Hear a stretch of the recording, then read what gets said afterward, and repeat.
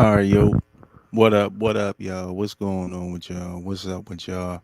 You already know what it is. Your boy Juan G's definitely up in the building, rocking out with y'all tonight. You know what I mean? Had to come through. You know what I mean? Do my thing. Chill out Fridays. Had to do my thing. I really rocked out with y'all for the last couple of days, all like that. Shout out to my boy Sir Obadiah in the building. Shout out to Rashawn, definitely up in the building. Shout out to my boy Shaka Nulu up in the building. You know what I mean? Yeah, we definitely here though, man. We about to do our thing up in here tonight. But I'm gonna rock out, play a couple tunes for a minute. But you know, we definitely up in the building. Let's get it, man. Let's get it.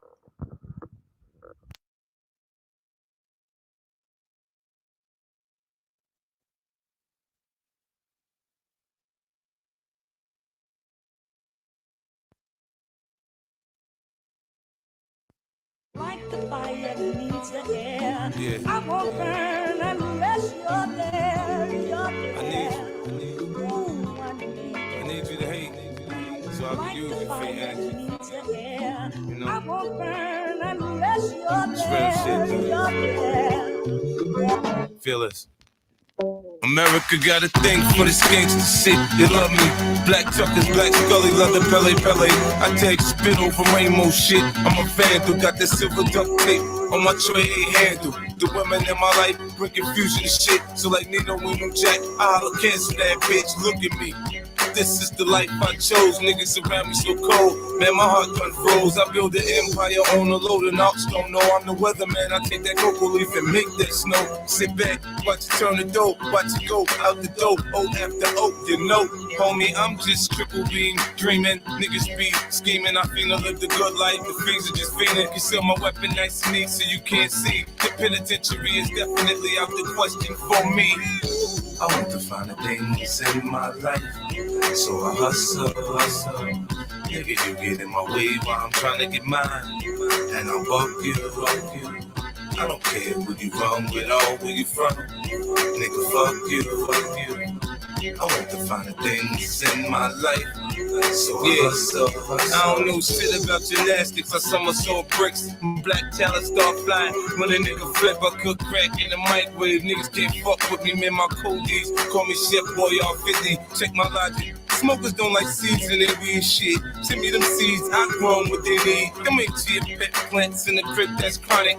And I'm selling them for 500 a pop, goddammit. I sell anything, I'm a hustler, I know how to grind. Step on break, put it in water and tell you it's wine. If you analyze me, what you will find is the DNA of a program. What goes on in my mind is contagious, hypnotic. It sounds melodic. If rap was the block bar spot, I'd be that potent product. Now get a load of me, flashy, far from low key. And you can locate me wherever that dope be. Getting money, man. I want to find the things in my life, so I hustle. Nigga, you get in my way while I'm trying to get mine, and I'll buck you. I don't care who you wrong with or where you from. Nigga, fuck you. I want to find the things in my life, so I hustle. It's a hustler's ambition. Close your eyes, listen, see my vision. Mossberg pumping, shotgun dumping. The drama means nothing. It's part of the game. Catch me in the coupe switching lanes or in the jeweler switching chains. I upgrade from dirty BS to clean VS. Rocks that I cop from proceeds from the spot. I got the energy to win. I'm full of adrenaline, play the curve and get nauseous. Watching the spin, I make plans to make it a prisoner of the state. Now I can invite your ass out to my state. Them hollow tips bent me up, but I'm back in shape. Pour Cristal in the blender, make a protein shake. I'm like the East Coast #1 Playboy B. You have to tell you he ain't got shit on me. The feds watch me, icy, they can't stop me. Racist, pointing at me, looking nigga Hello. I want to find the things in my life, so I hustle. Nigga, you get in my way while I'm trying to get mine, and I'll buck you. I don't care who you wrong with or where you from. Nigga, fuck you. I want to find the things in my life, so I hustle.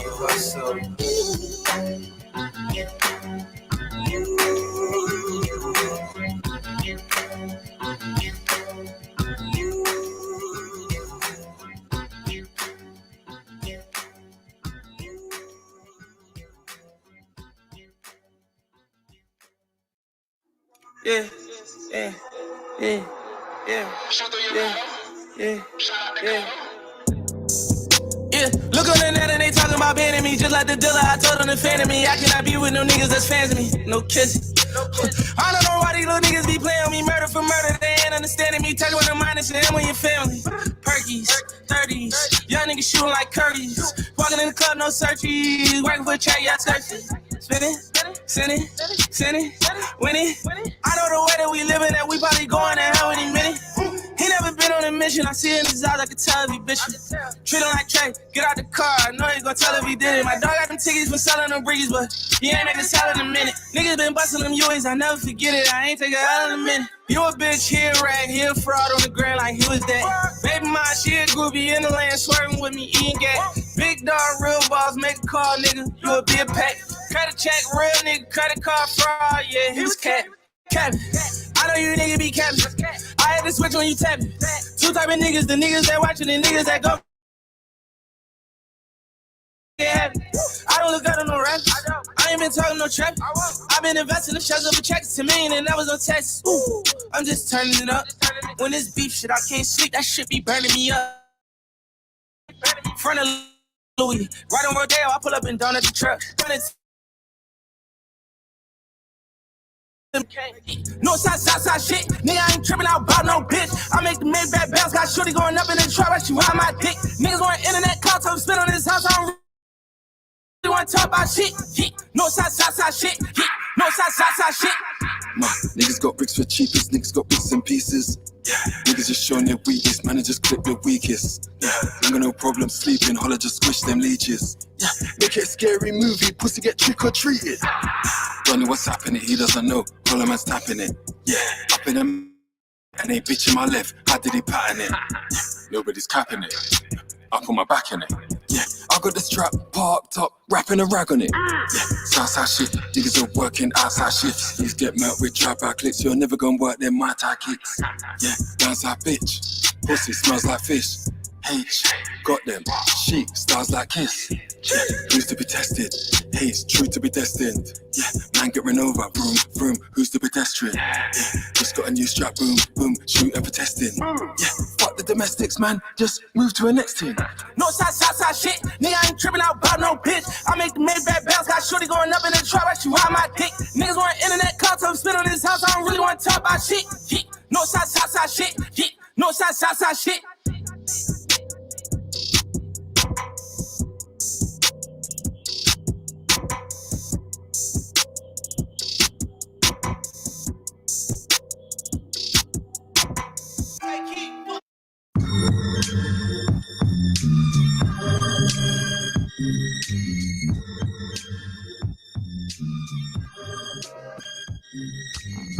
Yo, what's up with y'all? What's going on? Yeah, I'm definitely up in the building, man. Yo, man, play them tunes, man. Oh, man. I know most of y'all heard that Meek album, man. I know y'all heard that thing, man. That thing was alright, man. That thing was good. It was good. For me, so much, I ain't really like the sound of it. But, damn, let me do this real quick. What's up with y'all? You already know it's your boy Wine G's. You know what I mean? Definitely up in the building, rocking out with y'all tonight. You know what I mean? Chill out Fridays. Definitely up in the building. Doing my thing, man. Let me see you up in the building. I see my boy Fireman, see Sir Badayu. See my boy Third Ward definitely up in the building, man. Shout out to my boy Shaka Nulu in the building. You already know my boy Rashawn up in the building. You know what I mean? About to do our thing up in here, man. You know, shout out to my boy James Kills up in the building. You know what I mean? Good bro coming through, man. I mean, but man, you know what I mean? I just been chilling out, man. You know what I mean? It's been a long week. You know what I mean? Rocking out. I just been falling back from the spaces, you know, just on the clouds, just watching and shit. You know what I mean? Ain't nothing much for real, man. And I don't really want to talk about too much of the space as much, but I want to talk about this music, man. I want to talk about this music that's out, man. We gotta talk about this tonight. Cause there's a couple joints I've been seeing out, man. Hold on, let me show y'all. I'm gonna tell y'all right now. You know what I mean? I told y'all, I already know I played that Meek, you know what I mean? That's already out off the door. That boy Dark Low got some shit out, man. I'd listen to his shit. His shit fire. And my boy, who this cat right here, JR, he hot. I ain't even know about him. I just ran into this nigga. He tough. Something different. You know what I mean? Now, something new. Lyrical cats too. Ain't like they corny nothing. They got bars. Everything they have, they do what they do. You know? They be doing their thing out here, man. But you already know, man, I'm definitely up in the building. I'm about to put this link out here for y'all, man. You already know this is Chill Out Friday, man. You already know I ain't got too much to say on this one, but let me put the link out here for y'all so you already know we about to do our thing up in here, man. Just rock out. You already know the link out there for y'all. For any of y'all people who want to come through, you know. But yeah, I mean, we out here. Definitely in here, man. We definitely up in the building. They often see what we can't see. For real. Wearing a smile. Any of you goofies try to come up, and if I see any of you goofies try to come up here on that bullshit, I'm gonna look at you like this. Just the look you won't get. You won't get this Cat Williams look. For real. You know what I mean? Rashawn, my brother. Hey, my brother. What's going on? Let me see. Hold on, real quick. Go ahead. Nothing much, man. Nothing much. It's that villain that these hoe ass niggas love to hate. Yep, these hoe ass niggas love to hate, man. They love to hate. I've been seeing you around, Rashawn. Goddamn, man. I've been seeing you on different on panels and shit. Yeah, I had to be that stoop kid that left the stoop. The stoop kid that never leave the stoop. Yeah, you know what I mean? But after, I ain't gonna even get into the early, what happened earlier today, but I'm gonna have this up the whole time just to let y'all niggas know. Yeah, this the look I'm giving y'all. This the look I'm giving you, goofball. Wait, let me say something real quick, Sean. This is the look that I'm giving you, goofballs out here that be running out here talking all this, man, the women, and all this other shit. No, fuck that. be mad as hell. And yo, what was up with that boy over there at Charles, man? Oh my god, I ain't really heard a lot of it. I only heard a little bit of it when he was talking about the vaccine and all the other shit. And I was just like, man, he sound like he whining and shit, man. But go ahead. Bro, I was backstage. I'm like, he's still deflecting. Like, while this nigga going all taking us to every place at Walt Disney and shit, instead of answering a specific fucking question. Like, I'm just like whose child is this? Whose man's is this? Somebody get him out of here, B.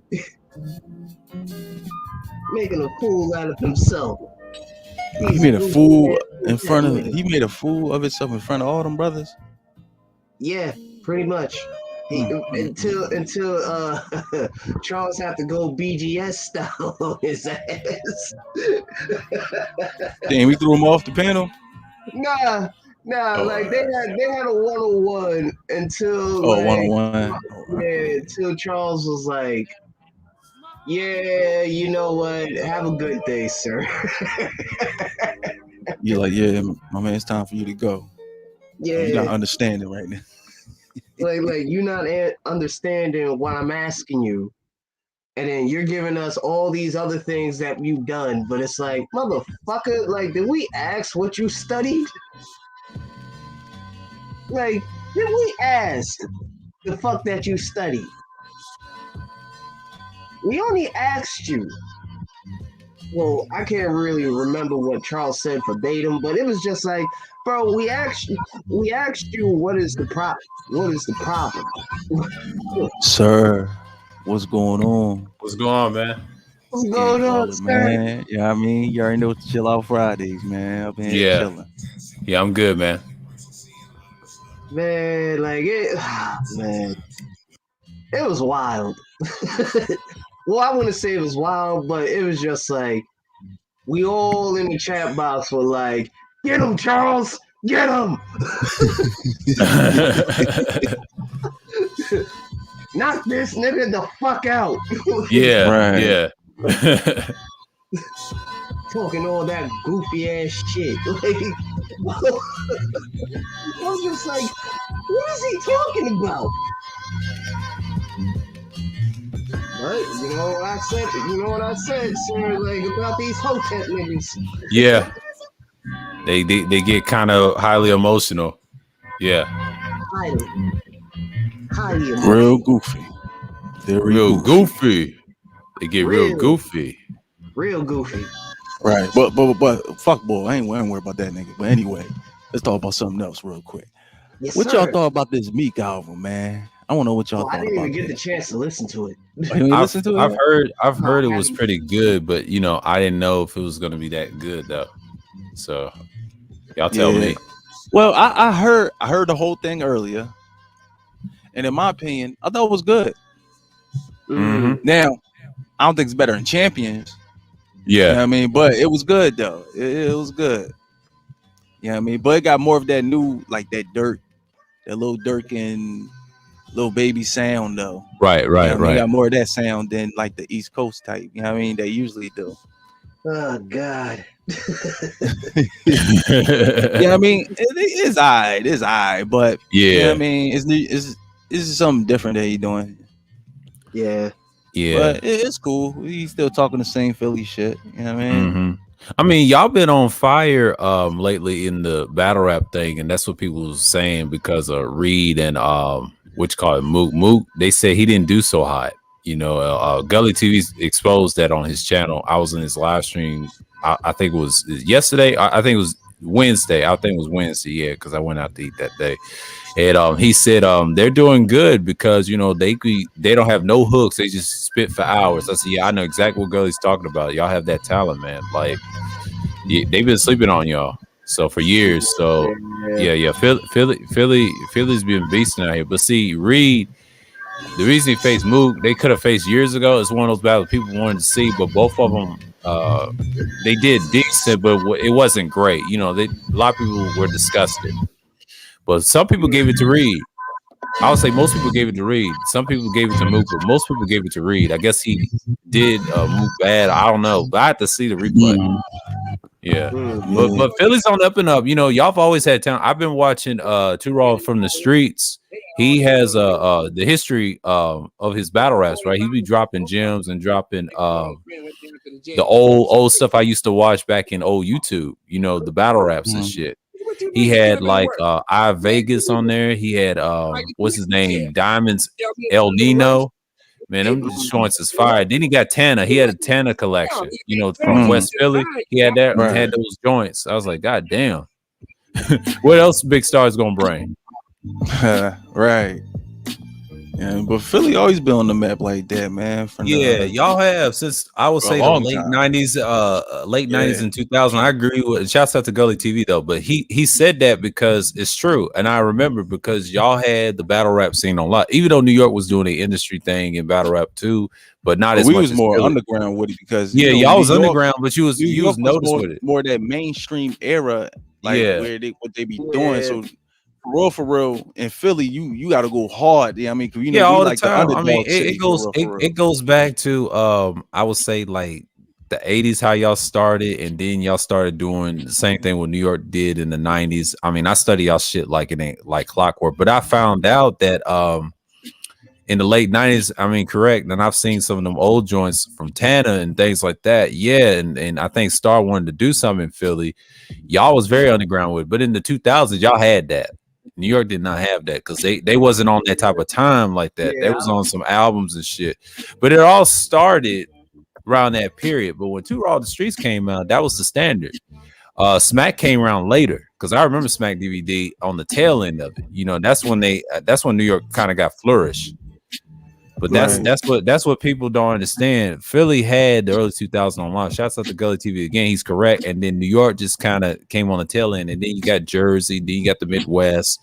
Right. Philly has always had that mystique about them. You know, in the industry, y'all kind of changed it for certain artists. So I appreciate y'all's music, man. That's why I have no issues with no Philly dudes. I mean, everybody, their mama can rap. That's what what's his name said, Jadakiss be saying, but it's true. Y'all have like no hook. Y'all have no filter though. Y'all live that lifestyle, man. It's Philly. Yeah, that's what they do, man, for real. And you know another thing, right? You know, like when they say like if you do from New York and everything, you gotta come to Philly. Yeah. If you pop it in New York, the next step is Philly. It's Philly. Philly say you pop it, then you go to the next city. Like they said that's how they did it back in the day. Yeah, that's how they did. But Philly, you got to understand, that's the land of the spitters. And I know you know what I'm talking about. Philly is some places like that's the last stop. It's like, yeah, you can go to Jersey, other places in Boston, but Philly is where it's at. That's the monsters of the street. Those are the heavyweights. It's like that's another level. Once you do something out there, you doing something. Now Mook tried that shit and lost against Jihad. Jihad was a beast. I'm not gonna lie. Philly people vouch for Jihad versus Meek. Yeah, Major Figures. Shouts out. Yeah. You know what I'm talking about. I watch Gilly and his cousin Wallow all the time. $1 million worth of game a lot, and then I do watch Devin Way too on Tuesdays. I used to watch his Saturday shows too. Last year during the pandemic, and there was some good joints, and I watched Gilly a lot. But now Gilly had Bernard Hopkins. Yeah, Bernard Hopkins. Gilly them doing anything. Shit, they doing everybody. I try to tell you, he getting everybody. I tell you, Philly's on the up and up. I mean, once they popped off and rap popped off, shit, y'all on fire. Even though I like the Eagles and everything, but shit, Philly doing they damn. It was thing. after that chip. It was after the chip. After that chip, yeah. Everybody started. That's how it usually is. I mean, that's Philadelphia in general, you know. But the next step, the basketball team gonna be lit. That's next. I mean, y'all get rid of Ben Simmons. You made him know. Yeah, we gotta get him out of here, man. Yeah, we still waiting on that. Philly's all right, man. I mean, y'all sleeping on Philly, man. Philly's doing big things. Shit. Yeah, I mean, New York. Don't get me wrong. New York is the pinnacle of rap too, but you know, it's like I'd say, like in comparison to California, just say these five borough niggas fell off. Yeah, they fell off. Yeah, I agree with that. But I'm just saying, like, it's like the pinnacle of like what California was in rap, and you put them two together, those pantheons in America. Like, I don't know what happened to New York, man. They just went drill on me, but that Brooklyn drill is not. That ain't gonna fly. But you know, people still got it underground. You know, they got battle rap. That's it. But outside of that, you know, New York's got a little bit of everything. But Philly, on the other hand, they do this shit. So it's kind of cool that New York brought them back during the Smack era. I don't think they really bring them back. I mean, Philly's always been back, but not to the level what you see them now. I mean, damn, you know, they really doing this. And it's kind of funny that people got to actually rap now, you know, which is good. I mean, shouts out to Daylight. He predicted this a couple of years back, and he said, these people are doing that now. Yeah, we'll see. Philly's got the heart to spit. All these other places don't. You know, everybody stepping up their pin game, they freestyle game up, and, you know, but New York is right behind. I don't know what happened to them. They just got to get their shit right, you know. But, I mean, they'll make a comeback, but it ain't going to be as huge. But after 9/11, I don't know what happened. I mean, they had their chances. I mean, they had their spurs. Don't get me wrong. They had Dipset and everything. But the Locks, when I saw that Locks versus Dipset, oh my God. Oh my God. I mean, Jada was a beast. I had to give him that. And shouts out to Ask Nathan. He's from New York. He said he knew they was gonna lose because he said Cameron got emotional, and I agree. And I had to look at that. I had to look at that, and I said, yeah, he did. And then I played back in my head. He fucked up, and I tried to tell you he was ball hogging. Even Angerman said he was ball hogging the mic. Yeah. So that's why they lost, man. It's a combination, but then, yeah, you know, the Locks. Whoa, wait, hold on real quick. I got to highlight what Shaka Noodle said. I was just saying this to my mans earlier, yo. They copied the fucking South. And this is what I got to say about Meek album. Agree. New is Yep, I exactly. That's what agree. I'm saying. I See, agree. New knows exactly what I'm talking about. Thank you. See, Mhm. he pay attention. See, he pay attention. And that's how I He love felt this shit. about Meek album too. I Yeah. felt the way about his album because he doing too much of that southern. Everybody keep doing that goddamn same sound. Yeah, it's that shit I be bullshit. talking about. That shit Yeah. that I be talking about. Yeah. There's See, a Rashawn whole- know. He from Running Wild. He Yeah. know. There's been a Shit. whole lot of dick riding since. I mean, shit. Since they started sounding like the South. I would say, like back in high school. I'm like, Yeah, back in high school, back in the 2000s, yeah, it started somewhere around like during the battle rap. I give it to y'all, but when it in Philly, both of y'all, but the music scene, he's correct, man. Like, yeah, I've been saying that. Like, fucking it's trash, wild, man. man. Yeah, it's trash, man. It's And that's why fucking- people don't respect New York no more. And then I think Ask Nathaniel said the same thing on certain streams. He said that, and he talked about rap, and then he talked about KRS One. But yeah, News is absolutely correct. He said, "I don't give the golden era kid one G's. What can I say? Yeah, he's from the golden era. See, he listens to older hip hop. Him and Kane, they come from that cloth that music really mattered. But the battle rap era, I mean, we seen that from online and on the street. I mean, I've seen that. That's cool. And I know Kane was there too. You know, he supports that shit too. But Philly's been knocking, man. Oh my god, man. Niggas is, they still keep it. They still keep it East Coast. That's one thing I can say about Philly. Besides New York, y'all still keep it East Coast because it's very natural what y'all do, man. Like it's no hate on both sides because you got talent in New York. I have my little biases there and there, but in New York, like certain boroughs, I just gonna like. I mean, I may like some Brooklyn guys, right? That can spit. Bronx, sometimes Harlem. You know, I know real Harlem. I understand what Nathaniel was saying. Yeah, Dipset was sort of Harlem, but you got other parts of Harlem, and they ain't just, you know, they look at one side. No, it's more to it. Yeah. They Main Street Harlem, but it's more than Harlem than that. They forget about Head Ice. I mean, Head Ice is a beast. I mean, Ice, he's ice. That nigga's a beast, man. Yeah, he don't be bullshit. Suck my dick. I'm like, whoa. I'm like,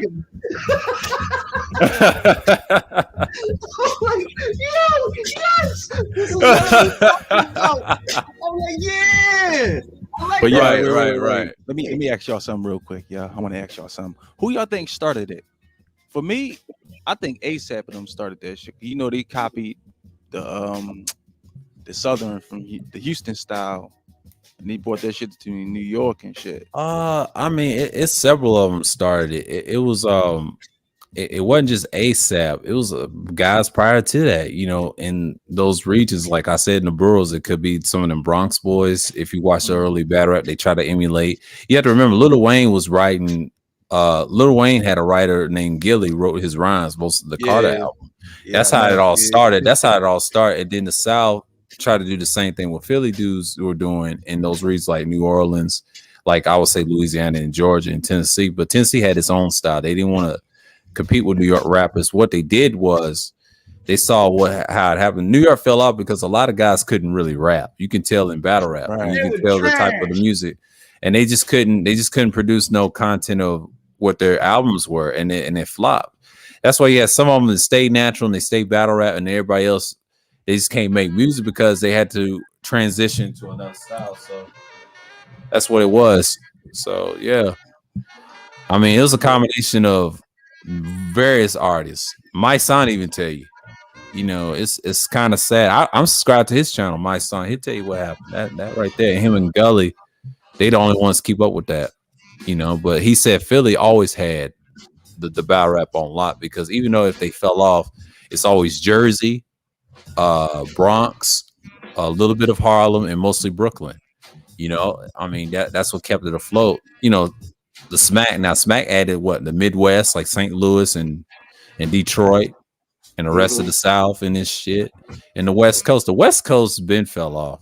The only thing good about the West Coast is the Bay Area music. I have to be a little biased. Now, LA music is okay, but it ain't as LA that I remember. You know, in the 90s, I give it to Snoop and everybody else. That was it. But West Coast had its, you know, run, but I wish they had another run. But it's the 21st century West Coast ain't the same. Like, if you want to go back classic West Coast, go to the 80s and the 90s. That's probably the best you're gonna ever get. But outside of that, it's not so much. I mean, you have some good artists, don't get me wrong. But Underground Rise, I still rock with my hieroglyphics. You know, that's it. Because I remember coming up, listening to them, and they straight.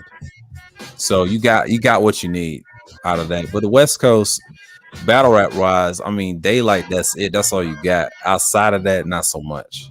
You know. It's still East Coast driven because I've noticed that in battle rap. I'm like, okay, West Coast don't have it like that. So yeah. Sad, unfortunately.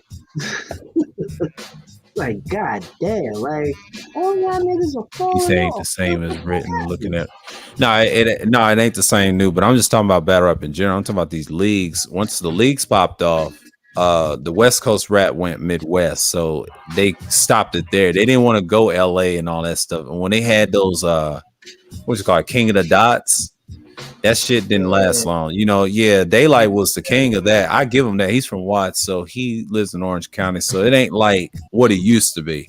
He knows the history of that, so I kind of leave some of the West Coast rap alone like that. It's only a handful that I like. You know, it ain't that much, but besides E40, the hieroglyphics, and a few LA artists there and there. So it varies, you know what I mean? Because when you talk about the West Coast rap or West rap, period, you got to look at what you're trying to expound on. But hey, I mean, teach his own.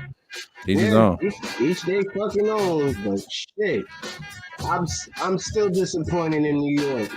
I'm disappointed in y'all niggas.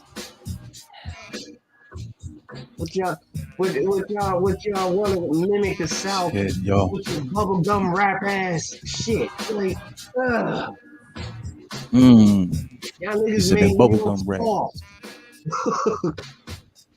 All these fucking years, y'all want to blame the South? Nah, it's y'all niggas that wanting to dick ride the South.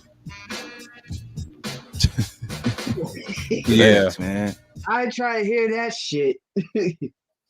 Like, oh, I'm blaming on the South. No, blaming on these niggas and their record Everybody labels. want to copy the South and shit. Yeah, pretty much. Like fucking record labels wanted to mimic another coast's fucking sound. It's like, get the fuck out of here, man. yeah. Oh, I saw Kuda went live Friday shift.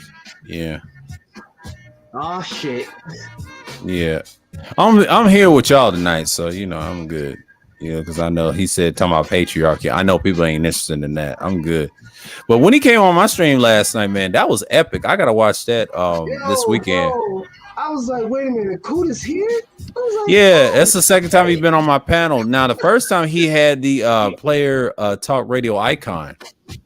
But when he had that the guy with the sword and the wings, yeah, that's classic Kuda right there. Yeah. Vintage Kuda. And it was lit too. He hopped off at the tail end of it. And it was me and DeAndre the rest of the way. And we cut off. Yeah, man. That stream was lit. I gotta watch that. It was a Thursday Thrill number 4. Yeah, that's the one. That's my personal favorite of him on that one. Yeah, man. We did that shit. And I had some numbers, but you know, and I had numbers until the night. I had like 16 people in the room at the end of it, man. Like, you know, they stayed on and they kind of support. I had a couple of subscribers off this shit. But see, I'm back. You know, I'm doing damage, so I got to do me. He said, "You going on World 2?" He was saying, I said, "Yeah." It's sort of like that. It's a combination of a lot of things. I'm getting set up. I'm getting ready for the winter. Get my little shit up. Be prepared for this bullshit. You know what I'm saying? Right. Yeah. I just bought a different. Yeah, I know I sound different. I just bought a different microphone today. I mean, I decided I was gonna pick it up. That's my last one until next year. See what's going on. So yeah. But I'm gonna hold off on that. So see how this goes, content wise. It's good, Tampa. Yeah, let's go on Tampa. Salute, man. I still got my standard mic, so and this one's kind of that's what I need to get. I need to get a stand. I'm sick of holding this goddamn mic. I get tired of holding this mic. I mean, it's good to have multiple ones. I mean, SM7V ain't the end all be all microphone. You can have multiple mics you want. You just got to manage how you store them and things like that. People switch different mics all the time. They don't have the same mic. They use USB mics. The one I got is the Quadcast. I mean, I use that for my channel only, my standard. I don't use it for panels because if I get a better one, I will use that to go on panels and switch it. And I just bought the Nano that what's his name, Antique guy, and I show him how to use it. Just use it. I'm on a headset with it, and it's good. I ain't had to upload no software because I have a Windows laptop for it. You know, I already got the thing to cure the gain and all that stuff, but it's all good. You know, but the dynamic stuff, that's what I'm trying to invest in. Get a dynamic one too. You know, just put it on the side and use it for certain content. You know. And the one you got, I like that one. But there's another one good too that's USB that don't have to deal with the XLR. It's the Fight Find, the new one they got. It's like $119. I was like, damn, it's reasonable. I said that shit's reasonable, you know. But it's on their website. You know, sounds a lot of very fucking reasonable. yeah. What the fuck? Wait. Look what Tim was Y'all the Yeah. gods. Yeah. But you know, I mean, it takes another level, man. It takes another level. Yeah, man. Yeah, kudos on, but you know, he's got that classic icon again, you know, doing the show. But you know, but I appreciate him coming through, man. But you know, I gotta watch that stream now because it motivates me to watch that one in the morning. Because I'm probably gonna watch it around 6 in the morning on my laptop and see how I sound. And you know, I'm gonna be listening to my music and shit, and then watch the tail end of in between. But you know what I'm saying? Because I know Go Peace probably off. I know he's probably off. So you know how it is. So yeah, man. Hold up. We got my boy. Third Ward. Up in the building out here. God damn, welcome to the channel, brother. What's good? Third Ward. Earth Gang villain is here. Yeah. Taurus game, baby.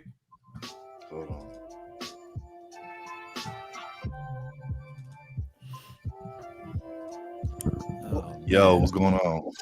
What's going on with you? What's up, man? man? Damn. Shit, chilling, bro. I see my bros over here, so I had to, hop on. Plus, I see y'all talking one of my favorite topics, hip hop. So, I had to get in here, get my little take on it. You know what I'm saying? Okay. Go ahead. Okay, so I'll say this. And what's crazy? It's funny that y'all was just talking about this, because I've been getting into it lately. And shout out to my bro. That's my bro. Shout out to my boy, Fighter Complex 7. Yeah.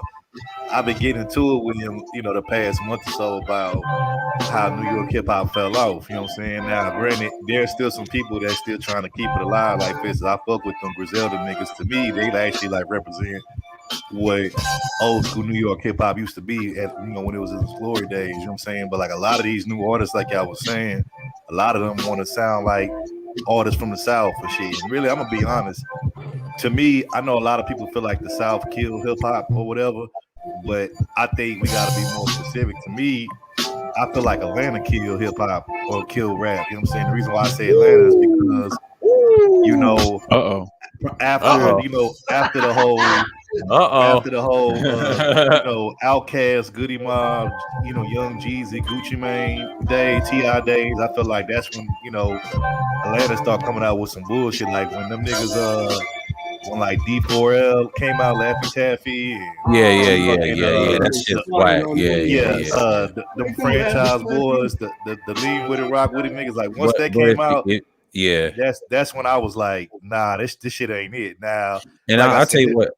Yeah, I tell you what killed it. It was Atlanta, and I don't want to say Chicago rap because that drill shit. That's what. It was. I was just gonna get to that too. I'm gonna get to that, but go ahead. Before we even get to the drill, you had Atlanta rap first, right? Now, like I said, there's certain Atlanta. Like for instance, me personally, outside of that whole Goody Mob, Outkast, Dungeon Family, my favorite Atlanta artist is probably Gucci Mane, and then I fuck Gucci Mane. Okay. Yeah, when I say Gucci Mane, I'm talking about the early Gucci Mane. I'm talking about early. I remember. I'm talking about the Boulder Crush shoulder Gucci Mane. That Gucci Mane. Yeah, I like Jeezy. Even though Jeezy, the early Jeezy, he had that laugh. Yeah, he's a fool back then. I remember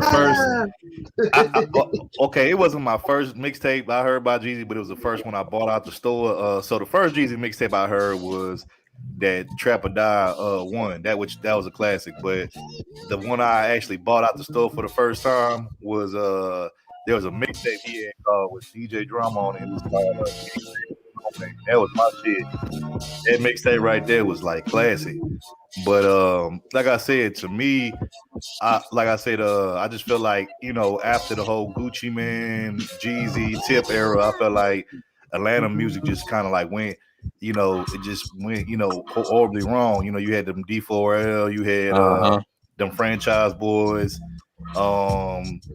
you had them Party Like a Rock Star dudes. Remember that song? Yeah, I remember that. Party Like a Rock Star. I remember that. That shit's corny, man. Yeah, that's corny. You know what I'm saying? Even though that shit got played. Wait, on the radio, let me say something real quick. Cause y'all saying all this shit was Get corny. them That niggas shit, the that fuck shit had the out of parties here. popping. That shit had the parties popping. it did, but you. Even I was done. I ain't gonna front. I agree. I ain't with gonna you, front Jeezy on was y'all, popping. man. They had the it parties popping. popping, I mean, the man. beat was For real. okay, but the lyrics was just Not Yeah, exactly. I'm with sir. sure. And then you kind of already knew once like songs like Party Like a Rock Star, Laffy Taffy, it fell out, yeah. you know, Do the Laffy Taffy. Do the Laffy Taffy. Lean with the rock with it. Once you heard those songs, you kind of knew that. Oh, Lean with they- a Rockwood was straight, but the problem with that song, it didn't age well, you know, because I remember when it Yeah, first came out, it was okay, but what they hurt weren't it able- was them groups weren't able to follow up with like a second. yeah, the hit Franchise record, you know what I'm Boys, saying? yeah, that's what hurt them. Yeah, I know exactly what you're talking about. Yeah, Franchise Yeah. Boys, they was kind of. I will say this. I will say this. Even this is just my opinion. Even though I Yeah. really never thought Shorty Low could rap like that, I do respect his street gangster. Rest in peace to him. Yeah. And I'm not gonna lie, that They Know remix that had Ludacris and Plies, Lil Wayne on it. That shit right there. That was a joint right there. That was the one I feel like Shorty Low really. That was the banger, bro. Because like everywhere you went, that song was getting played in the clubs. That song getting played like in the streets everywhere. So that when he came out with They Know, particularly the remix, nigga, that was the shit right there. Like he got one. He caught a wave off of that one song right there. Yeah, that They Know that was my. Then that beat was hard too. That doom doom doom. That drum line type beat. Yeah. Don't. I remember that beat. Yeah. And people started sampling on rap songs. It's a lot of samples. A lot of Southern music has some good samples, and a lot of Northern rappers use their beats and they rap off of, you know, Philly's known to do that shit because every time I hear Too Raw from the Streets artists and they sample beats that like which from Clips and everybody in the South, and I'm like, okay, but they have their own flow. That's the beautiful thing about it. And then that's what Philly did. That's one thing I can appreciate them on. But New York, it's a little different. They want to sound like, I was like, no. Y'all should have did what Philly did. But you know how the Northeast get down. Everybody's a little different. And it took me to realize that when I got older. I said, oh, okay, everybody does things different with music. But in the South, you got certain people that have it or you don't. It's one of those competitions. Like, and let's be real, sir. I know you know where I'm finna go with this. Go ahead. This be true, but there's several like documentaries out there that basically will tell you that Atlanta didn't really find itself musically, like their own music identity until like Goody Mob, Dungeon Family, Outkast, and like until that era. Because prior to that, yeah, if you was listening to ATL rap before all of that, they was either trying to sound like Uncle Luke and them niggas from Miami that was making like all them booty shaking, or they was trying to sound like niggas from New York. You know what I'm saying? It's a combination of that. I wouldn't say Texas rap because all of y'all was finding your way. You got to remember, the whole boroughs, even when it was founded in the combination of northern people like Philly and Jersey, they had it, man. Like y'all came on the tail end in the late 80s. See, the West Coast kind of brought different regions out. You got to think of NWA and them guys. That's sound, that rough sound brought the South out. And I hate to say it, the South do have good artists historically in other genres, but when you look at rap, they emulate with some of the old artists in different genres. So you have to remember, rap was like a lighting on a match. It's like, you know, lighting up a match, right? And that's what it was. See, the Midwest kind of just falter it, and I didn't like how Chicago did it because they could have went with many ways with it. But what hurt them was they emulated crunk music or that type of style, and that's what you have drill I was today. just That's gonna what get it. to that That's how, too. yeah, and that's Yeah. the same thing, you know, and that's why. Now I hate to say it, Keith Chief, he's cold with them lyrics with the drill, and him and Fredro Bang. Those are the ones I listen to. They can rhyme their ass off. Everybody else just be singing their ass off. Like, But But there's this hold on, one let me group. Yeah, let me go say ahead. this real quick. So like when I think of like Southern hip hop or Southern rap, whatever you want to call it, I think of Texas, Tennessee, Louisiana, and like the early ATL, like you know, like I said, Yeah, like the yeah, Outkast, all the way up until you know, like Jeezy, Ti, you know, that type of, you know, Gucci. You know what I'm saying, but after that, that's when I feel like Atlanta rap fell off. But I say this, like to be honest with you, to me, the most original sounding or the most original Southern rap is Texas, Memphis, and New Orleans. You know what I'm saying? Like those are the because each, you know, Texas we had the chop the screw sound, and then you know Memphis. Really, let's be real. Let's be honest. That whole crunk rap shit, that shit started in Memphis. You know what I'm saying? That shit started in Memphis. ATL took, you know, what them niggas was doing in Memphis yeah, with they the crunk did. rap, You're right. You're and they right. Yeah, I'm kind of, you from know, just Tennessee. I cut know. I know like exactly what really, you're talking about. like really 3-6 Mafia, they really are the ones who really like put crunk rap on the map. Now, prior to 3-6 Mafia, you had other underground artists from Memphis that was doing crunk rap, but 3-6 was the first to actually blow up doing the whole crunk rap method. You know what I'm saying? So they get most of the credit, but there was niggas before them that just didn't really get, you know, a lot of credit because they was underground that had started crunk rap. But that's really where crunk rap started and originated from, was from Memphis. You know what I'm saying? Matter of fact, I would say Memphis got two genres that come from there. You got crunk rap, and I would say even, you know, trap rap. You know what I'm saying? Right, Like right, prior right. to Yeah. Ti, you know, you had niggas in Memphis that was doing like trap music too. You know what I'm saying? So it was just Right. different from ATLs. But then I would say Yeah. New Orleans, you know, you had, you know, New Orleans, you know, they already had the bounce music. They just kind of incorporated that with the rap, and then that's how you got like the No Limits Absolutely. and then the Cash Monies and all that shit. Yeah, it's just like I was saying about the drill. They copy a lot of from, I would say, from Tennessee rap and all that, because you got people from the state I'm from. They got kin folks in Chicago and whatever in that region, the Mid South to the Midwest. And I'm gonna be honest with you, bro. I never been a deep. Chief Keef fan. I never been a Chief Keef. The only one I really just, I'm not even a Dirt fan like that. The only one I really just like, which he quit rap because I guess now he a boss, but I feel like he was the best one. But I used to fuck with Bibby hard. Lil Bibby was my nigga. Yeah, Little Bibby, they're all good, but the reason I like Chief Keef, he had a certain style, like the old Key Chief. Now him and King Louis, like there's one track that I like. I'm not gonna lie. I mean, that's the only one I kind of like. Now King Von, he's I mean, I'm not big on him. But when it comes to Fredro Bang in Louisiana, that style, he has his own lyrics. I mean, he used the drill style. He's different. Now I know that's Boosie's little Boosie's cousin. You know, see anything with Boosie family related, I support, you know, Louisiana, you know, despite, you know, Wayne. But Texas always got good rap. I mean, y'all had like rap from Dallas. I'm not big on Wayne like I used to. I like the early Little Wayne, even though early Wayne. Yeah, I like with what you Wayne. call it, with Gilly writing his shit, you know, him admitting to that. But you know, but the Wayne you see now, I understand he's entertaining, he's catchy for the kids and shit like that, and I get it. But See, when I here's the look at Texas rap, you know, y'all had it since I hate to say Dallas, and then you got, you know, Houston came on the tail end of that, and actually both of y'all helped each other, but really Dallas helped y'all the most, because Houston, you got to understand, y'all had that market. Even though in America y'all like the fourth largest and third largest too, because y'all had that space, the space city that y'all are. Explain that to you. But it's deep though. You know, the thing is that okay, so yes, Houston, we have been running a rap game for a long time, and the base of the difference between Houston rap and Dallas rap is Houston rap always been on some gangsters slash chill, smoke and ride type of music. That's right. Like what our shit was. Dallas mostly, you know, Dallas they like, you know, I'm you know, sir probably know this, but Dallas was trying to be like, back at one point, Dallas was trying to be like the West Coast. They was trying to be like Cali and shit. You know what I'm saying? Like, matter of fact, you know, you got, you know, DLC, who's from West Dallas. You know what I'm saying? Who was out there with Dre and shit. And so, you know, Dallas is very West Coast influence. You know what I'm saying? But the thing about Dallas is Dallas made a lot of good party music, like dancing music, and you know they had an era, it's called the boogie era. You know what I'm saying? Yeah, the boogie. You know, yeah. Yeah, but it wasn't until recently. It wasn't until like you had your Mo threes and Trap Boy Freddy's and them. It wasn't until they came Right, around that right, Dallas right. went from dancing music to like now they doing like some street shit. But the one person that don't get no credit, and for those who don't know, he like an underground cat, but he like real popular on the underground scene. But the first cat out of Dallas to really just go hard with the street music while they was doing the boogie era was this dude named Big Chief. A lot of people don't know about him, but he's Big Chief. Yeah. But Big Chief was like that nigga on the underground scene because he, like I said, he was doing street rap when all the niggas wanted to hear was like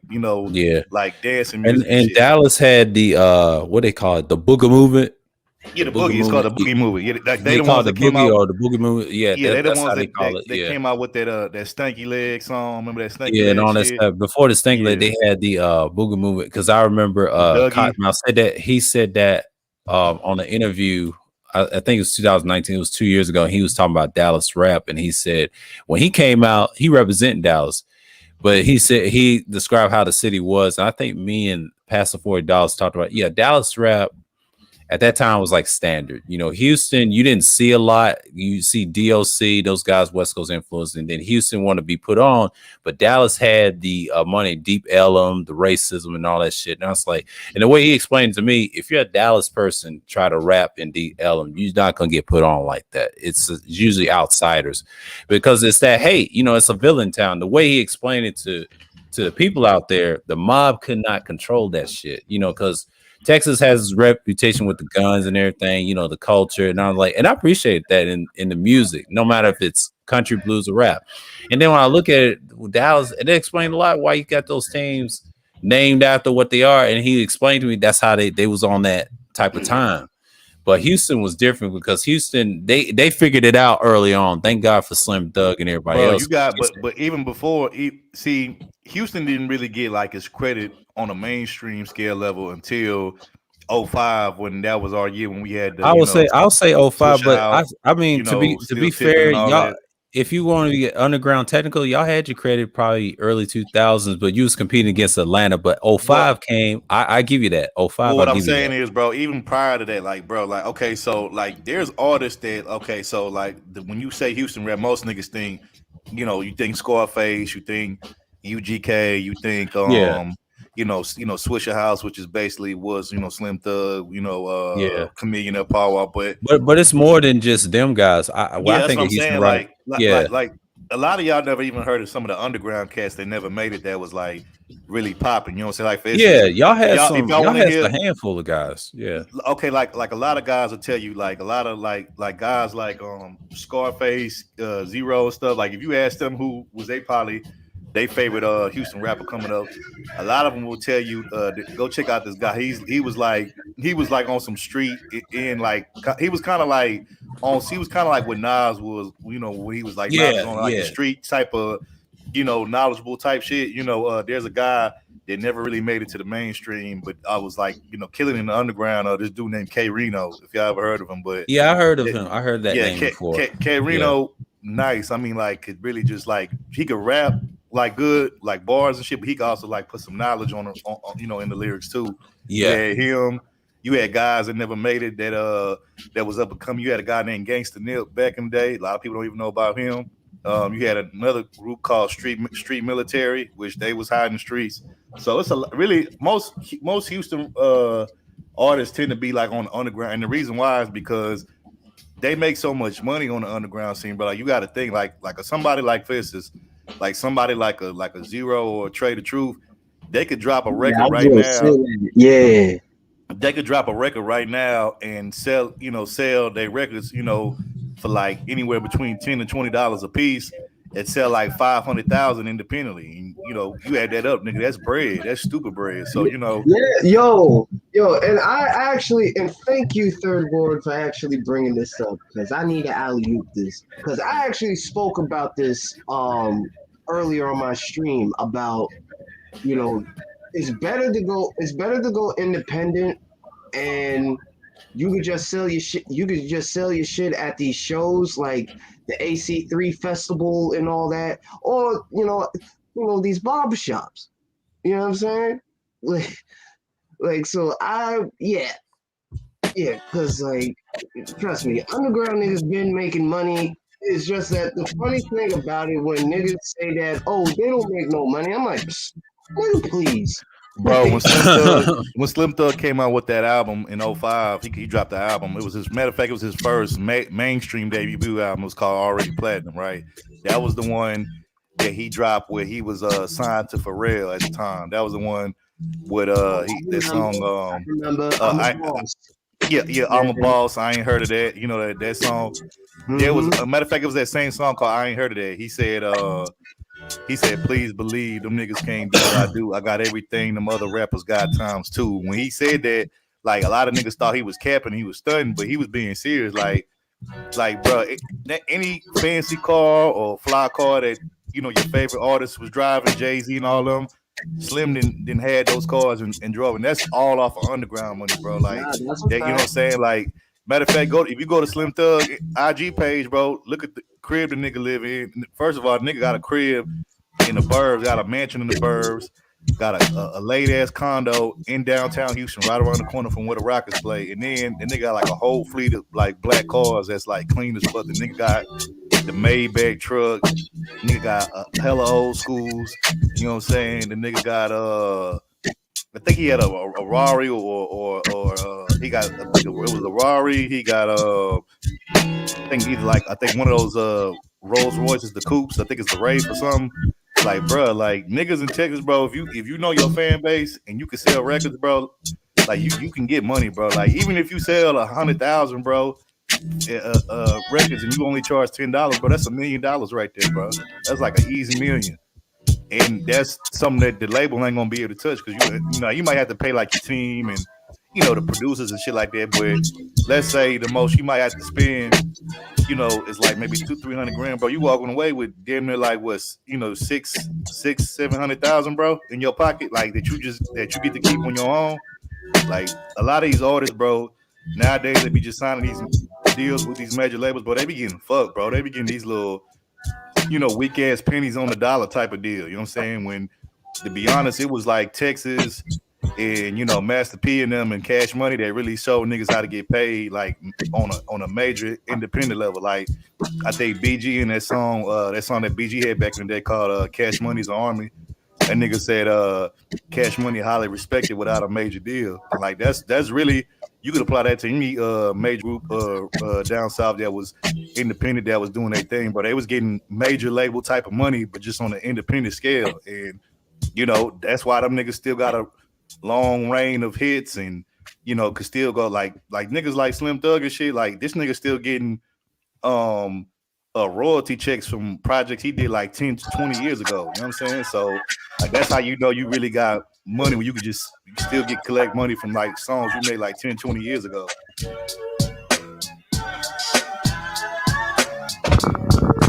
Right, man. So you already know the underground really be getting that money. But I will say this, the underground is where it's at, but you got to know what you're doing. You can't, and the thing about being an underground artist, and Rashawn probably knows, you can't be no lazy motherfucker being an independent artist, because everything is on you. You know what I'm saying? Like, you know, you got to pay for your own videos out of your own pocket. You got to pay the radio stations to play your shit out of your own pocket.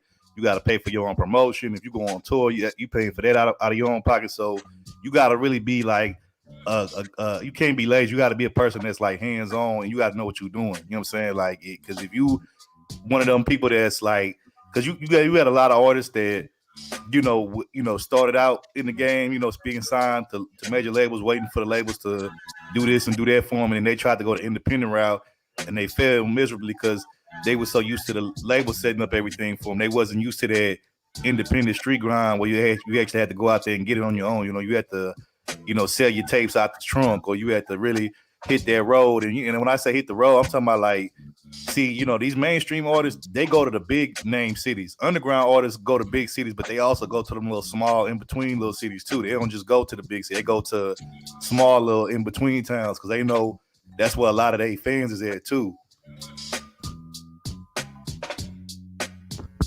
Right. Motherfucking right.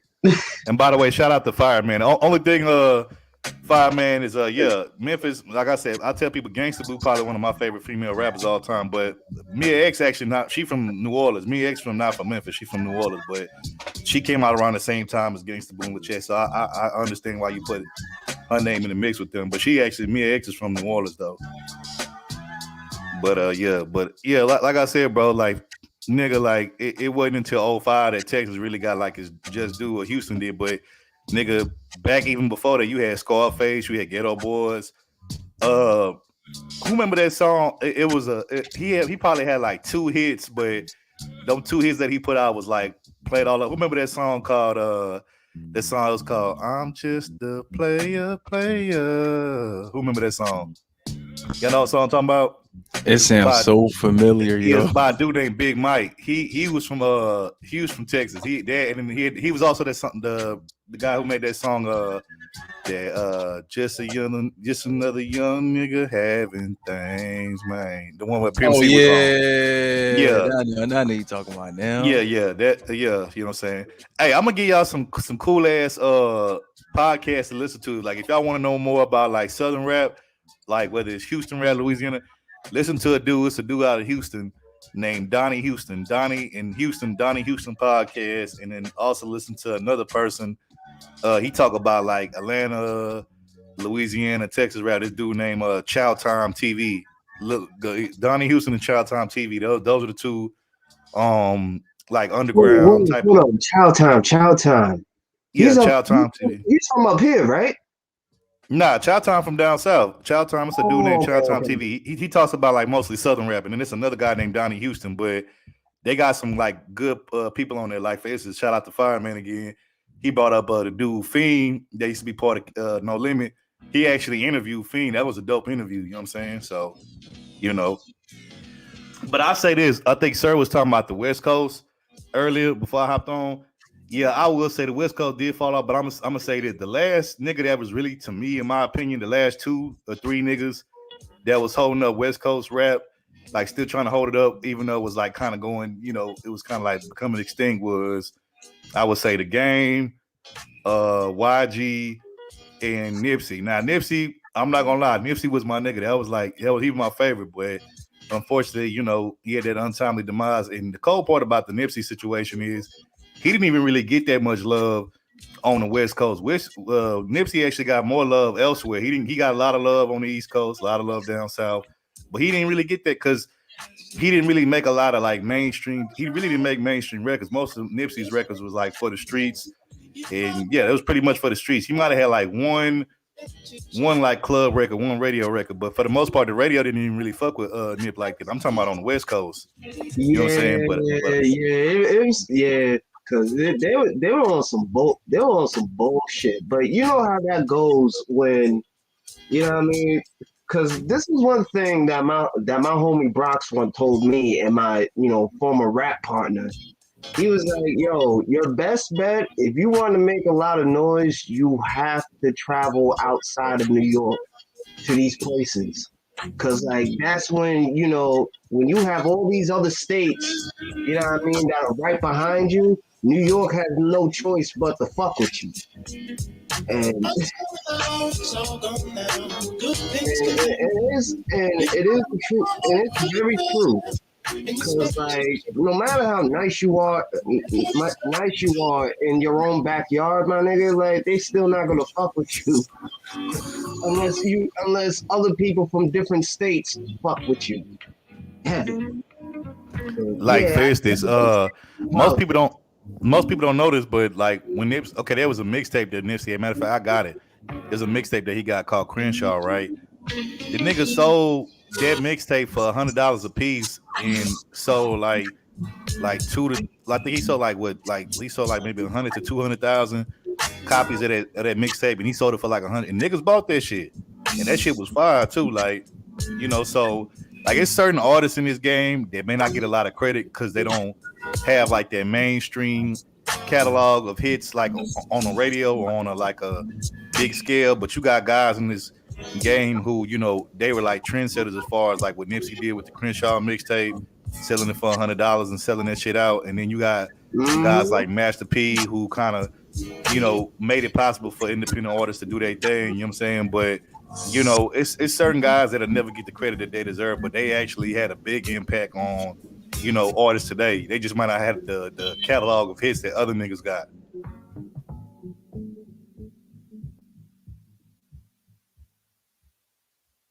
Yeah. Yeah, man. I mean, shit. Like, if you think about it, man, this was exactly what I was talking about. Like, you know what I mean? If you are an independent artist, like, you gotta put yourself fucking on. You know what I mean? Even if you have to sell. Well, now you do. Well, now you do because these major labels ain't really trying to do nothing no more for these artists. But What's good, Pastor? But back in what's going on, Irv? Shout out to Irv. But back in the day, you know, like in the early in the 90s and the early 2000s, if you was from New York and you had a buzz, you know, you could just sign a Def Jam or whatever, and you know they'll put you on. But now, you know, these labels ain't trying to really put niggas on unless you like of a certain caliber, and also, you know, that's why they passing all these artists out 360 deals and shit. You know what I'm saying? But that too, yeah. But yeah. So now it probably is best for most artists to just go stay independent now or go to independent route. But like I said, you gotta have a hell of a work ethic, bro. You can't be no lazy nigga trying to be independent. Like it's not gonna work, bro. You gonna lose money and you just gonna be forgotten about. Yeah, that's the lead. You gonna be forgotten. Exactly. Like for instance, to me, one of my favorite independent artists, and you know, like he may not be big, you know, worldwide, but you know, as far as on the underground tip, he's like one of the underground kings. But I fucks with Currency real heavy. Like I mean, like Currency had a long run. Currency, you know, go hard. Bro, he go hard. definitely did. He definitely had a. He's still having a great run. And look at all the niggas that he close to and he associated with. All these niggas are successful too. Like, you know, Currency was one of the early artists that was already established in the game.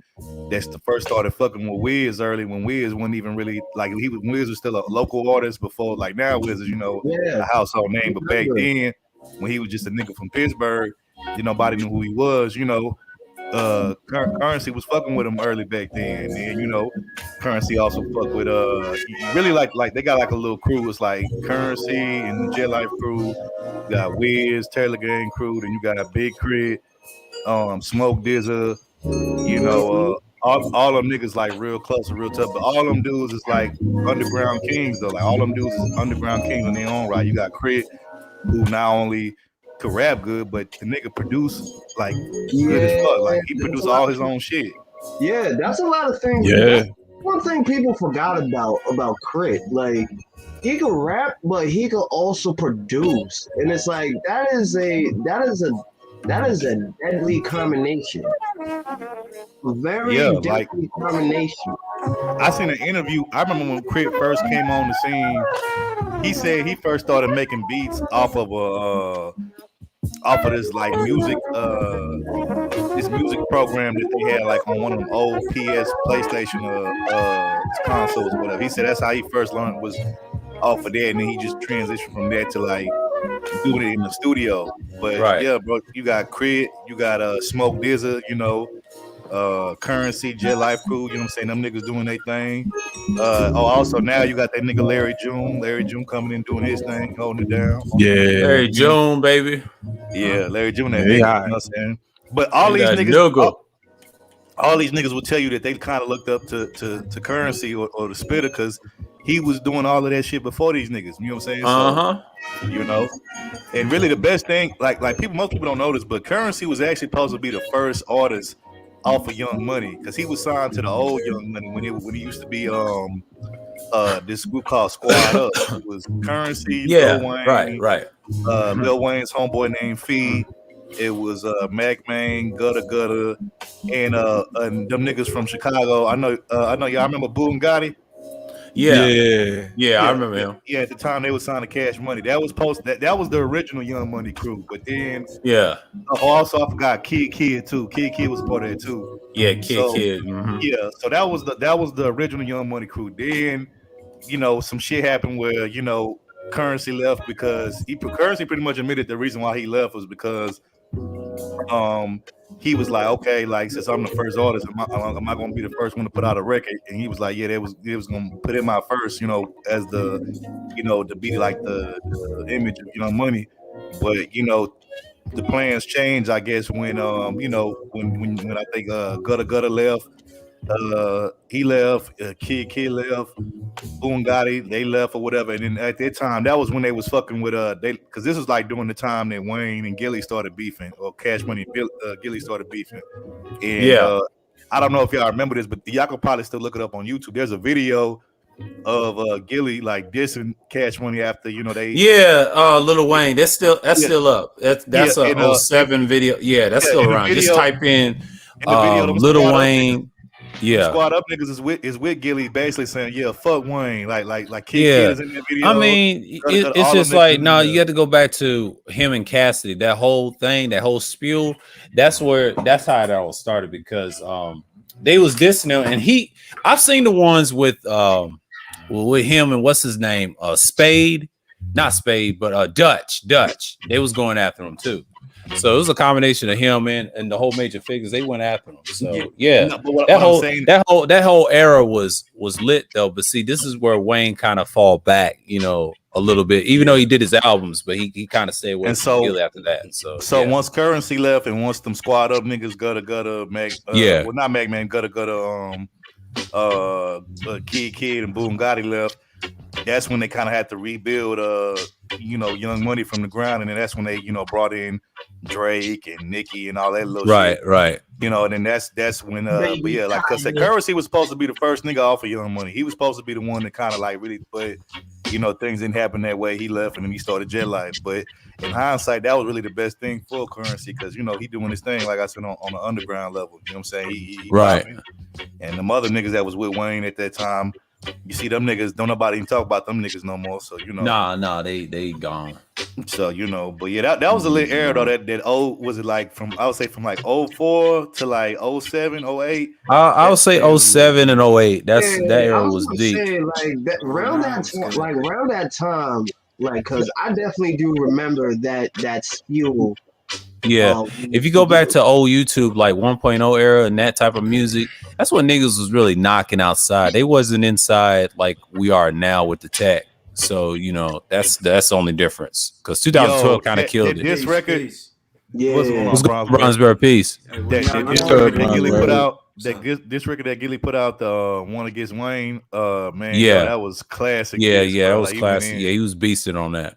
Yeah. Yo, y'all remember 6 Minutes of Death?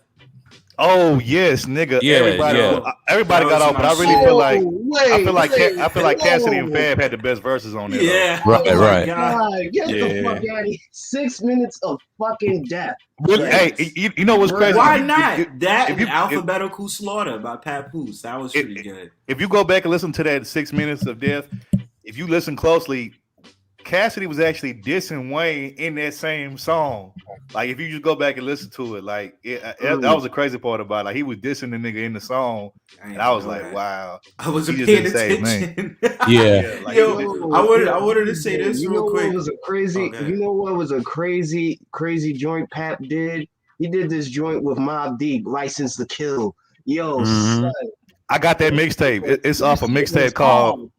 It's off a mixtape called Menace to Society 2 with him and was it K Slade? K Slade, him and DJ K Slade, yeah. That mixtape era was crazy. Yeah, mixtape era was I wanted to say this though, because I think Fireman missed a couple New York underground artists real quick. I ain't trying to stay on there too long.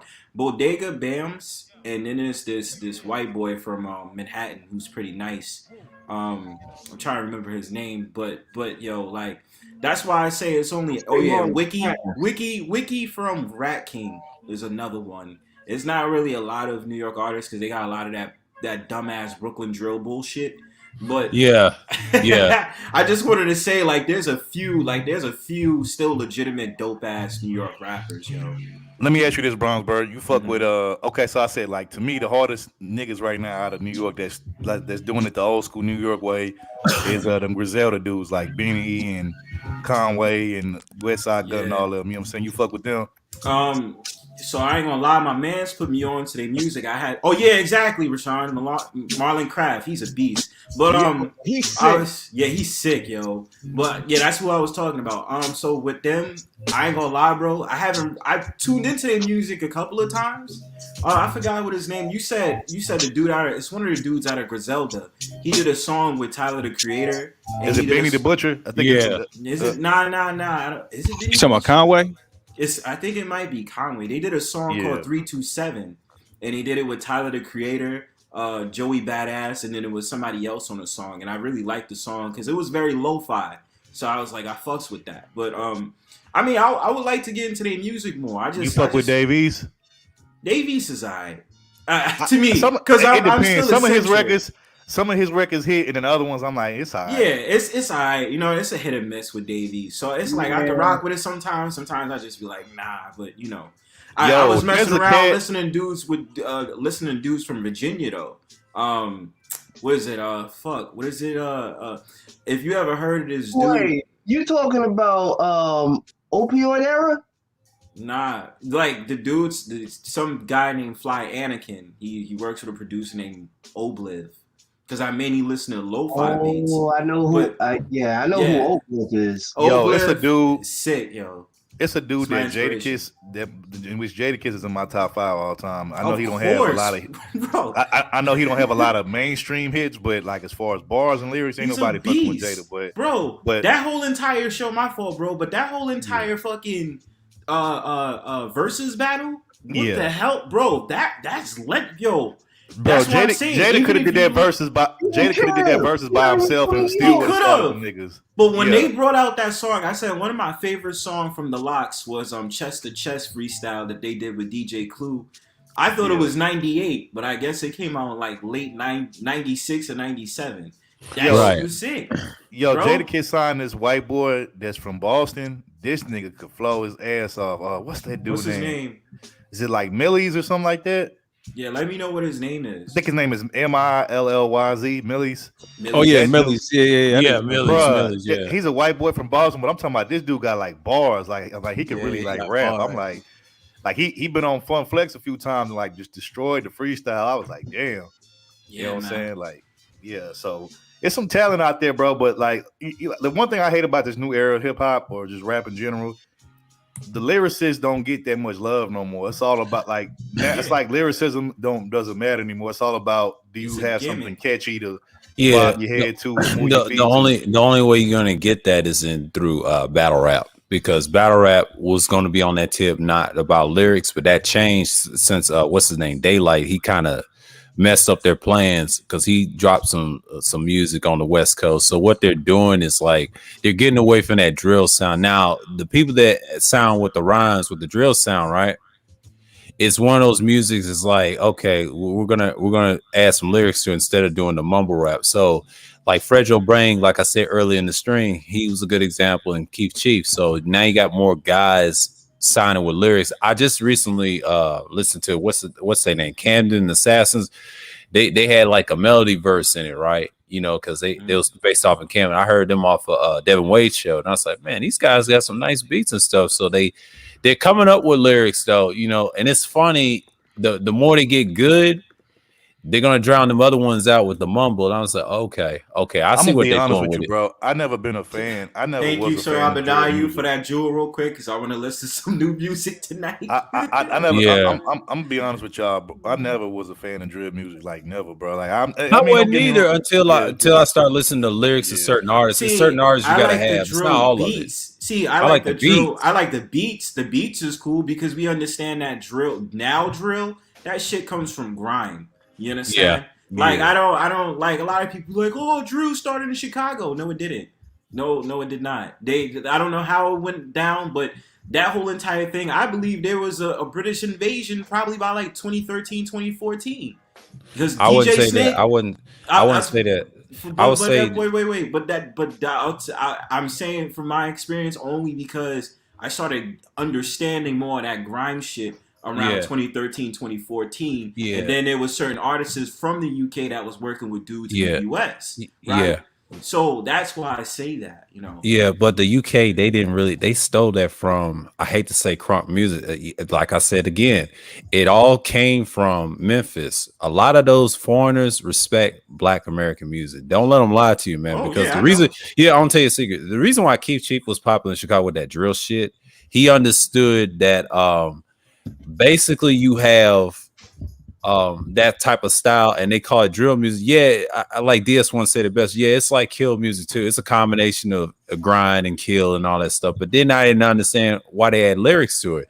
He was the only one that I heard that had lyrics around that time. Now, Fred Joe Bang is probably an upgrade to him. You know, there's others like him and Yellow Beezy. That's it. But outside of that, you don't have that many that talk lyrics with that type of sound and beat. It's only mumble and singing and all that stuff. Now, Camden Assassins, they rap a little bit. They had this one song called Checkmate. And I like that song. I said, damn, it has a hard beat. It was talking about Camden. And the way they had the beats laid out, it's like a drill sound. And you got a few melody singers on there. And then you have an artist that actually rap. And I said, okay. So I know what Jersey's doing. But yeah, like I said, UK is heavily influenced. They love Southern rap music in general. They ain't going to tell you that, but they love that type of style. And I know they love New York music, but they love Southern rap. I don't know what it is about crunk music and drill in Chicago. They love those type of sounds. Every time I listen to their shit, that sound like our shit. And I'm like, wait a minute. No, and I know what you're talking about, those artists. Yeah, they came over, but see, they were signed by those Southern niggas in the South, man. Well, when you said Jersey, though, Jersey kind of had some dance music going on. Yeah. In 2012, because my homeboy, you know, he DJ'd or whatever, and this, that, and third. And I remember they sampled Music Sounds Greater With You. You know that song? Yeah. So they slowed it down, and then they had a guy rap off of it. They was straight out of Newark, and I was just like, yo, this shit is ill as fuck. And then I started understanding New Jersey like club music, because I was like, yo, right, they have that. They always have that what you would call it, that sound effect, like the bed rocking and shit. Like, they have that in there, and I was like, okay, this is what New Jersey party music is. So that's when I started to understand it. I don't know what it was with Fetty Wap when he came in. I don't know if it was like going ahead with the New Jersey sound, because it just sounded like regular trap. So I just understood New Jersey dance music 2012 and then on, and I was like, oh, this is pretty dope. Yeah. Jersey, they going on that drill shit. When I heard Camden Assassins, shouts out to Devin Wade show, and they played their music, and I heard that song Checkmate, I said, that's a catchy song and shit, but it was talking about Camden, how rough it was. And I said, yeah, it's the number one violent city in America because of all the killings and things like that. Yeah, but the way they explained it's deep. It's deep how they music goes, but it shows you music done came a long way in those reigns. But with those guys, I mean, they don't get them much love because they're from Jersey, of course. So I don't know how that is. I'm gonna be honest with y'all, and you know, y'all can say I'm biased or whatever, but I don't really listen to foreign rap or rap from overseas, because a lot of this shit just sound cringy to me, bro. Just like especially like UK rap, like the UK, and a lot of it they got from us, man. Bro. Like they're fans of us, bro. And that's so weird though. That I don't listen to that shit. You know, I do. It's cool though. Okay. When I hear UK niggas say the word, when they say the word nigga, it sounds so damn cringy, bro. I'll be like, yeah. I can't do that shit, bro. I can't do this shit, bro. I just like, y'all got it, bro. I can't. Man with a pocket and I got gon' zing. Pass me that stuff. You got me the team. My little coat hanger. Now, me personally, I fuck with like the Caribbean like dancehall music and shit like that. Yeah, I love reggae. Yeah, I love reggae. But like I when listen to all that, people try to rap like American, you know, rappers, I tune out. I'm like, this shit is cringy. Nah, don't do that to yourself. But this is the thing, Colombian.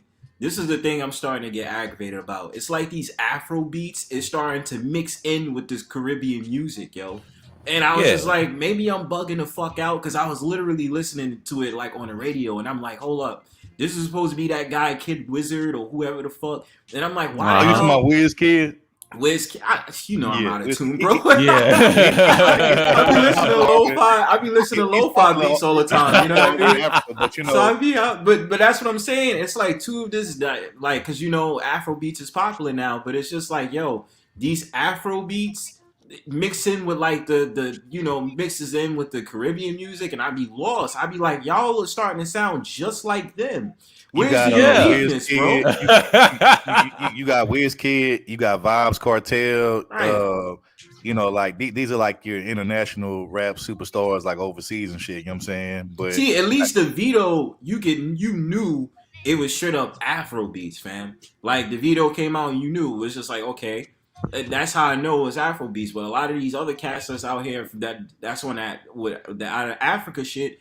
It's like, yo, I bangs that y'all bringing y'all shit to the limelight. That's cool because I enjoy music, but at the same time, though, y'all sound alike to the dudes that do the Caribbean music. And then we're not going to even talk about how a lot of these songs nowadays, they still using old ass 90s samples and recycling and shit. But wait a minute, hold on. I'm glad you said that. Stay right there. But wait a minute. Yeah, you had that fuck ass nigga from the West Coast. What was his name? Was it the Vic Mensa dude? To my man, 90s rap is overrated. But yet every time I listen to a song on the radio, it's nothing but 90s sampling. I'm like, thank you. Oh my god. I'm like, the 90s rap is so overrated. Why y'all going to? Everybody's going back to the 90s because everybody's going back to the 90s.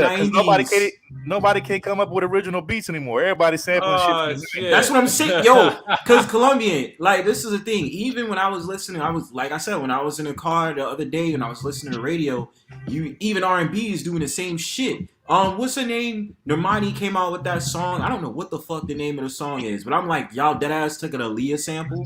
Really though? Facts. Like, can y'all be? Yeah, like I'm getting tight. I'm just like, bro, when is there going to be I don't care for her music, but that bitch is bad though. She's sexy. She is. I'll give it. I love her music. Yeah, but she's attractive. She's attractive, but I'm just saying it irks the fuck out of me because it's like, yo, when is there gonna be like a song that I know I'm gonna be able to bounce to from years on in? Like every time in the summer, what you gonna be listening to? 80s music, 90s music. You understand what I'm saying? You always gonna be listening to that shit because the shit made airwaves for y'all to listen to in each generation. Now tell me what's gonna happen in this new generation. The only thing we're gonna listen to is probably Drake.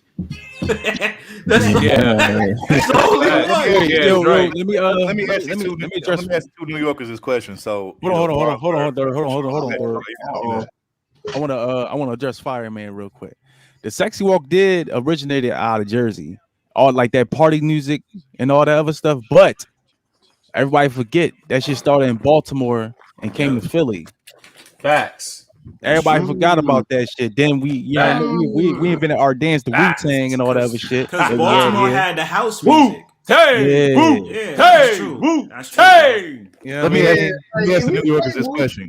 Let me ask y'all New Yorkers this question. So Rashawn and Bronford, like, bro, what happened? Like, because I get it. New York, they the originators of hip hop, and even though like y'all not on that same type of shit y'all was on back then, like, bro, how the fuck did y'all let a nigga like Tekashi 69 come in and claim New York, bro? That's what Rashawn, go first. Go first, bro. Who want to go? Wait. Who want to go first? I told Rashawn he could go. Rashawn can go first because I'm. You got it. Go ahead. Go ahead. I just shook my head. I was like, damn, bro. I'm like, New York ain't the same no more, bro. You got to give up. Oh my God. We from the New York delegation do not claim Tekashi 6ix9ine. We don't know him. We don't know that. We nigga. don't know that dude. Bro, this nigga claiming the hardest borough though. He claiming Brooklyn and shit though. That's the thing. I remember at one point when they calling this nigga like the king of New York. I'm like, fuck out of here, bro. Yo. No, it was. Right, they was, but it's just like it's these. This is the thing. Talk from New York, yo, because when he first came out, we was like, "Who the fuck is this guy, yo?" I know all these random. Because I don't know what that set that he was talking about. He was like, "Yeah, I forgot what set he was talking about." Treyway, that Treyway shit, right? And a lot of these random ass niggas from Brooklyn in the hood was like, yeah, this that new sound. Like music in New York was steadily on a decline, I would say, at least from maybe 2016, 2017. Yeah. Because I would say that New York was on a steady decline, bro. Nobody's fucking... I saw that decline because I used to watch battle rap, as I know. Right, exactly, bro. And it was like, as soon as Tekashi came out, it was kind of like a nail in the coffin. It's like, bro, You listen to it, we was all, bro, I was mad when it came out. I was like, why the fuck y'all rapping this Tekashi 6ix9ine nigga, yo? Like, we don't fuck with this dude. And then 2018 come around, and then all of a sudden it's this Brooklyn drill. Bro, it's been a whole entire argument with New York hip hop, bro. I'm gonna be honest with you. You know when I first started to see the slow decline in New York hip hop or rap was when I forgot y'all had like he had like 2 hits into his name, and then like you never heard from the nigga again. But remember that nigga named Mims, that this is why I'm hot. that's from 06. Yeah. Bro, and you know what was crazy? That song was actually a hit, bro. That was I was like, that simple ass song was a hit. Remember in the song he's like, I ain't got a rap. I can sell $1 million selling nothing on the track. I was like, bro. I heard. That's when You know what I heard? Like, the I heard decline the of New label York hip doing. hop. I was like, Yeah, because I thought the labels nigga was from going like very. Atlanta or something. And nah, then he was from New York. yeah, then he's like, I'm from New York. I'm like, whoa. I think Washington Heights, if I'm not mistaken. Yeah, he's from Washington Heights. Brooklyn. Yeah. Oh, he's from that- Brooklyn? Yeah. I thought he was from Washington Heights. That's crazy. Nah, But nah, all he- right, Colombian. he's I from agree with you, right? Because 2006, because you know that was an era around Nas was like hip hop is dead. So you had a lot of the transformation of like, yo, fuck that. We don't do bars in New York, yo. We all about the party shit. And I'm not gonna lie, 50 Cent and Dipset kind of made the groundwork for it to transition to that point. Right. You know what I'm saying? Wait, when you say 50 ain't lyrical? 50, you gotta remember, 50 had a lot of more club hits than it was. He had a lot just of real- club hits. and he was He wasn't that lyrical. I like gotta that. remember, he was more commercial.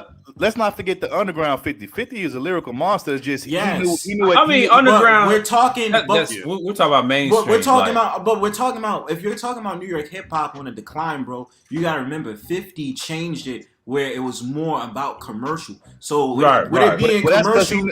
But that's because he knew he had to go the commercial route to get on the it mainstream loses level. the New York, but it lost the New York flavor, bro. We didn't. It wasn't that rawness. It wasn't that rawness by 2006, 2007, bro. Like you had underground rappers probably like 2008, 2009, but then that's when that whole entire black nerdy shit came out. Yeah. When they started accepting more like the nerd black rappers. You know what I'm saying? Yeah, back in high school. The backpack, because back in high school, I used to go to these niggas from Chicago named the Cool Kids. Y'all remember them? exactly. Yeah. Lupe Fiasco. Cool Kids, Lupe Fiasco, right? Hey, but here's the thing, though. People can say what they want about Lupe being a backpack, but it ain't too many niggas that can out-rap Lupe. Lupe is he's a beast. Yeah. He's cool. Him, Even Jay-Z gave Lupe's props. See, black folks, they wasn't cool with it at the time in the early 2000s. They fell into it in 07. Just like DJ Kuda said, like they wait till after it got cool.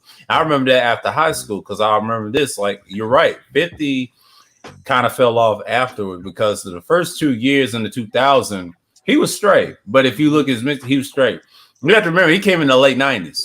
Right. I mean, 50 had a little, but it ain't like what Third is saying. But 50 dropped, and then he brought G Unit out, and Banks was my nigga. Banks was Banks is the best out of all of them. He is. But I'm saying like this: 50, you got to remember. Once he got the movie deals and things like that as a businessman, because he took the Jay-Z route. That's what happened. And not only that, he fucked with Jay, and they realized the business. And I shouts at the ass and thing. He said it like this: 50's that dude, man. It's just Cameron, and Cameron got so emotional. He talked about his downfall that lost in that the Locks battle. He said Cameron's always been the emotional type. He said he always had a big mouth and always wanted all the attention. Well, here's my that's thing. That's why Dipset never went further. And I said this in the stream. I said the reason I agree with Ask Nathaniel on this because he's from New York and he'd tell you straight up he's a KRS-One fan. And what he would try to tell you was Cameron was always wanting to be seen like that. He liked the old Cameron, 03, late 90s, Children of the Corn Cameron. Yeah. Not this Dipset Cameron. I feel like Dipset get a bad rep though because I like Diplomats. Don't get me wrong. That's just my criticism of Cameron. That's true. How many times he done I'll say this. unified? I was in high school doing the Dipset era, and Dipset one of my I was favorite too. rap groups. But here's the thing though. Dipset, yes, did they make a lot of like mainstream commercial type songs? Yeah, but they actually had some spit like, bro. Before I don't know what the fuck happened to Jewels, but Jewel used to be that nigga, bro. Like Yeah. Jewel could spit his ass off. Then you had guys like Hell Rel, J.R. Ryder. I never liked Jewels. I like Hell Rel and the rest of them, but Well, Jewels, I didn't like his shit. It Well, that was Back Like another. Cook Crack It was another dude. mixtape was Yeah, fire. J.R. Ryder. My fault, because I was. J.R. Ryder's cold. He's Bro, cold. that back Jewels had a mixtape back then called Back Like Cook Crack. That was Yeah. my shit. And then also that the What's the Game's Been Missing album, which was his solo debut album. That was my Yeah, shit too. That was good. See, this is the thing though. Now, the fall and decline of Dipset, they could have still been a team if they didn't out Max but B see, the like thing that. was, See, you Max, get to- but yeah. think about it. Even though I'll say this, in my opinion, Max B was like probably one of the first and I'm just saying this loosely. One of Hey, the first like, like. Max, we got to give a shout out to Stack Bundles, RP. That's Of what I was about to course, say. I of was about to say bro, that. I was about to say that. Stack bundles, bro, and it was great because it was that Far Rock and Harlem Alliance, bro. Right. You know what I right. mean? That was dope as shit, and that was like People don't 2006, realize that 2007. Paul Rock is also from is also in Long Island. It is. Yeah.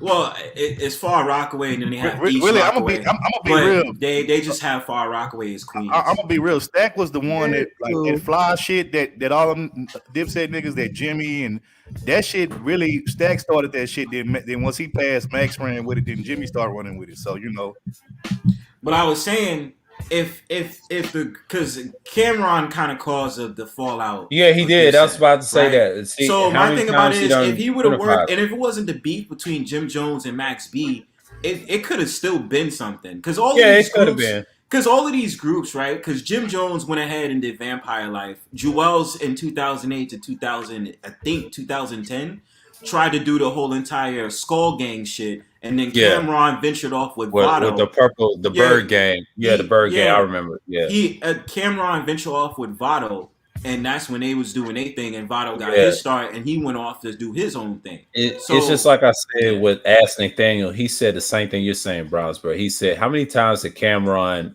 done try to reunify Dipset so many times? And it was like twice. I said that in the chat when he talked about the Locks versus Dipset. He said the reason why the Locks knew each other since '92, they've been boys since Yonkers. That was the difference. Right. Yeah, half of D Block. We said this on the stream, on my stream, that 5-hour stream we did with Wacky about that open topic.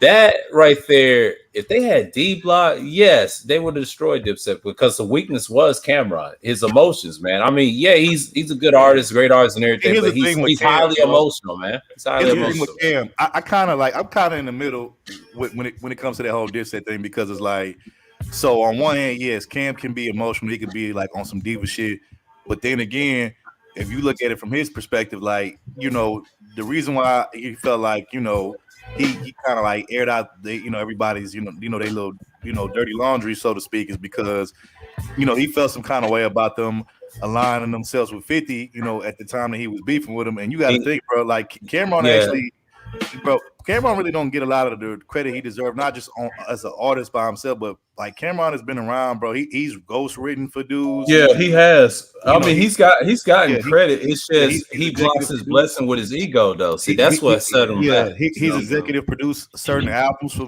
people, you know what I'm saying? Like, so Cameron, you know, he's in the game on a whole different level. It's not just him being a rapper. I he's a give businessman, him, but it's no, like I the give him ego, like credit you on said. everything. It's his ego. Like, here's the Yeah. problem. Like, you That's the can't whole have thing. that. You can't have that. See, 50. This is why I respect 50. 50 never Well, showed 50 that. kind Now, of going through the same thing right I mean, now. he- with though. I mean, You know, yeah, fell out that's with Banks and fell out with that's all them other different though. niggas. So That's he going through the different. same thing. G Unit, he can apologize to Young Buck versus Cameron. There's a difference because 50's that dude. He realized I'm not gonna argue with Young Buck being a nigga from East Nashville because I'm familiar with Tennessee. I'm from that state in general. But I can tell you like this. He knows Banks is the truth and everybody else is the truth. So yeah, they can be boys and kick it. Like Cameron, he had so many blessings. He talked shit about 50, everybody else, and complained about he ain't getting a song like this. Yeah, we know you're talented, but your ego gets the best of you, man. And that's Right. why you're never going to be successful that way. And this is why he never pops, because it's just I like how he compared the black woman's mindset with his mouth. Asked the thing. He said that in the stream, and I started dying. It's so true because, you know, as much as I love Cameron's music and his greatness, the dude has a lot of ego, man. It's just like anything else, like in sports and everything else. Yeah. Anytime it's that one guy you wish he did not have that. But I understand, that's him, because a lot of people say that ain't Harlem, because there's some people that still think like that. I'm sorry to say that. Now you got other side to say he is Harlem. The other side said no, that ain't Harlem. Ask Nathaniel. Ask Nathaniel Tate because he remember old Harlem. That ain't it. He tried to tell just said that ain't it. He talking about underground and battle rap. And let me say this. That's the truth. Like a lot of go ahead, Bronzo. A lot of people try to say and attribute the fact of the matter that Cameron was pulling that whole entire pink shit in 04, 05. Harlem niggas wasn't rocking that, all right? No, they wasn't. They were not. That was strictly Cameron. That Harlem dudes was not rocking that, all right? They started getting into probably True Religion. They was getting into True Religion and the whole entire skull. And he stole that thing from what's his name? Robert De Niro. He stole that in the movie, and Cameron mentioned that. He mentioned that he stole that paint, the player shit and all that. Yeah, I understand what he was doing. Yeah, but Harlem dudes wasn't rocking that. Y'all wasn't. Y'all had y'all hard colors, but like I said, that's what Aston Thing was saying. He's from New York too. I forget what part though. He said the same thing. He's not from Staten. He's from Staten. Yeah, he said that, and he said, Island? Yeah, and he said to himself, that ain't Harlem. Any New York nigga knows what old Harlem used to look like. Ask him. He's been in the game for years, and he'll tell you, look, that ain't it. He respect Cameron and everything in his previous years, but man, you can't have that type of ego and then you ain't been successful like that. See, you supposed to be up there with 50 and Jay and all them because we know he's up there. It's just that's a lot of stuff that block his blessings because see, Jim Jones is doing his thing, everybody's doing their thing, and it's just not the same, man. Without Cam, niggas would have never heard of Jewels or Jimmy. Like, I will say that the one thing I do give Jimmy a lot of credit for is, after, the whole Dipset fallout thing and Jewels fell off and Cam kind of like just started like falling back. Jimmy still, Jimmy's his hustler's mentality, his work ethic, he still kept, going out there on the road doing shows and that's why I've said like the past 10 years, Jim has probably been the most consistent Dipset member as far as still putting out good music true. And that's true, shit like that. But like, let's be real, Cam took a chance on all them niggas, and all them niggas never really had a name prior to Cam. Like Cam had a name at one point in the streets, but people don't know about Cam's early history, but he got caught up in like a few bad deals. You know what I'm saying? Especially when he was signed to Rivera and shit. And then once he got out of the deal, that's when he went over there with Rockefeller with Dame and them. And that's when kind of Cam took off. But prior to that, he was involved in most people don't know this neither, but at one point, I think Biggie was fucking with Cam before he passed, and he wanted to get Cam over there to Bad Boy. It just never happened. Yeah, he fucked with a lot of dudes. Big L, Big L was his big influence. He's part of the Children of the Corn. Yeah, you talking about when Cam was messing with them dudes, and then when Big L died, that's when Cam kind of exploded. It's kind of like the Jay-Z effect. When Jay-Z and him came around, when the other guys came around, when Pac and Biggie, it was a vacuum.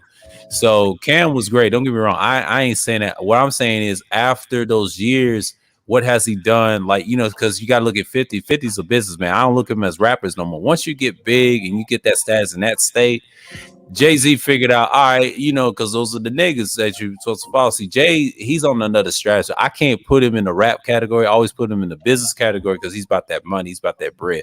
Kind of like Russell Simmons. I put him up on that level. That's why I think of Jay-Z. When I think of Jay-Z, I don't think of rapper. I think businessman because he wanted this since in childhood. You can tell it in his music and you be like, yeah.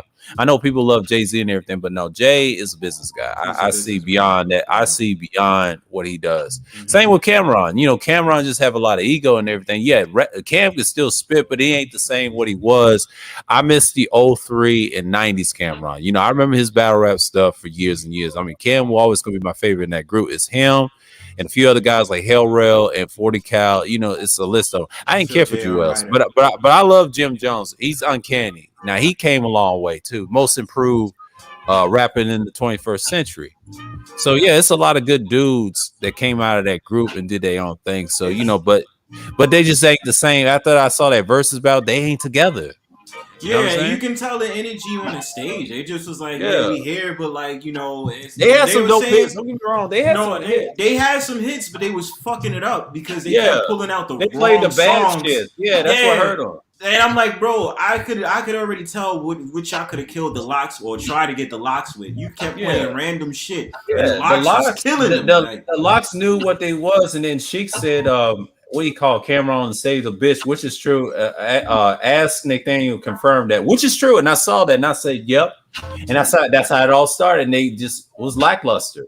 But I'll tell you this, Locks stuck together like boys, even though they had a little fallouts, but not as bad as Dipset because they stick together. They got their own smoothie shop.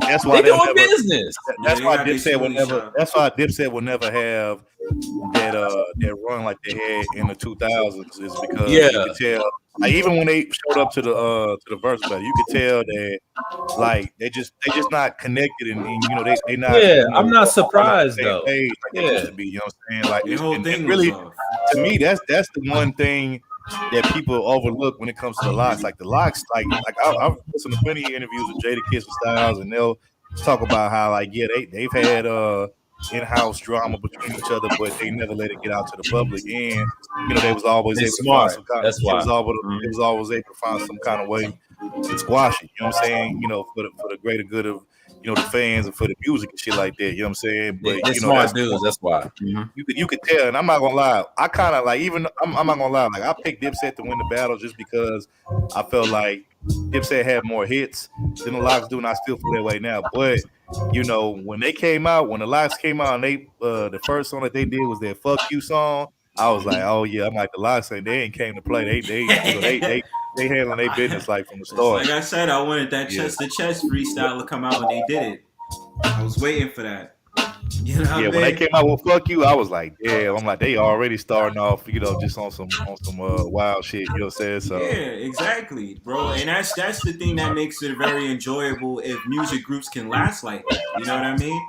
Because we're talking about, because you're not gonna see rap groups like you did in the 90s today. You know what I mean?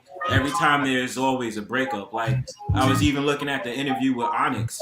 I mean, I know they still kind of doing anything, but I mean the dude, like the I forgot his name. The I think he's like the short dark skin cat, the bald head dude. He's not with them no more. You know what I mean? he passed away, and then it's really what's his name? There's Sticky Fingers, and there's and still Fredro. No, they still alive, but the other guy, the dark one, he passed away years ago. I forget his. I forget it. Wasn't it mid 2010s though? I think it was. I think it was 2010 or somewhere around early, late 2000s. But I remember he passed away. I think it was one of them years, but you could be right. But it's not Fredro Starr and Sticky. They still around. But that guy, the black guy, I know exactly. Yeah, he passed away. I forget where he died. Yeah. So I mean, still, I love Onyx. Yeah, that's another one. They still might do a little something, but it's like that's what I mean. Like these rap groups, like you're not gonna get that today. You know what I mean? Right. You're not. The only one you're gonna get is loosely is Migos. You know what I mean? Right. Yeah, Migos. Like I said, it's Migos. Like I said, the closest thing you're gonna get lyrics in battle rap. I mean, not battle rap, but lyrics and drill music is, like I said, Fredro Brain, and sometimes Yellow Beezy from Dallas, and that's it. And now Sauce Walker is different. You know, he don't do the drill; he does his own thing. But the other two guys I mentioned, the younger ones, that's the only thing you're gonna get. Now everybody else is on some bullshit. But when it comes to them two, if you want to talk about lyrics and catalog, it's Yellow Beezy and what's his name, Fredro Brain. Now Fredro Brain got some nice songs too with lyrics. He had some hits I've seen on YouTube. I mean, but he's cool though. But when I listen to his shit, I was like, I listen to his old shit and his new shit. And I'm like, he's going up there. It's just he don't get no recognition either because he's from Baton Rouge. Even though the South is kind of like, lackluster a little bit because they're competing with Chicago, places like the Bay Area and Brooklyn drill, and that's it. And the UK don't count because they're not part of US. We're talking about 5 top market cities, and Atlanta's like, that's because of the reputation of Luda, T.I., and everybody else. And that's another thing what you're competing against. And Chicago's big because, Chief Keef and that standard, they kind of ruined what rap is now. But see, most people, if they listen to rap, they rather listen to battle rap. They rather listen to Daylight, guys like Mook, the Reed Dollars thing I mentioned earlier in the stream. That's what they into. And then Philly's on the up and up. And thank God for Philly. Philly keeping New York alive. You better think Philadelphia rappers and Jersey and keeping New York alive. If it wasn't for them niggas, the whole East Coast wouldn't be the same, man. Like you wouldn't have these problems. I definitely will agree on that one. Yeah, because see, I respect certain New York artists that's older, and then the younger ones that want to bring that old sound back. Well, listen to Philly; they have no hooks, like Gully TV said. He said it Wednesday in a stream, and he said I was eating that cookout at a restaurant, right? And he was saying they just don't have no hook. You know, they just keep rapping with Unfiltered. I just watched True Raw the Streets, their DVD joints. There's some classic. I just talked about Diamonds El Nino, and I talked about I Vegas. It's shit. Them niggas was on fire. And then I said something in the comment section with Diamonds El Nino. I said, I'm convinced. Yeah, he is though. But rest in peace to him. Let me ask y'all a question. Did y'all Go ahead. Heard Black Thought's previous project? Of course. Okay, Of course. Y'all heard Making of a Murderer. Yeah. Killed that shit. Yo, that shit was hard. Yo, right. Can nobody stand a chance with Black Thought, man? I don't give a fuck what nobody say. Can nobody stand a chance? He's been rapping for over 30 years, rapping over a band, and he still can go in without his boys. And the fact that he has Styles P to help him make a murder of that Ninth Wonder joint, I'm like, oh my God, I think this is Christmas. I literally was like, yes, thank you, rap gods, thank you, because I've been waiting for a very long time for this nigga to drop a solo fucking album. Now, I still fuck with the Roots, but it was just like, whoa, this nigga doing his own thing. He be going in, man. Oh my God, I still remember that freestyle we did with, was it Funk Flex? If I'm not mistaken. Yeah, with him and Method Man. Yeah, dude. No, it was Shade 45. That was Shade. My fault. Shade 45. Yeah, it was Shade 45. Shade 45. He was on, I believe, was it on the Sway or was it on Green Lantern show? It could have been. No, you know what? It was definitely on Sway, if I'm not mistaken. Sway. Oh, okay. Yeah. Well, let me ask y'all this: well, y'all understand the whole entire rap battle? Was y'all looking at the Canadian League King of the Dot? Yeah, I just talked about that. Yeah, we were just talking about that. We just talked about that. Yeah, they kind of fell off last couple of years. They confirmed that he was one of the reasons they was lit with those black artists. Before that, they was just like grind time. But they try to do some shit like that. Yeah, but let's not front though. Like they had some good artists. Don't get me wrong. But like 2000, was it 2008 to 2010? Because I first around that time. Yeah, because they had to do Kid Twist. Kid Twist. Poe Rich was disrespectful as fuck. But Pat Stay is their best one. I hate to say that. Pat Stay. But then you had was it Joe Pesci? Yeah, Joe Pesci. Joe Pesci was kind of nice though. He was a beast. Joe Pesci died. Bro, hold on. He died? We talking about the one that battled Daylight, right? Yeah. He battled Disaster. Yeah, he battled Disaster. Yeah. I didn't know he passed away, bro. Yeah, I heard he passed away. Yeah. Damn. Mm-hmm. That's crazy. Okay. Yeah, Daylight talked about that. I watched his channel on YouTube. And people was posting his Instagram stuff like 2 years ago because I knew who he was. I followed him on YouTube for like the past couple of years during battle rap days when I was in the 1.0 era. And I fuck with his shit too. Now he's got some new joints. They were out like last year during the pandemic, and then he got his sons out there playing. And then what it was, Daylight's been consistent with his shit. He's the real deal. Like he just did a battle with Tay-Rock, and when he had the vampire shit, I saw that. That shit was sick. And he's supposed to battle Lux, but he killed K-Shine. That's what I heard, and I mean it's true. Yeah, he did. because K-Shine kind of fall off, you know. Because Hey, I wait, remember hold K-Shine. on. Am I bugging? You sure, bro? Yeah, he said it. Lil Pesci passed away. Yeah, he passed away. When did he pass away? Brownsburg, like I can't believe it. He said, I can't believe it. I'm like, really, yo, son, like when I was just cause like when Daylight was still doing King of the Dot, they were in LA at that time. And he actually announced it when it was his turn. And he was like, oh, rest in peace to Lil Pesci. God damn. Yeah, true. Yeah, I remember that. Holy shit, yo. My mind is blown, bro. Yeah, because I remember he battled. Disaster was a great battle, right? With him and Disaster, and then he had that battle with Dumbfounded, which was Dumbfounded. Yeah, yeah. Daylight battled Psycho. He battled some decent guys. I've been paying attention to him for years, man. Like even prior to now, you know, he's been battling some good battles. Now he destroyed Tay Rock. Now K-Shine, they say he did bad against him, and which is kind of funny because I know they dot mob and everything, but see, Mook kind of fell off against Reed.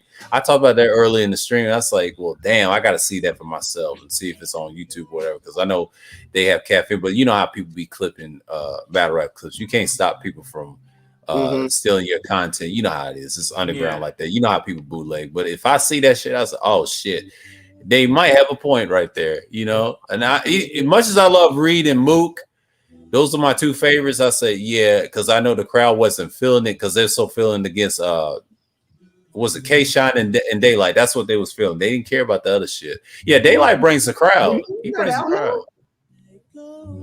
Huh? Do they have a battle out now with Daylight and K-Shine? Yeah, I think it's on Caffeine, but I don't know if it's on YouTube. But if I find it, you know, yeah, I'll let you know because it's probably out.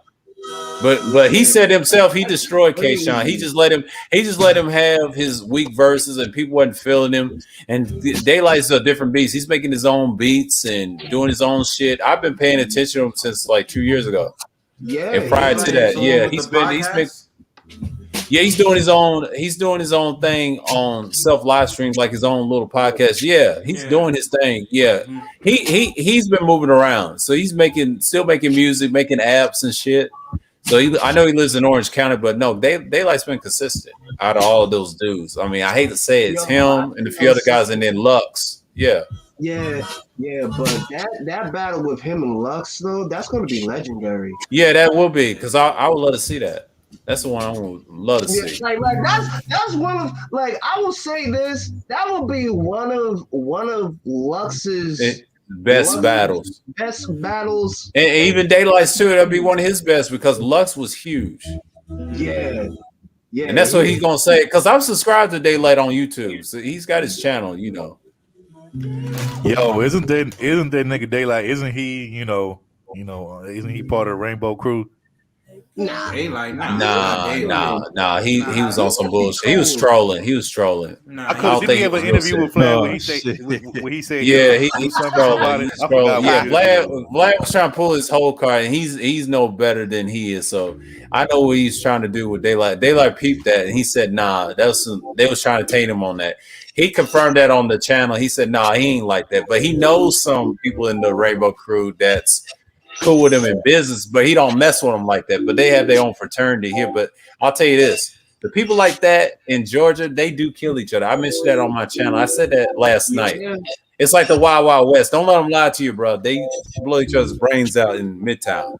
That's every day. That was like that in 2010 when I was 22 years old. So they kill each other down here. Pimp C don't tell you that shit.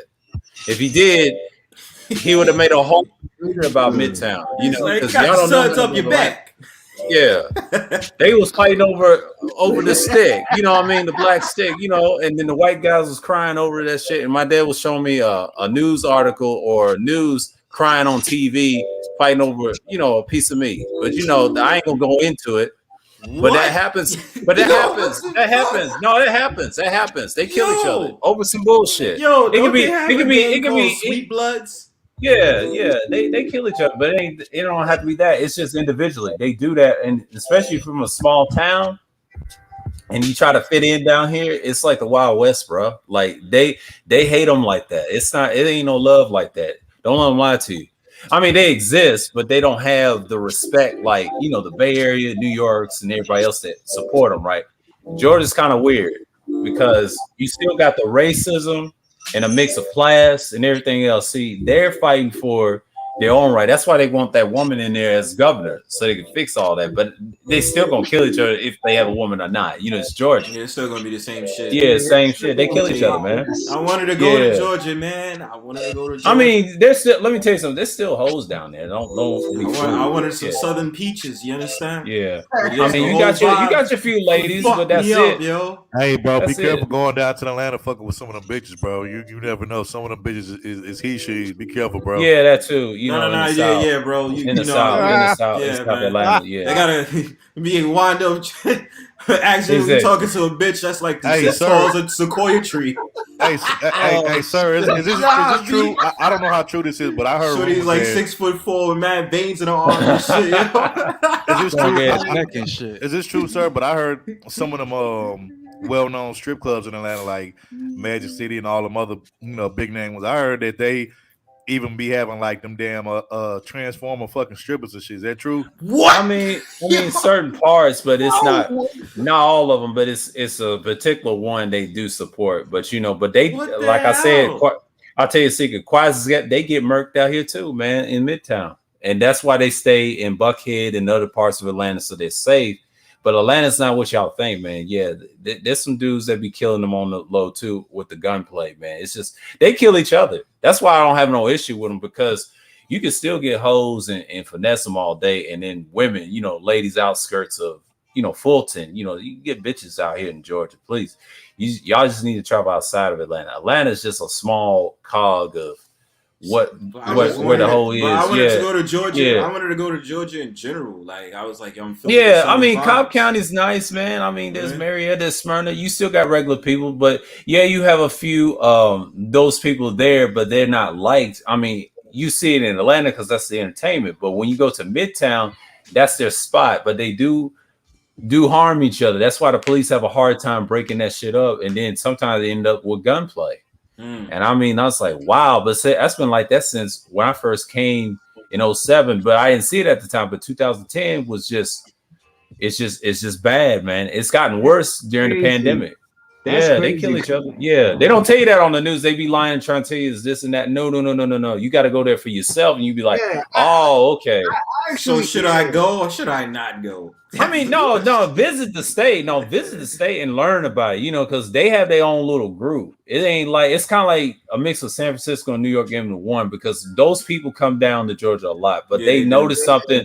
The gays down there, they don't really get along with each other. It's a little politics. They kill each other over some bullshit. That's why I don't get involved in that, because I laugh because when people talk bad about it, I said, well, you haven't seen them kill each other. There's news reports, all that. Bird, if you ever go to the A, like go to the AC3 festivals. Yeah. That's going to be around the corner later in October, and then there's Freaknik. Oh, come on! I know about Freaknik. Hey, everybody know about Freaknik. Yeah, I know about Freaknik. All right. But I would definitely say AC3 Festival like later in October, cause it, man. Listen. Hey, look, listen. I'm just saying, if I go out to the A, I just want a shorty that look like Rhonda Mary. That's all I'm saying. I mean, the best hoes you want to get. I mean, you better go on West Paces to find them.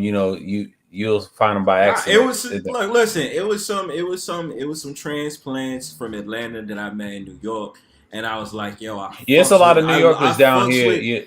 I fucks with Southern shorties for some odd reason. I just do. Like, I just like. I mean, you got your naturals. They in southern part of Atlanta or Clayton County and things like that. But now you do have you. Like, cause I was fucking with the vibes. You know what I mean? And I'll tell you this: you got some people that's from Philly here. You got some Jersey people. There's a lot of Jersey and New York people down here versus people from Pennsylvania. I have met a few Philly people that came when I used to work at my old job, about the new Braves Stadium before it was built. I watched that thing how they built it too when I was working over in Smyrna. But yeah, you got all types of people live here. You got Yeah, people a from lot of California, New the Bay Yorkers- Area. You got a lot of Bay Area people and a few LA people come to Atlanta all the time just get away from the taxes and shit. That's Yeah, a what they lot of come New down. Yorkers. Yeah, A lot of New Yorkers move down to Atlanta, yo. yeah, they A lot of always them move do. down to Atlanta, North They Carolina, get sick. Florida. Yeah, because of the taxes, man. You know, Yeah, it's they always crazy, tell me bro. about New York. They I'm say, pretty just yeah. I'm pretty sure because of this dumbass lady Kathy Hochul is fucking governor now. They probably like, yo, we packing up our bags and getting the fuck out of here. Yo. Right. Kathy Hochul. Oh my They god. finally found somebody after they kicked out Cuomo. Shit. Bro, Kathy Hochul. That's who they. I was like, bro, Kathy Hochul is playing by the rule book. You see how her and De Blasio get along now? Get along off rip. Like you already know that. Yeah, De Blasio is a fuckboy. I don't like. I want him to get out of office. The only reason he became mayor is because his son had a big ass afro. That's it. I agree. That's only saying that, and because his wife was black. That's the only reason why. That's it. That's the only reason why this dumbass is mayor, bro. And I'm like, the next ones we have is the guy from the police department, Eric Adams, and the guy that used to run the Guardian Angels. He still does. What's his name? Damn, yo. What the Guardian is? Oh, I know who you're talking about. Yeah, the guy from the Guardian Angel, Curtis Silva. That's what to be honest with you, bro, I would like Curtis Silva to come in instead of Eric Adams. He's a Republican. He's gonna have a hard time winning New York. So, because it is extremely liberal here, yo. Yeah, like, very liberal. God. Yo, son, like you go around pussy. I ain't gonna lie.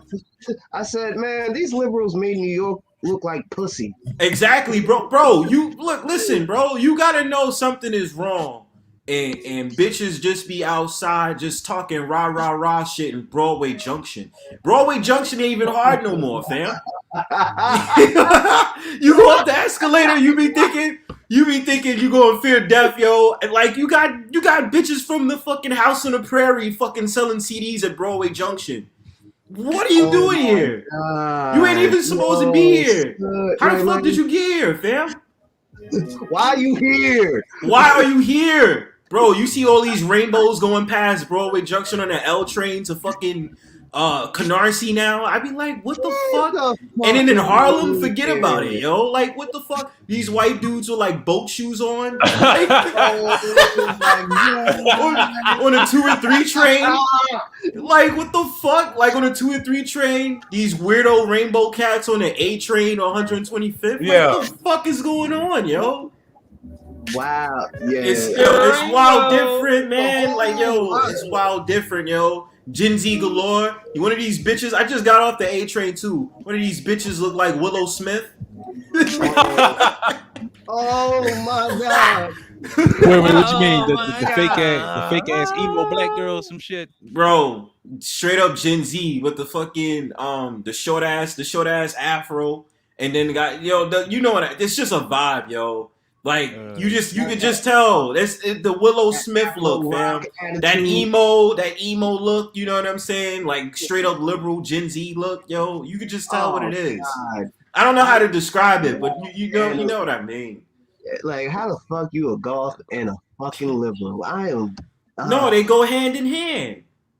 But it's like she look like Rashawn, you know what I mean when I say this. They look like one of those kids. They look like one of those students from NYU, bro, that chill at Washington Square Park all the time, right? Blazing a joint and skateboarding around the fucking park and shit. Their friend is a guitarist, and their other friend skateboards and shit. You know what I mean? So, and then this guy, you on Sean something, Brownsburg. So which borough got like the baddest bitches? Queens. Yeah. Queens. Yeah. Okay. Queens. That's why I like messing with Queens girls. See, okay. You mess with Queens girls and girls in Long Island, like Nassau County. Like Nassau, I'll tell you, Colombian. Like girls, if you want a shorty that's kind of more laid back and chill, you gotta go to Queens. Yeah. Because and the only time you're gonna get a chillax girl a little bit is if you get one of those like transplants that live in Brooklyn. You know what I mean? So otherwise than that, a lot of these other shorties is type trash. Bronx chicks is trash. I heard Bronzos is like rough as fuck. That's what I heard. Bro, they straight gangster, yo. 52 I did hear that Bronx still got some fine little bitches, but I heard they just be on some ratchet shit though. Bro, they be wild ratchet, bro. Yeah. Like wild ratchet, bro. Like that ass will shank your ass as soon as you get off the 6 train. Man. I heard Harlem girls is known to be like on some fly shit. Is that true? Oh yeah. Harlem shorties always got the nice fits. You know what I'm saying? Yeah. Still got the ratchet attitude and this, that, and the third. And then Washington Heights shorties is mainly Dominican.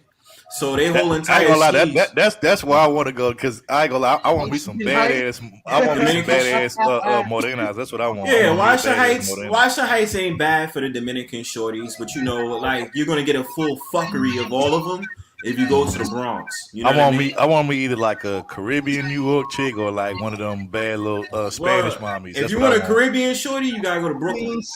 You gotta go to Flatbush. You gotta go to Flatbush. Anywhere you ride on the B and the Q train, basically that's where you're gonna find Caribbean shorties. You know what I mean? Crown Heights. Where else, bro? Damn, son. It's on the tip of my. I want me either like a Jamaican or a Trini. Yeah, you gotta come to Brooklyn. You gotta go to Brooklyn for that. Yeah, you gotta come to BK. You gotta go to bro. BK. You gotta go to Brooklyn. Hey, but I'll take one of them Wajita chicks. I'll take one of them because they some good baddies too. Yeah, Dominican shorties. You know what I mean? Like. Yeah, Dominican shorties crazy too. Don't get twisted. They so crazy. I like them. I like them like from brown to chocolate. That's what I want. I was telling my mans, I'm cool with my mans. I was like, yo, I started understanding about Haitian shorties. I was like, Haitian shorties is nice. They ass is crazy as fuck. My ex was she was half Haitian and that bitch was crazy. But I ain't gonna lie, that bitch was some good ass. I ain't gonna hold you. I had my fair shares of some Haitian joints. Yeah. It's a little freaky. Oh, Rashawn, I saw that bill that Degenerate gave me about Beasley, man. He cammed up. He looks like old. Man, he looks like an old white man, man. He looks crazy. Bro, let me ask y'all a question. What the fuck is that, yo? What the fuck is, bro? He look like an old white man. I was talking all that shit. He looked like the white guy. He looked like that dude from that show Atlanta, yo. That one episode. He looked like that. When Cam's up at 2021, I started laughing. What's his name? I see why Dusty was right. Bro, BG look crazy, yo. Do that nigga got like vitiligo or something, bro? Like, I don't know. Yeah, he does. What's his name? Lakeith Stanfield when he played the fucking white guy in Atlanta. Yeah, he looked like that guy, yo. That's why DS1 and all them be roasting him. I see why he don't care. I see why he don't care. Yo, I say, oh, yo, that's be like Kuda. I'll be like Kuda. Oh. Hey, do me a favor. I'm about to put something in the chat concerning that situation, bro. Please share this shit, bro. Please share this shit. Please, bro. This shit is hilarious, bro. You gotta share this. Yo, that shit is crazy, yo. Yo, please screen share that shit, bro. That shit is funny, bro. Like it was a female in this video, bro, and she did like a little parody, bro. That shit was hilarious. God damn. I am fucking scared. I had to look away from my phone when I saw that, yo. Please share that with the chat, bro. I had to look away from my phone. That shit, bro. That shit is hilarious, bro. You gotta please share that shit, bro. I swear, cause I looked at the stream. I was like, hold up. Because I looked for a second, I was on the train, I was like, oh shit, I dead ass looked away from my phone. I'm just saying, I'm gonna put it in Kuda's chat. Hold on. I'm gonna put it in Kuda's chat. Oh shit. I saw the train coming, I looked straight at the train because I didn't want to look at the joint no more. How the fuck can you talk that much shit and look like that, bro? I'm sorry, like yo, Abadayu, I swear to God I did. I swear. Hey yo, goddamn, dog. Yo, Rashad, I swear. Yo, Columbia, I swear. Please screen share that shit, bro, please. I'm putting it in Kuda's chat so y'all can watch it. Just screen share it. Yo, I just did. Yo, I looked at my phone for 1 second. I seen the train coming up the train Degenerate the rest of the showed me night. watching the Yo. stuff live stream. He showed me that, and I had to watch it around the 1 minute and 33 I was mark. I like, said, "Oh my god, he damn. looks like a white man." I was like, "Who the fuck is that?" From the beginning. Start from the beginning. Yo, Yo, why they do this to this man? Oh my God. Yo, I'm telling you right now, that's like a manosphere nightmare, yo. You see that? Oh my god. Yo, Send me to hell, please. Yo, that nigga look like that nigga look like he rose from the ashes of fucking from the ashes of Sub-Zero from Ground Zero from 9/11, bro. That's what it looks like.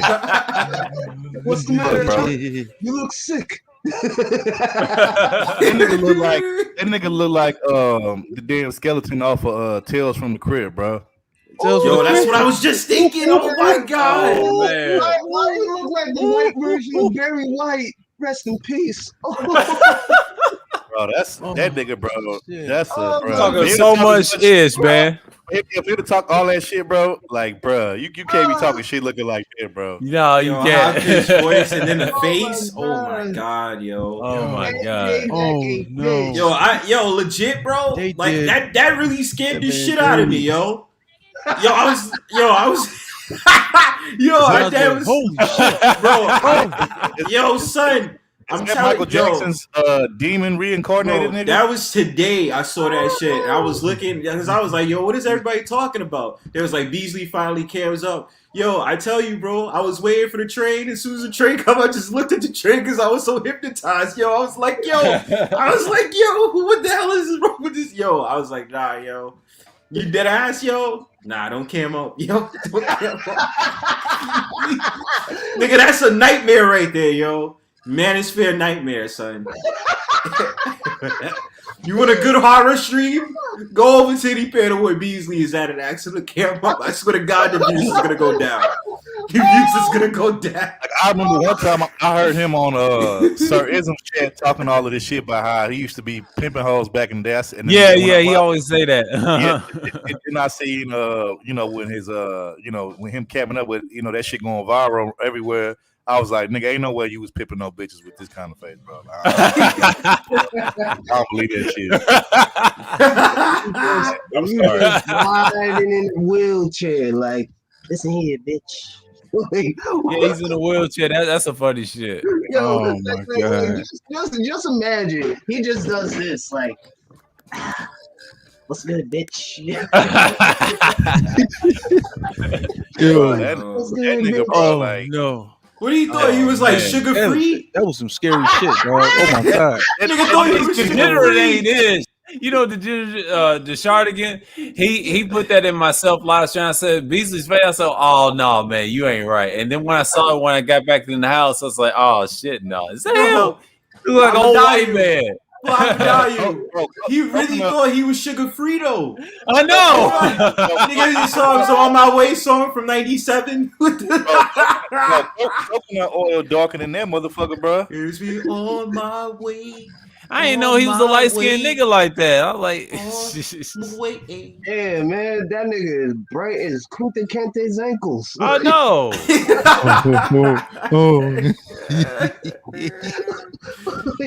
Oh my god! Kunta Kente's ankles. What in the fuck is that? That nigga's like a bowl of okra. What the fuck? Yo, I'm gonna get my avatar game up, yo. Let me find that. I'm gonna crop this shit out of that joint. I'm gonna scare motherfuckers on the panel.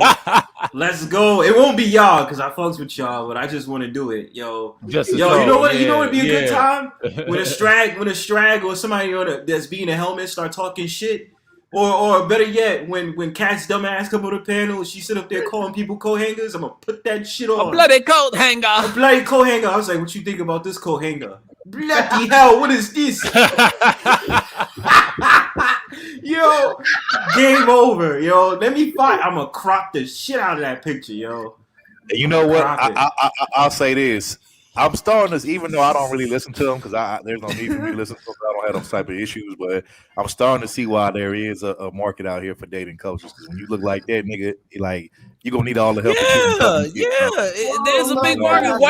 Why you think KS is popular right now? But see, they don't want to hear that feminist shit. I told this to my dad. Like, look, everybody's tired of that bullshit. He's the popular YouTube right now. Shouts out to Ask Nathan. He said that's popping. That's how you grow your channels because he done fuck up the blueprint.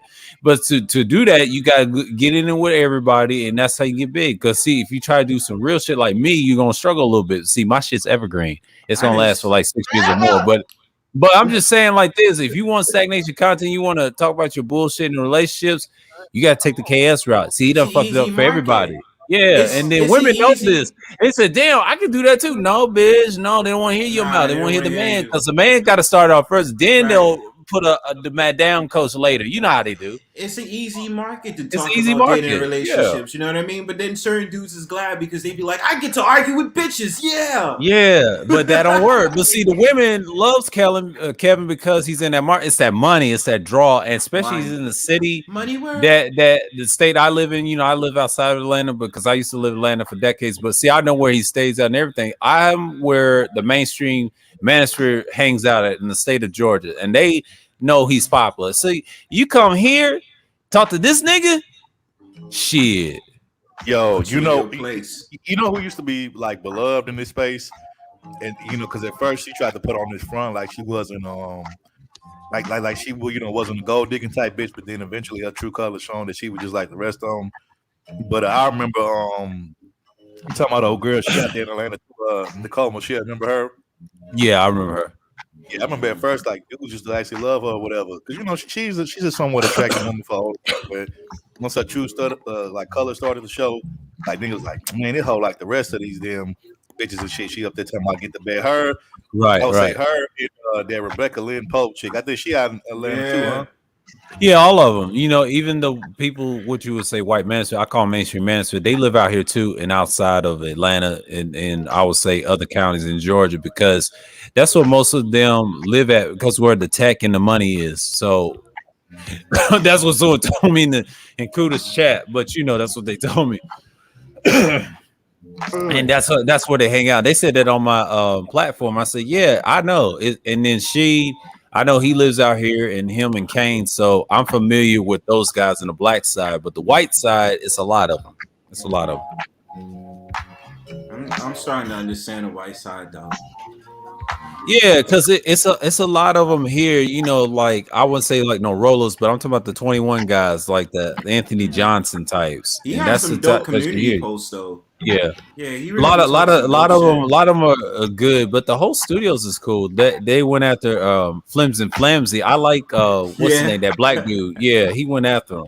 He was a weightlifting type guy, and then I know Elliot Hall, so I remember him before the Manosphere shit. He was a fitness guy. He was in the fitness community, so they got him in there as well. He wasn't always in the Manosphere. He was a fitness guy. He was competing against the Hodge twins. The Hodge twins idolized his ass too. That's how they get their start. Oh, yo, don't get me started on them niggas. Yeah, that just kind of fell off, and when he with the Trump shit with the beard. So yeah, they cool with the Manosphere. Yeah, you remember like 2-3? That's probably like 3 years ago. You remember back when Obsidian used to fuck with them all right wing. It was real heavy. Yeah. Didn't he have Richard Spencer? I think he brought Richard Spencer. Yeah, he did, and then he kind of fell off and flip flop. So I don't even trust what Oblivion says at this point. I was roasting him over at Wacky's at Wednesday. Yeah, I know he's not well liked in this space, but I will give Odu credit because he did call him out. I remember Angry Man called Obsidian. I was like, dude, why you inviting these old, racist, undercover racist motherfuckers up here? Right. Yeah. Anger Man, he did a good job calling him out. I mean, he ain't perfect. I think me and Just DeAndre kind of cleared up why he ran Anger Man off that Kuda's panel. It makes sense because Anger Man, he can be uncanny sometimes, but for me, I used to give him a troll nickname. I told this last night too, early this morning, Friday. I used to call him Hangry Man because of his size. I used to roast him. I used to roast him over there too, because I'm not gonna lie. Yeah, I'm not gonna lie, man, because I used to roast him. But when I met him in March, I would say on the 2nd of this year, he thought I was gonna roast him. I said, "No, man, no, it ain't like that. I just want to talk to Kuda. It ain't that serious." They had to change the subject because Kuda wanted to talk to me for the first time because I seen him over Zero's chat. I mean, excuse me, -1 from my boy down below. Third Ward calls him that. But yeah, he be watching my shit too. But by the way, he was over at Ramil's. Took some of DeAndre's talking points, the dirty foot. If you noticed that, if you watched that stream, but he took it down. But an old boy tried to count him with the truth when talking about they focus on black men with the R. Kelly thing, and he kind of took it down with Patreon. But yeah, they try to cut his ass off. But that old boy was about to go in. And he was right because they look at us versus the other race of men, and they was so stuck on we all the world shit. But he took the talking points from the China, the dirty foot. I said he's been watching my shit because I know he's subscribed to me though. But yeah, he be watching my shit. Fuck that nigga. That's how I know. That's how I know because when I heard those talking points, I said that sound like DeAndre's talking point Zero. I was like, He been stealing. He been watching. That nigga's straight up Intellectual properties. That nigga, bro, niggas like him, bro, who all feel like they always try to be like the smartest in the room. It's like, bro, it ain't even that serious, bro. We all just chopping it up. Yeah, it ain't that serious. Yeah, that's a little. Yeah, I can't stand that. I agree with you on that. Yeah, always gotta be the smartest nigga in the room. Type shit. I just people get tired of that shit, Like that smug attitude, bro. I don't fuck with that shit. Like you a nigga that I can't chop it up with just on some cool laid back shit, down to earth shit. I don't want to fuck with you. You know what I'm saying? That's my beat right there. Ain't that Freddie Gibbs shit? Yeah, Freddie Gibbs and Madlib. Yeah, that's right. Until they smack it down. Yeah, man. Shout out to Gangsta Gibbs, man. He don't get no credit neither. Gangsta Gibbs, ho. I just seen something where I don't know how true this is, but he said he don't want to rap no more. He said he want to do R&B. I like this boy Gangsta Gibbs crazy. You know what? Honestly, from Freddie Gibbs, I kind of want to see that experiment. I'm not gonna lie. He kind of already did do that with that Freddie album a little bit. Yeah, he did. Okay. See, I'm not gonna lie to you. Cause hold on. Like when he was promoting that shit, that shit was hilarious.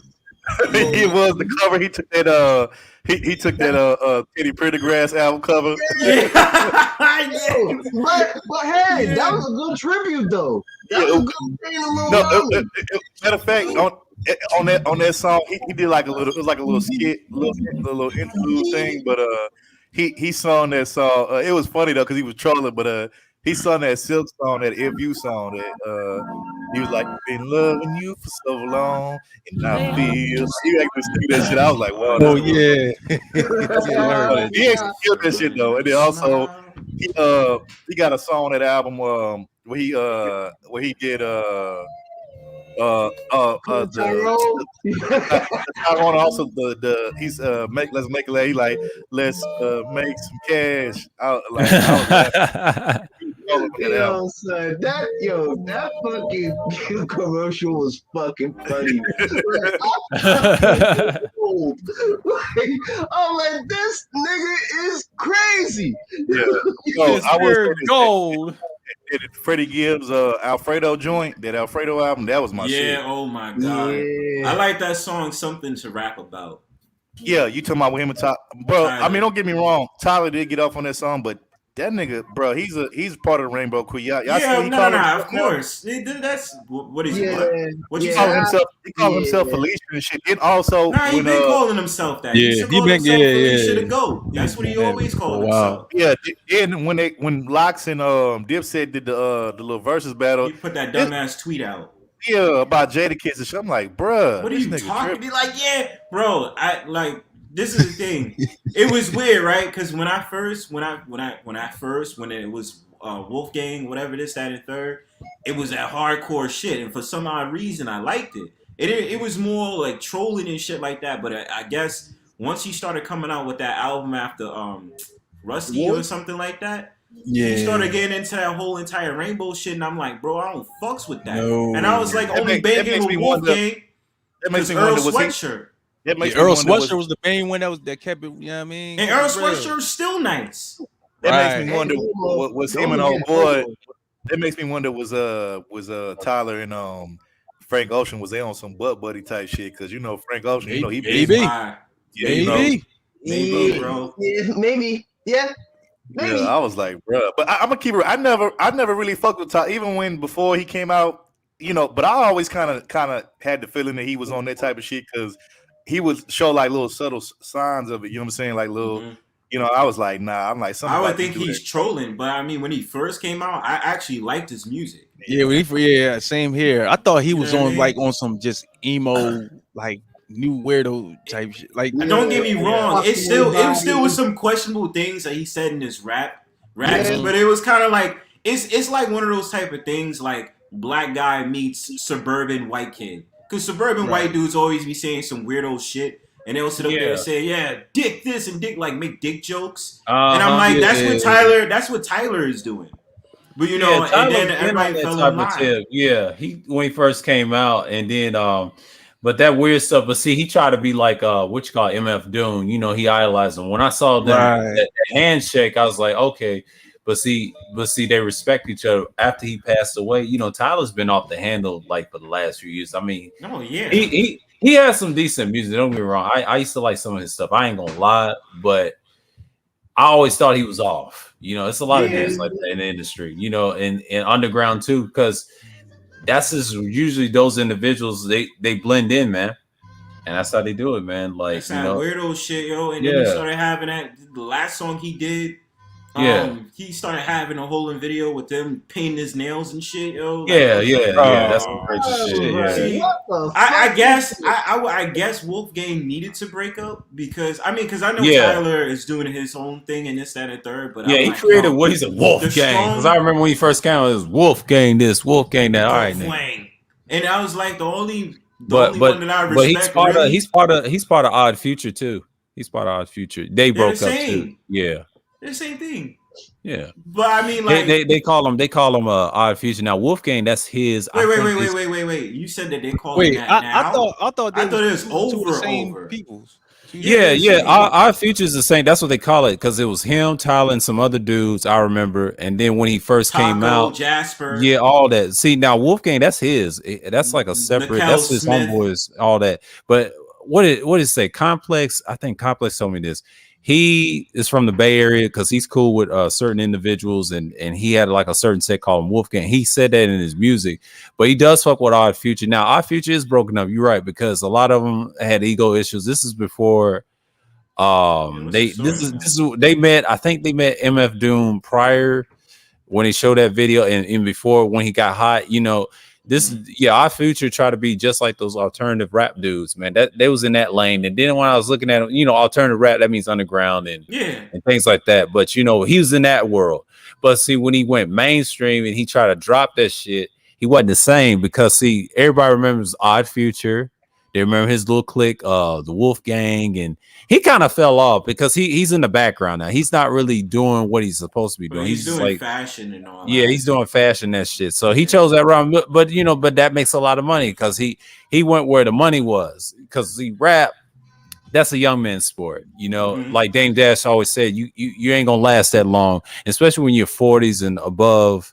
Or 50 or 60, because you gotta have some type of fashion or business sense or a trade, you know, out of this shit. Because a lot of people die over this shit, over drugs and shit, because rap ain't what it used to be. Now, if you are underground rap, if you like Dell and them, they invest their own business. They travel, sell out shows, and they actually help people. You know, like those people from the UK. That's why they fuck with the underground music heavy, even though they fuck with mainstream. That's how they get their bread. Even KRS-One, when he changed, when his homeboy died, and I think Ask Nathaniel said this, why he's a big fan. That right there, he wanted to do something positive. That's when he changed. But he was a goon. He was a goon in Bronx, and he confirmed that, and I believe it. Yeah, he told his story. Yeah, he used to be homeless. Yeah, and then when I found Ask Nathaniel's channel, I know he's from New York. He said, "How you know about KRS-One being a goon?" But it makes sense now because he's a fan of his. And then the guy said in the chat, he said, "I love KRS-One. He was the truth, man. Like before all the, you know, the positive shit. Yeah, he was a rough dude. I remember his early shits, but when he had that the positive shit, it was hitting. You know, but he don't get no credit. Him and other people, you know, Nas, everybody bigs him up. You know, he's somebody. You know, despite his affiliation with the Zulus, that's a whole nother. So he kind of fall back with Bambaataa and things like that. But after that, KRS-One, he's been quiet on that. You know, I had a little debate about that. yeah. I'm just like, bro, like, I love you. Could have been worse. But this nigga bugging. What you mean? Like, you that came what third. nigga champions Malachi Z. York? Yeah. With his sick ass. Let's be clear though. Let's be clear. Like, don't get me wrong. I know Atlanta took that whole gay rap shit to a whole nother level, but you know, the Zulu Nation and African, they was like the first gay hip hop family, like in hip hop period. You know what I'm saying? Like, but was it? In a way, I agree with you, Third World. You're just talking about that dude Beast. It's talking about like he was the first, but you gotta remember he was fucking with Dr. York and them Nuwapians. They was weird anyway. And what hurt the Nuwapians? They was on some other shit. Planet Risk. Like, what the fuck? I was hearing that shit years ago. I said, oh Lord. I mean, yeah, he had some gems about the scriptures and everything else, but I didn't know he had a little cult down in Eaton, Georgia. And I said, oh shit, here we go. Like, for instance, look at that dude. Look at the dude with Sean Campbell. Like, the nigga is popular for basically talking about the shit that used to be done by Bambaataa and Zulu. Like, that's his rise. Yeah, I'm like, why would you want to be? And he's the one that said, "I'm a big YouTuber. I'm a small YouTuber." Like, why would you? Why would you want to be known? Like, you could be known for anything, but why would you want to be known for that, bro? Like, I mean, that hurt his career and his YouTube career. That's why he ain't been right. See, that's how Tommy was. Tommy was known for his little uncanny bullshit and roast and fake beefing, and that's why he's a shit content creator. He's a stagnant content creator because there's a lot of them. And the reason people follow Tommy is so fucked up, and I never considered him the manosphere. I told this to DeAndre and Kuda last night. It's bullshit. These are fuck niggas. They just want to be on some bullshit. They just didn't have nothing produced. Yeah, you made a nice Follow to America, but we've been waiting that for years, boy. You over here beefing with KS. We know KS is a clown and everything, but KS is dusting y'all. He ain't even beefing with nobody. See, KS is getting the bag. He act just like them white boys in them suits, right? Mainstream manosphere. He's tailor made. There's a reason why he was gonna get more. I ain't gonna lie though. Even though I'm not a big Tommy fan like that, he sung the fuck out of Fenelli though on Bernard shit. That shit was. Oh, he did. Yeah. I remember that. Fuck out that nigga. Yeah, he sung the fuck out that nigga, bro. Like, I was like, whoa. Like, he actually made that nigga shut he did that over at Ramil's. I remember that. I was there. Yeah, he started crying. He called him broke. And he had a tear in his eye. I talked about that last night, boy. I was going in. Yeah, he sung the fuck out of that one. Yeah, he sung the fuck out of it. He actually got that nigga to shut the fuck up for once. I was like, wow. He did it on his panel, and he had him crying over at Ramil's too, because Ramil took his shit down. I was there at that stream, and he said, I said, well, I was in the chat, bro. Matter of fact, I know you was in the chat. I was there too, and I said, oh well, he got mad too, and then try to say he ain't the biggest nigga in the room. That's what Kudu always said. We was roasting him last night. Hey, you know what I love? You know what I love about me and Sir, bro? You know what I love about me and Sir, bro? Like, we the only it's certain people in this space that like only certain people can get under their skin and get to them by trolling them. Like, that's me and Sir. Like Sir, he always be getting under Finelli's skin, and like me, I always know how to get at that bitch ass nigga one, bro. Like, I know how to get at that nigga, bro. I know how to get under his skin because see, that's that George Floyd case. He's mad about that, but see. He don't come over to my channel because DeAndre's over there because we start roasting. See, he don't want that word, man. It's just what it is, man. Like, stay over there. 3-syllable nigga, sit down. You know, you falling apart. And you know, Kuda said the last, I tried to tell him, they was falling off, man. Like, them niggas is coming after me. I said, what's going on? I said, them niggas been falling off. We talked about that at the tail end of the stream. And while Fighter was gone, I said, yeah, man, them niggas is worrying about what I'm doing. I said, I'm doing my thing. Them niggas is falling off, man. You got to take their pieces. Throw them out the window. What's the point? And then Mr. Chess Piece, Appliance Man, the Stovey. Uh-oh. He's out of there. Oh, shit. Uh-oh. He's out of there. Mr. Stovington. Stovington. Yeah, I Mr. call that Tap nigga. Dancing. I But call that I nigga. was done with him with the China shit, you know, because she made me mind. I knew he was throwing shots. I said, PC, Sir, I what- know you ain't talking. I call that nigga appliance changer. That's what I call him. you told me that sir, shit, well, that's it. sir, You call man. him appliance. That shit was crazy. But I call him chess piece. I mean, because of his icon. I said, chess piece, you better be quiet. You over here banging her at Oklahoma. Now we said that off air over at Cooters. That's what we said about him. And then she lied about BDSM. That was confirmed by Just DeAndre. Shouts out to him for that. But yeah, man, it's just Wait, like who lied about the BDSL? You talking about? you know, yeah, Neon. She's yeah, fake. okay. He went to the actual Wow. community. He went to the actual community about the BDSM. This is what DeAndre told me. This is like years ago. And he said she's not even part of it. And Kuda said, "Wow, yeah, she's been lying. She lied about the great thing with the people in the military, and she sets dudes up on purpose." So I shake my head at Big J. Big J, they gonna set your Hey, ass do up. she still? Wait, Do she who? still? Is she still with GMT, bro? I don't know. That's been Wait, quiet. I don't even worry about Sir that. Abinadi, did you just say Big J, yo? No, I was saying Big J, he be hanging with these people like Black Woman Spirit, the doxers, right? And I said this to myself. I said, Big J, they gonna dox your ass. I But used see, to beef with him. They yeah, already did, bro. Yeah, They yeah, already. I'm just- I forgot if it was it might have been Warren and Denini and them. You know yeah, what they I'm talking did, about. but they'll dox him again. Like Yeah, it's just like, they gonna I try guess to. They found, try. they found like I guess like he signed up for like some porn site or whatever. Or some Yeah, shit. yeah, that's And they it. like, But I'm yeah, talking they- about actual. yeah, I'm talking about so- actual. I'm talking about like showing your face, you know, type. If Out he here talking about if he Mr. if he Bam if he Bam. tries to slip up on some bullshit, you know, because I know Cynthia G's be pulling all their strings, and that was confirmed by DeAndre last night. And then DeAndre said he better be careful, man. Yeah, they'll dox him again if he on some bullshit, man. But see that little group.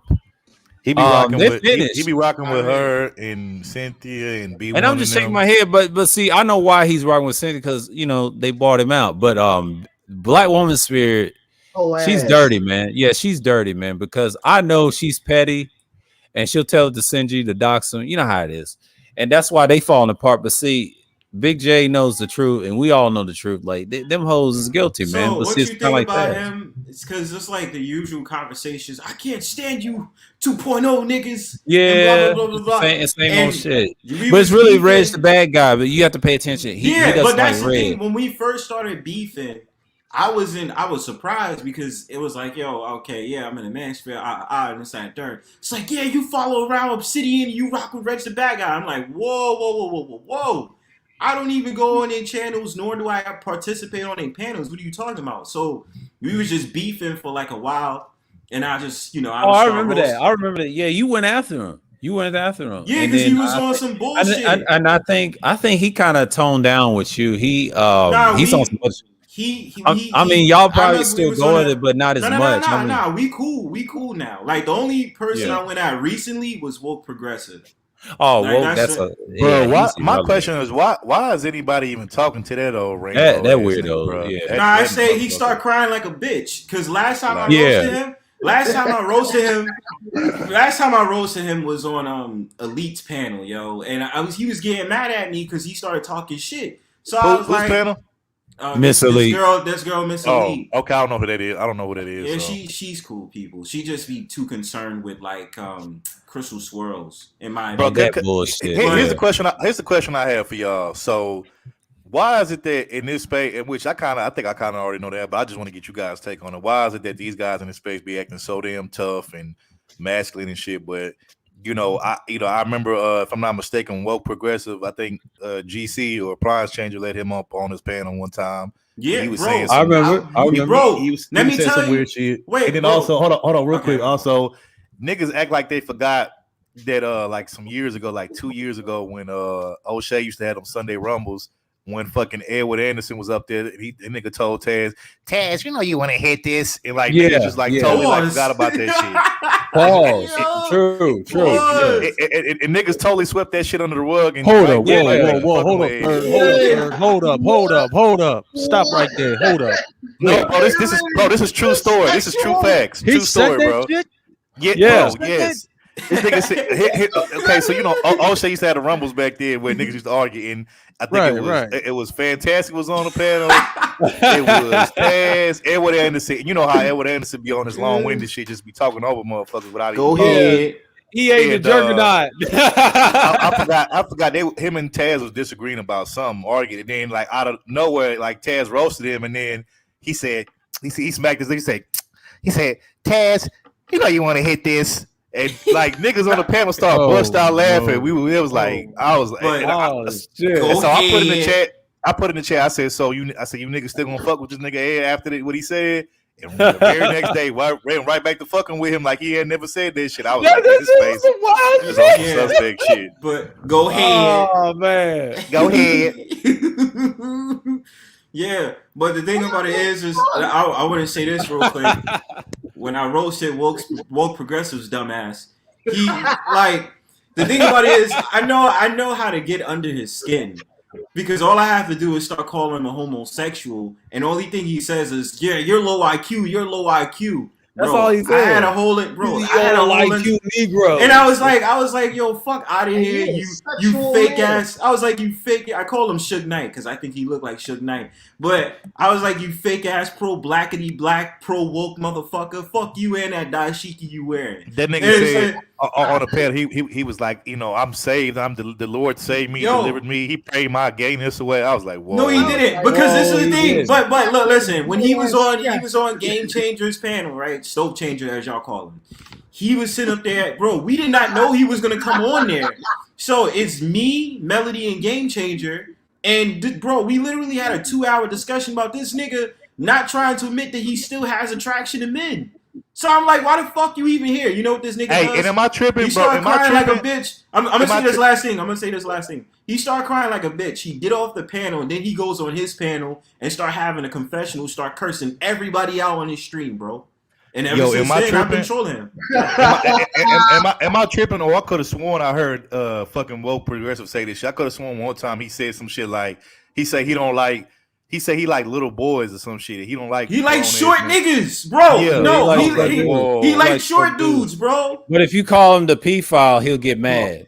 No, if you start calling him a homo, he start really getting upset. Yeah, I know. Because he started talking about my family after that. I was like, okay. Yeah. And shout out to and real quick, shout out to him. I actually like Melody. I think she cool. I think she good people. Just I just feel like she getting, manipulated by, appliance changing them goofy niggas. All that, Like I said about she need to be careful because if she don't be careful, them same motherfuckers that's over there trying to coach her. Like I know, GC over there coaching her, trying to, make her his little first lady, whatever. She better be careful being associated with. She was already on his panel, so it was, what I mean. But it all started. She better be careful because they'll get her channel flagged down and taken down because he don't give a fuck. He say whatever the fuck he want to say. Yeah, that's what he does. But it all started at Fantastic. I remember her over there last year in the summer, and I'll tell you a secret. When she started out, she was just I would say a subscriber and then things like that and a panelist. And then when I saw her first time on the panel with Fantastic, it makes sense now with the women. Then she started messing with GC. She did that with everybody, Zero and all that stuff. But she never had a wrench over at MOTs and stuff. And I've noticed, and I tell people all the time, well, that's the only ones that don't have wrenches over there because he's the only one that don't get wrenches out like that. The person that get wrenches out is GC and your boy, Mr. Fidnelli, man. And then the funny thing, the reason I say that is because she's hanging over with GC way more than Fantastic because I do remember her before she had her channel, she was just a panelist. And once she finally, they convinced her to get a channel, I remember this last year, and then I was the first ones to support her. I still support her, despite, because I ain't scared of them weirdos over there. I just be in and out and just be sky watching the shit they be saying. I'm like a tape recorder. But, she's good, and I share the shit, and then that's it. And I still got a moderation over there. So she's cool peoples. It's just, like I said, with woke, if you call him the P-file or women call him that, he'll get agitated. No, he'll really start cussing you out. This nigga told Taz. I should send you the stream. This nigga told Taz that he would, he would, screw Nala, in her back door. Like he told this shit to Taz. Yeah. Taz didn't do nothing but just sit there And and laugh. I was like, Taz bro. asked him if he was gay. You know, to me it's irrelevant. Everybody knows woke is gay because to me it's an irrelevant conversation because he brags about it. But when you call him the pedophile or the P word, he'll go off. He'll cuss you out. He cussed out. He had this relationship. He was fucking around with this chick on here. This chick named Omega Courtney. I don't know. Yeah, I know she is. Yeah, she's usually a Pan-African tip. And that bitch, hey, that bitch, even she's on some P shit because she admitted on a BMT's panel that she went on a date with one of her high school students because at the time she was a teacher or some shit like that. And she said she took one of her high school students out on a date or something. Whoa. You want this A+ in this class, boy? And you know what's crazy? When she said that, niggas didn't even like the only people that called her out was me, my nigga Brandon, Topaz, and a few other people. But most people just kind of let that shit slide. Didn't even say nothing about it. Yo, Third, I heard about that shit too. Like, I heard it on BMT panel. Like, I heard them talking about it before, but I ain't know that shit was like. Yeah. She said that one of her high school students that they went on a date. That they went out on a date and shit. I was like, whoa. Hey, Brownsburg. Yeah. Fuck that bitch. Yeah. Well, that's what I was saying about woke. He did cuss out Black Woman Sphere and all them women. They had an argument. I think Red Supreme did a stream on it, and everybody knew he was, gay and everything. But the funny thing is, if you call him I'll tell you what he don't like is call him a pedophile. You call him a pedophile, he'll cuss you out hard. Like when I heard him aggressive like that to them women, I was like, well, damn, tell us how you really feel. And he was exposing them, but see, you get a different tone. You know why? Because now you don't really agitate. Now you call him home all day. He'll laugh and throw shots. He gets mad. He gets mad, but he'll throw shots. If you notice, he'll throw shots at you. But yeah, he throws shit. But I can tell you I can show you the stream, bro. Literally, bro. He was just getting mad, and his boy jumped on the panel, was trying to yell at me and this, that, and the third, bro. I really got on this skin. I'm telling you. Yeah, you got on his skin, but bro, you didn't call him the P word though, because he'll really cuss you out. He won't. Crying. He'll be nonstop. Like when I heard that when he cussed out them women, I said, "Damn!" I said, "Tell us how you really feel." You heard when he was on Taz shit? Yeah, he's been on Taz plenty times. Yeah, he cried on the panel. I seen him over at Fantastics last year. I know this guy. But that's what I'm asking. But I'm asking, you heard when he sat up there and said that he asked Taz, he's like, "Taz, do you love me? Do you love me, Taz? Do you love me?" Showed him a dick pic. Bro, I remember that. That's matter of fact, that was the Taz, same. do you love me? That was the same. That's what Red was talking about. Yeah, that was the same stream where he told Taz that he was screwed out. See, Taz thought he wasn't gay, but here's the thing: everybody knew woke was, and woke is open about it. And he sent him a dick pic. And we would start laughing in Red Supreme's chat room. Whoa! Hold the fuck. Yeah, he showed him a dick pic. But he showed him that. Yeah, an email. He showed him a yo, y'all niggas on here are fucking weird, bro. Fuck that. Now This is well known. Y'all niggas are fucking weird. Matter of fact, what happened? I wasn't actually like watching the screen. I was just listening to the because I was laid down in the bed. I was laid down in the bed. But I was in the chat room, but Red was talking about that, man. Hold on. So I was listening to the stream. I wasn't like looking at the actual screen. I just was listening, right? So I'm laying in the bed listening, and then basically, from what I heard, he basically had like turned his camera on and flashed his piece at Taz, and like Taz had to like in the stream and like Yeah, he did. But I was in Red Supreme stream. By the way, y'all like my lips? Yeah. He got Oblivion and Bernie Bovers. Like my lips, bro. Hey, bro. Hey, funny, tell me that Bernie in Up City don't remind you of Bert and Ernie off Sesame Street. Yeah. Bert and Ernie. Oh yeah. I see it. But but Taz, he thought, old boy was gay. Everybody knew he was gay though. But the funny thing when Red Supreme talked about his piece, it was some funny shit. I'm like, wow. And then the women kept confronting him about it. He cussed him out. He said, one thing you better not call me is a pedophile. And he got mad and started cussing and screaming at them. I said, tell us how you really feel, nigga. I was like, damn, nigga, you got that mad? Taz, do you love me? Taz, do you love me? Taz, do you love me? Taz? All that shit. Yeah. It's like, nah, I don't rock with you, fam. yes, Tampa. Yes, it was. Yes, it is, Preem. Yo, I swear. Yeah, that's Beasley. Yeah. He looked like an old white dude. I ain't gonna lie, it's fun roasting him, yo. It's just mad funny. Oh, it's easy. It's easy. It's Guys like easy. him, he's easily bothered. But it's a lot of dudes easy to roast. They just ain't built for it. Yeah, because you just like, you know what I mean? Like, it just, I had too much fun. And I was like, yo, I try to be like, I'm gonna kick back. But sometimes motherfuckers just deserve it. You know what I mean? Hey, real quick, what G's? Real quick, what G? Will you share the screen again and play this real quick? It's only like 30 seconds, bro. I swear it ain't long. It's like 30 seconds.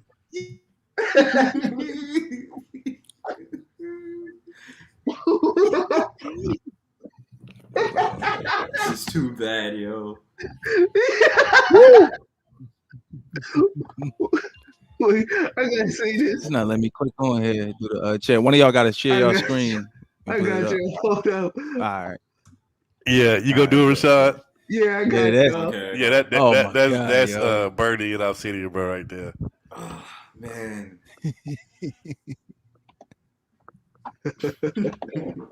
Y'all know I ain't lying, bro. Like, come on, bro. Yo. All the shows are starting to run together. This show contains adult content and is brought to you by the letter H. Hello. Son of a bitch. I'm on my Birdie in Obsidian. I'm down at a place called Hooper's. Bert, I wish you wouldn't drink so much, Bert. Well, Ernie, I wish you wouldn't eat cookies in the damn bed. Bert, you're shouting again. Oh, man. Bernard in Obsidian. That's Bernard in Obsidian right there.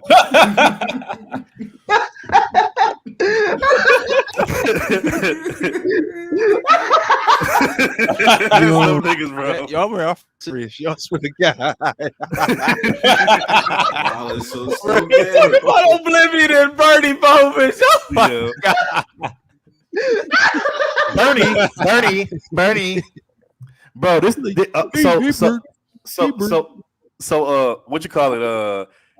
You know, when I used to be over there, Bernard's chair, right? I used to have a wrench over there. One day I was roasting up, sitting in the chair. He was on the panel because I'm like, bro, all you do is flip flop your position based on like whatever talking point or whatever, you know, trend is the hottest at the time, right?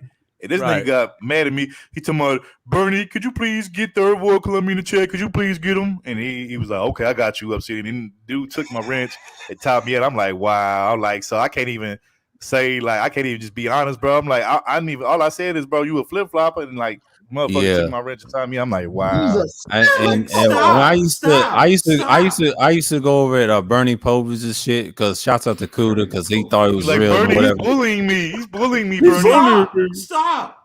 Yeah. You're doing it. Stop. And at first I didn't like him last year when he had the Black Pill talk. You know, I was in the chat a few times, but then I think Cuda convinced me to go over again, you know, this year when the split happened, right?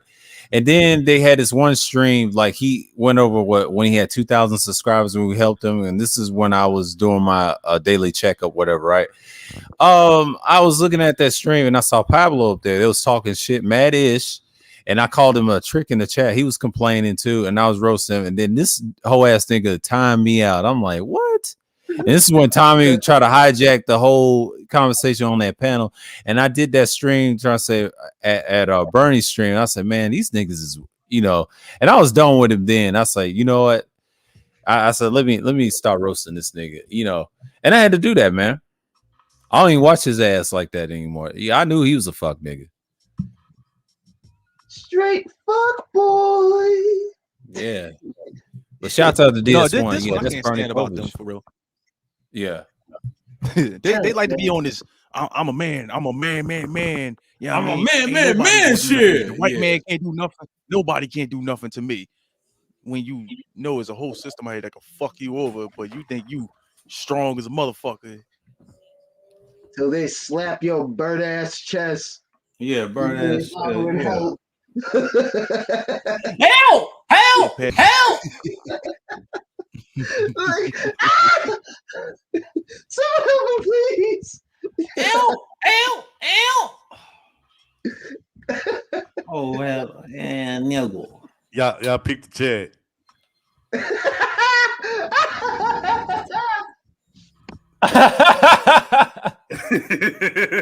Come on, third.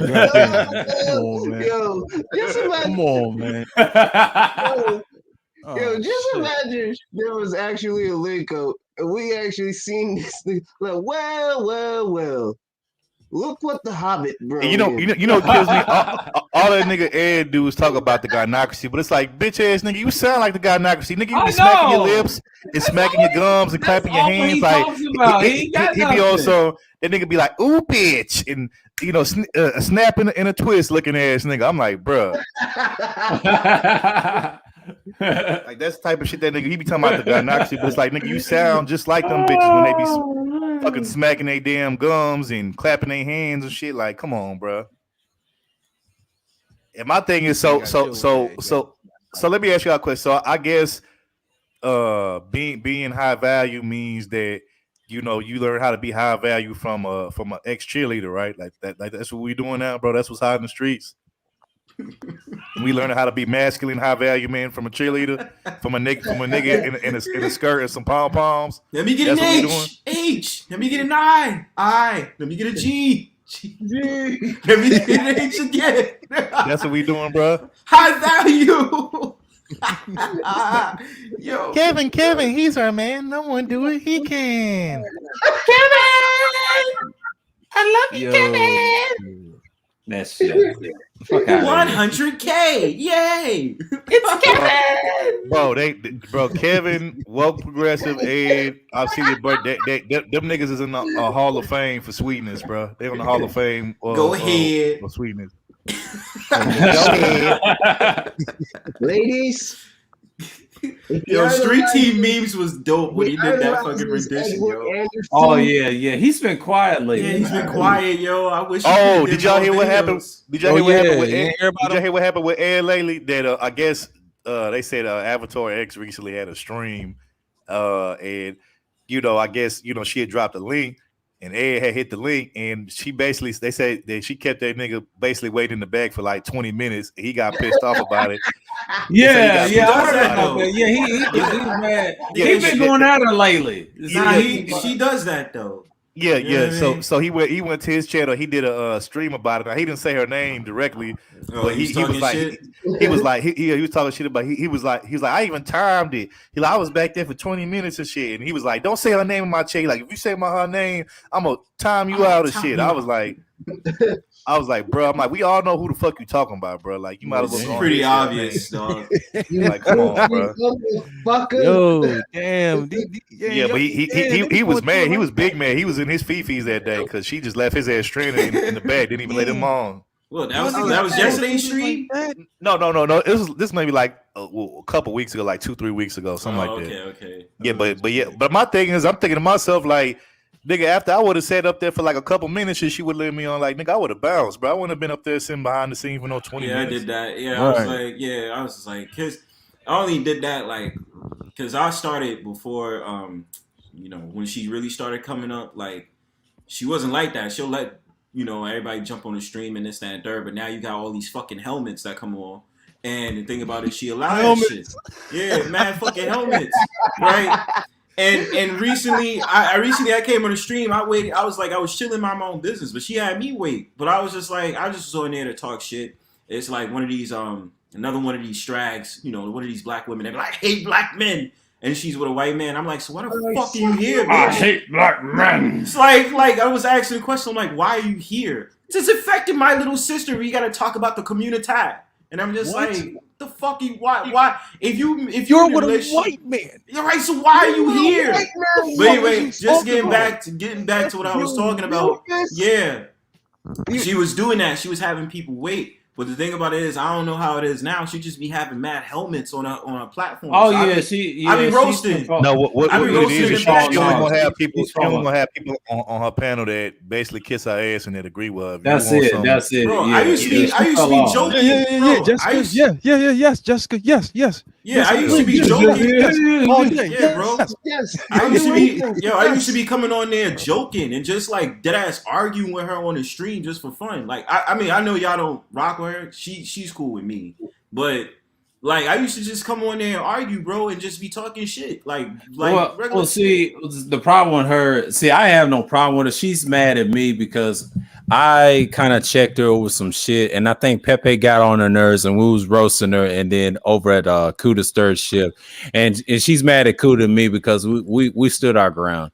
That's what So she's really mad about. Yeah, I gotta send you that classic stream. Yeah. I gotta send you that classic stream where I went the fuck off on Jessica on Kuda's third shift like a year or two ago.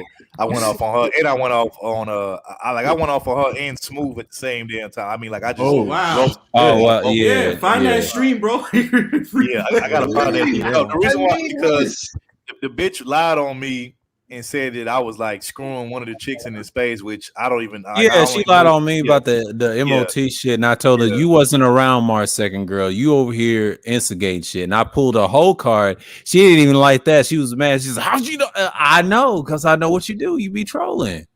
Yeah, You be so chasing. she tried to call me a simp because one day I think I had hopped on one of Kuda's old panels with it, and you know, it was me and some it was like a couple other dudes and there was some females and like it was like talking about like freaky shit, right? And you know, I hopped up on it. I'm like, I'm gonna participate in this shit. So I was talking about the shit that I like, right? And so he took that and like was like, "Oh, you a simp because you was on the panel saying that." I'm like, "Bitch," I'm like, "That's what the panel was about." I'm like, "What are you talking about?" You know what I'm saying? But I'm like, "You calling me a simp?" But meanwhile, like, bitch, just last week you was talking about how Game Changer, you called Game Changer fucking weird and awkward and annoying, but yet this nigga be still up your ass even after that. You know what I'm saying? Still be Exactly. That's the hypocrisy. I don't even like. And I call her out on it. I ain't even know all that, So bro. Jess- Because he was trying to. What happened was during that CMC. time. What happened with during that time is, this is when like she had just started her channel. She was kind of like fresh and new, and GC was trying to shoot his shot real hard at her, but she kind of like I remember that. like dissed him and brushed him off. Was like, "Nigga, please," type shit. And he was kind of salty about that for a minute, and but because they was all part of that same little crew, he ended up kind of like not saying nothing. But they tried to like label me as simp. I'm like, nigga, I'm like, how y'all gonna call me a simp? But literally, Game Changer just got dissed by Jessica like last week, and he's still up her fucking ass. Like, fuck out of here. Wow, that's crazy. But she be over at GC's a lot, so I know. I see over at Melody sometimes. Yeah. Well, the thing about it is this: like before, like I used to just roll in and talk my shit. The first time I came on the stream, I was arguing with somebody. You know what I mean? But I was like, I understand where y'all coming from. Like because even it's like I crack jokes on her for fun, and we just be fucking around. But like I understand where y'all coming from. You know what I'm saying? But No, like, I have no issues. streams, But it's just who she I is. get what you. I get what you mean. But it's just like the streams now that I see, I just be trolling in the chat. Like I be talking mad shit. I do and that. some whole ass motherfucker time me out. I'm like, y'all don't understand. I'm a legend in this shit, bro. I don't even got a wrench. People know me in the fucking chat, bro. So like, why are y'all doing know that? me in the chat too, and I have wrenches in certain places. I don't go much, but I try not to roast them until I get on the panel. See, I like being on panels and then just meet them face on, and then when they hear you talk, they say, "I didn't know this nigga had a channel." I was like, "Shit, I've always had." Yeah, now I've had. I had LSP in my chat last night, like early this morning. Shout out to LSP. Yeah, she don't really come on streams like that either. Yeah. Now, the one time she did was last year over at Melodies. I did talk to her on the panel once. Yeah, when she got her channel started. So we greeted each other, and then I heard her talk. So yeah. Yeah, because you don't really come on panels like that. Game Changer is not a white man, bro. No, he's a nigga. Kuda say he's an ugly black dude. They has his Instagram picture. Yeah, he has an Instagram picture. You can know what he looks like. The women already know what he looks like. He just won't get on camera and show you what he really looks like. Okay. I wish I knew how to do, like, Me and him don't Yeah, like each you other. wanna I do- wish he would. Yeah. I wish he would try to come and be on some the work to give him this. He told that Ramil stream. He said you got to cash app him or super chat him $50 to show his face. Ain't nobody gonna do that. I was on the panel that night. He has too, his when members Twitter- only. yeah. He has his members. He's getting paid over members only now, bro. Bro, I'm gonna tell y'all. Yeah, that's because of trolls. I That's can't 'cause really, of I can't trolls. really talk shit about Game Changer because I kind of first came in through Game Changer, Fantastic, and Jess. Before he had the members only, he had that join button, and before he had that join button, he didn't have that, but that was later on. But he was getting And then I flagged by got cool trolls. with Complex. So I'm gonna tell you when I knew that it was a lot of like sexually frustrated motherfuckers in the space or dudes in the spaces. Like, so one day, this is like back when I used to be fucking with Bernard and shit. I went up in the chat. I just like got in the chat. Like I was just like piece of the chat, whatever. Like as soon as I came up in there, like all the chicks in there was like, "Hey, third." They just started like blowing me little emoji kisses. And like, bruh, like Yeah. they was timing them bitches out just because they did that shit. I was like, whoa. I'm like, y'all niggas, bro. Like, Yeah, they like, they ain't sexually even- frustrated. Yeah. I'm like, bro. I'm like, you dudes, man. Y'all pathetic, bro. I got a lot of those kiss emojis from what you call it, Sexy Red and a few other women, and especially over at Rogers too, and they never time them out. And even over at Art of New Style, I would say over at DS1's chat, people greeting me there. It's just it's different. I guess they recognize you, whatever. So it depends if they watch your content or not. But but hey, it happens, man. It happens. I'm used to that. So Yeah, these dudes, man. Yeah, like these I said, dudes, yeah, they weird like that. Yeah, I stay away from they little shit. That's them, You go to places like DS1 and others, it's all love, man. They don't even care. That's some Yeah, I true fuck player with shit. DS1, Yeah. Shouts out to him. Yeah, he's been on fire lately. Yeah, I but love they the series. be talking all this shit to my fuck these bitches, but yeah, you'll let a dude like woke progressive up on your panel. I'm like, bruh. I'm like, you can't. Yeah. You would let woke progressive Right, up on your right. panel. You talking about fuck bitches, bro. I gotta give you the side eye, bro. I just can't. Yeah. Get that nigga a side eye. I can't agree with most of this shit, man. That shit is goofy. He's like, yeah, It's goofy. Goofy as shit. Niggas would rather be up on the panels late night with woke progressive and sweet little Eddie than actually. No. Niggas rather be on a whole bunch of panel with four niggas. Four niggas. Yeah. A whole sausage fest out this Wait, motherfucker, man. and you just You know what I sit mean? there like, No kitty cat in sight. Niggas leave the reminder on. You know how you. I had one female on my panel last night. I had Nicer. That was it. But if Red would have came, it wouldn't have mattered. So you know what I'm saying? Like, Yeah, shout out to Red. yeah. Bro, Yeah, I remember one particular week. I took a whole Go on, week Joey. off, a whole week off of YouTube. Joey. There was this chick. She stayed like maybe like she stayed like 2 states over from where this little chick I was fucking. I don't fuck with her no more, but it was this chick I was fucking when she was like lived like 2 states over. But she stayed like 4 hours from me, and so she came out to my crib and stayed over for about a good week. And I was off. I wasn't even nowhere. Like I wasn't nowhere for about a good week, and then I came back. And most like, damn, third, where the fuck you been at, bro? I ain't seen you, blah blah blah. I'm like, bro, shit. I'm like, shit. I've been cool. I've been knee deep in some pussy. I'm like, shit. I'm like, I was chilling, man. Everybody started busting out laughing and shit. And then they was like, man. And then my little haters over there was like, man, this nigga third capping, man. He be lying, man. I can't stand the capping there. You always want to pull that dumbass shit. Why are you hating? Why the fuck you hating? And my thing is like, nigga, do some of y'all niggas even be watching y'all ass? Cause I be seeing y'all be on 10-hour streams and shit, bro. Like, no. They don't be watching their ass. That nigga I was like, do y'all take a break? Y'all dead ass stare at the screen that long? Like He said niggas be on here all goddamn day. Don't take no showers. Niggas don't go to work. Niggas don't be doing shit out here for real. Shit be crazy, man. Oh man. Oh wow out here, man. See, this is why you only see me in the chat and I only be streaming like a little bit. No, you know I what I don't mean? be I don't like be that, around this yeah. motherfucker. you like have that, you have man. your days when you stream. You know what I mean? Like Right. I ain't never do my longest stream has only been like 6 hours. The longest I've had is 9 hours, a minimum. That's it. Longest I did was like 5.5, 6. Like, Yeah, I only did like 6 But hours.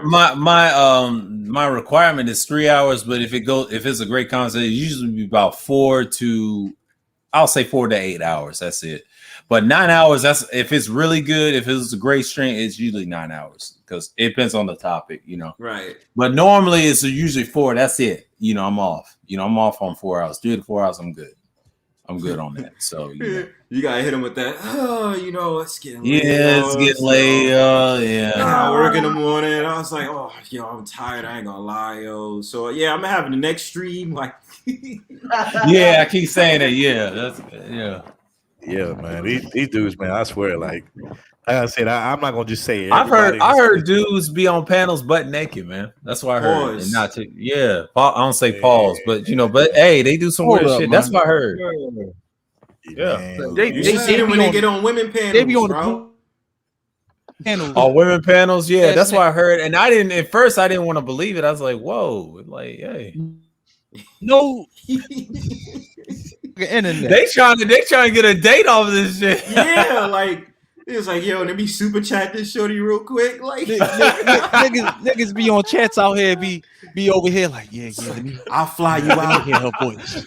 Let me hear her voice. Yo, he just gonna go live. It be 1Gs. It be Jess panel, bro. I swear to God, they get hype every single time she speaks the British accent. These niggas out here be. I know. Look, yes. Look, she said niggas. She said niggas. Look, niggas talking about other people's sins, but y'all up here donating money to an avatar that y'all don't know. Bro, they be saying some wild shit. They be like, "Oh, I'll fly you out to America. You ain't gotta worry about it." I'm like, "You really think you gonna meet out with you dumb niggas?" You goofy ass niggas, dog. Oh man. Like I really be sitting there laughing like, yo, y'all really. I don't know how true this is. But there was a rumor I remember going around like a while ago saying that supposedly that Soul Provider Speaks was trying to meet up with Avatar in New York or some shit. Yeah, I heard about that. I heard about that last week too. That ass? Yeah, that's. I mean, this Soul Provider even live in New York. Not Soul Provider. No, not Soul Provider. Not him. Because everybody was getting hyped once they found out she was coming to New York, and then somebody said, "Yeah, I remember that last year." Yeah, I don't give a shit if she comes. I think they mentioned his name by accident, but they was trying to. You try to get some of that good old English wop. You know you try to slide. Listen, brother. It's gonna be the opposite. She gonna get a pizza slice. You come out here, all right. Listen, English muffin, some mermaid, whatever the fuck they got out there. You understand? But GMT, ERB Shamsa, he trying to say that's her. I said, first of all, we don't know what she actually look like though on cam. Now I know the pictures, but we got to see the actual thing. Is she big? Is she thick? I'm confused because we got to see the little dachshund. See, GMT, you falling off, bro.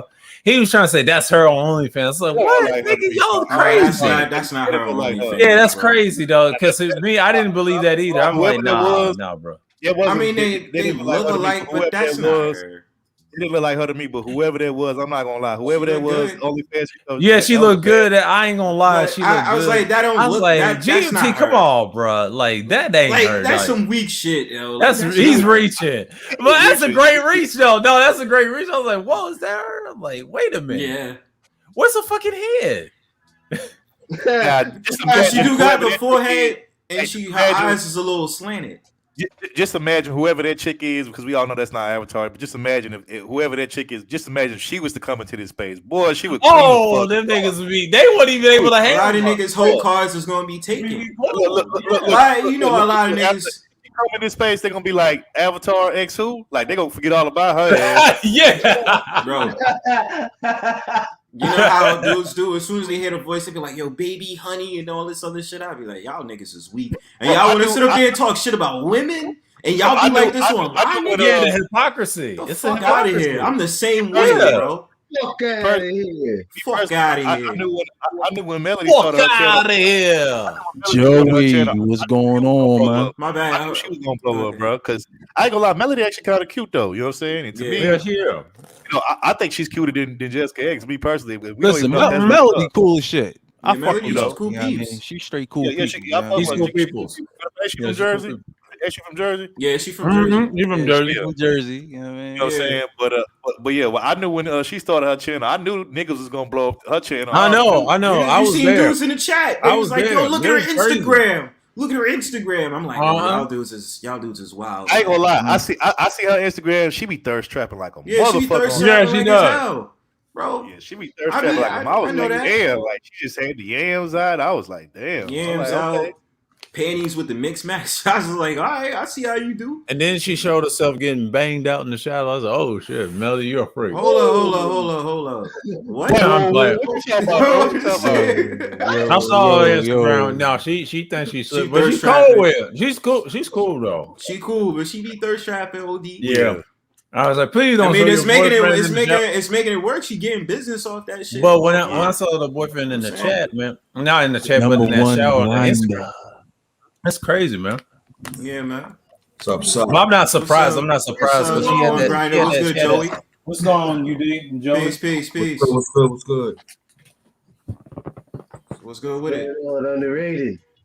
What's good? What's good? What's good? Hey, man? you had a What's good going show, on, man. With Goddamn, the men's talk. You know, I couldn't because I had to go to the store, man. I was too busy. I was watching your show, man. All right. Got you. Yeah. Now, Man, if you had a we got men's the talk, panel yeah, I popping would right have hit now, the man. panel, man. Yeah, but you had a great conversation, man. That was a great show, man. Thank you. Appreciate that. Yeah, But yeah, it'd be a lot of chicks up on here that be thirst trapping like a motherfucker. Yeah. You know what? I can't even blame them because Yeah. you know, like they know They what they know these niggas gonna hit that damn that cash app or that damn super chat. Like I can't even be mad at them for doing what they do. no, I'm Like, not. I'm not either. y'all niggas gonna give up your whole paycheck to these women. Like shit, I can't even be mad at them. You know, Charles had a good stream about leadership. One thing I like about that stream, it was classic. All the military vets, even new and all the way to everybody else, had their little service in the chat. Even Charles, but there was a troll named Charles Faulkner Jr. He had a time and they said, if you see a guy named Charles Faulkner without the gold thing, he said just hide that motherfucker. I started laughing. I said, Charles is a fool, man. Yeah. That was a wild stream. I saw that too. It was too, yeah. So my question is, who gonna be the next female to blow in this space? Because I see they starting to really fuck with old girl, everybody. I mean, she on some married shit though. So I mean, that Queen Q chick. She's married. Yeah. So I mean, it's only so far she gonna get, but like, No, I'm trying to she figure be saying some reckless shit over at Platinums. I don't Oh, take really? that seriously. Really, you know, No, what's gonna be next? she tries to be contrarian to shit, but my issue with her is she's not gonna make it. Not Matter with of fact, that. If you're a married matter of fact, woman, you know what's gonna be the next. And I told her this. Matter of fact, I went on her panel and told her. I said, if I told her, I said, really, I said you need to really just not even be in this. But I said you need to do like some AS or ASMR type shit. 'Cause I said you'll probably pop. But I told Sexy Red, I said, bro, I said you got the look to really like just pop. yeah, she does. She can, but ASMR, like I said, that's for the younger women. Now, there's popular ones that got 50,000 to 100-some thousand. With her is she's gonna have to do way more pre-records, but we're in a streaming era, so it's gonna be kind of hard. I'm not gonna lie, to do. she cute, and then you know how they be praising. I'll tell you what she can do. Get her Instagram popping. That's how she can start. Yeah. Twitter. And use YouTube as a business hub, because even though she can do streams like these models and then just do the thirst trap over there, and that's how she get respect. And they know who she is, but that's a woman though. A woman is gonna get away with that shit. See, if a man did it, it'd be a problem. So you know how that is. Yeah. So yeah, her content now. She get out of these spaces, yeah, she will blow, and she's got the complexion for it, and she's be all right. So I told her there's a lot of things you can do on YouTube. You can do them shorts, but but I'm surprised she came on Wacky's panel that Wednesday night. And I mean, I shouts out to her. That's a But, shocker. yeah. Yeah, I was watching it in the clouds. I was like, you know. Yeah, man. What's good, everybody? What's up? What's going on, Joey? We just chilling, Joey. Shit. Just lounging over here. Just been doing my thing. What's up with y'all, man? I just been chilling. I just came off of a 9-hour you stream know. early Friday morning to Thursday night. And that lasted like 8 hours, man. I was classic. And Kuda was on that stream too. Y'all should Yeah, I watch remember it. that. Yeah. Yeah. We was building at the end. Star P, he came through, shouted him out, and I saluted him in over at Kuda's chat. You know, I always like the Star P though. Yeah. He is a fool. Yeah, he got a lot of gems too. I've been over at the third shift. He talked about the Bitcoin, the military. Yeah. Well, that's interesting. I've been MIA, y'all. My bad. I've been missing out. I haven't been around.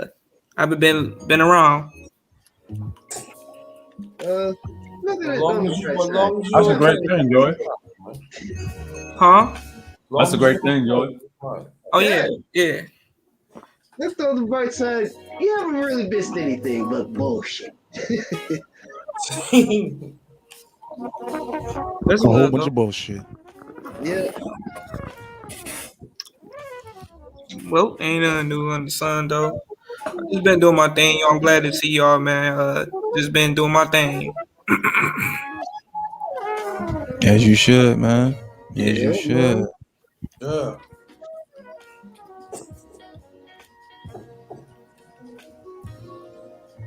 So how was everybody's day anyway? It was good, man. It was good. Mine was prosperous, man. I'm happy what it turned out today. And good. I mean, mine's cool. Mine's cool. Just had a long day for take care of my priorities. So mine's cool. That's good. Sick as shit. But I'm hanging in there. I know, Rashawn, you're a fool. That's what you are. Say you straight fool out here, man. Yeah, man, you taking some what mess whatever you taking, nigga, to give me something. For real. It's green, so yeah, man. Sometimes you gotta have that. Sometimes, man. I know, like on the man's thing at first, man, we was like building, brothers. I said, man, man, where's what it is, man? It's like, sometimes you need that. Like, you need humor sometimes. You know what I mean? Of course, you need humor sometimes because you don't need life to be too serious all the time. I want more serious motherfucker. Like sometimes you be serious at that, man. You sound like you backed up, dog. I mean, right. Yeah, man. Cool, man. Like, your head swelled up, and then you're like, yo, you need to let that stuff out, man. Yeah. Life is too short. And you're living on borrowed time. Well, my girl left me, man. Okay. Why she left you? Okay, what you gonna do about it? Right? You're not gonna know what just happened, nigga.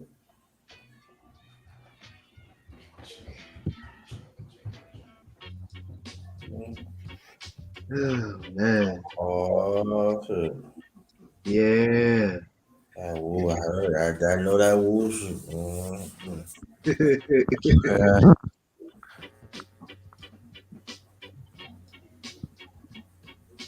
Gotta take it back.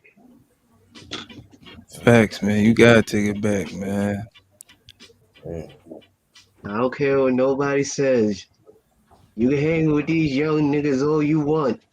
She tells me you want to catch up to your second childhood, little nigga. Facts. All you little nigglets. Bunch of pampered diaper motherfuckers.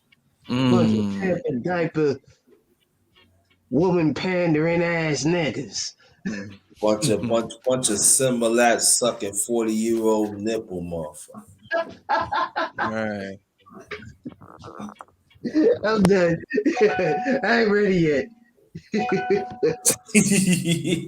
ain't ready.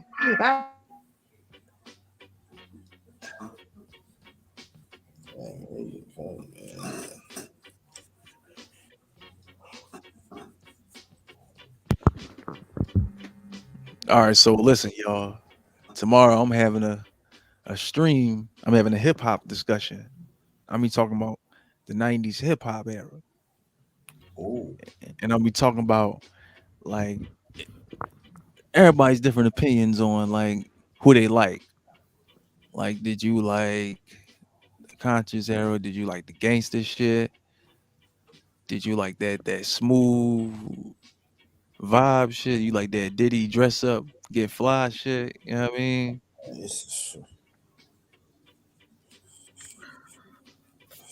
I won't be able to make it tomorrow, Wanjies, but whenever when I do come around again for another time, I'll definitely give you my my outlook. All right, no doubt, no doubt. What time you having? What time you having, bro? I think around 2. It's gonna be an early stream. Okay, cool. Yeah, I might be around, man. You know, yo, 90s was hip hop was something. Facts, man. It's definitely something, man. It was definitely something. It was like, you know, Diddy with his man.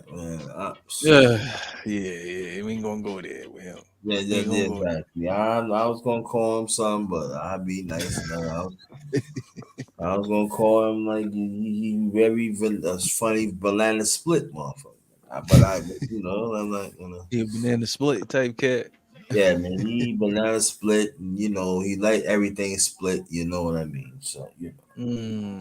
So let me ask y'all this question for you, Underrated, for your '90s era. You know, I was born '98. When you was growing up during that era, Underrated, do you feel like hip hop died out after the '90s?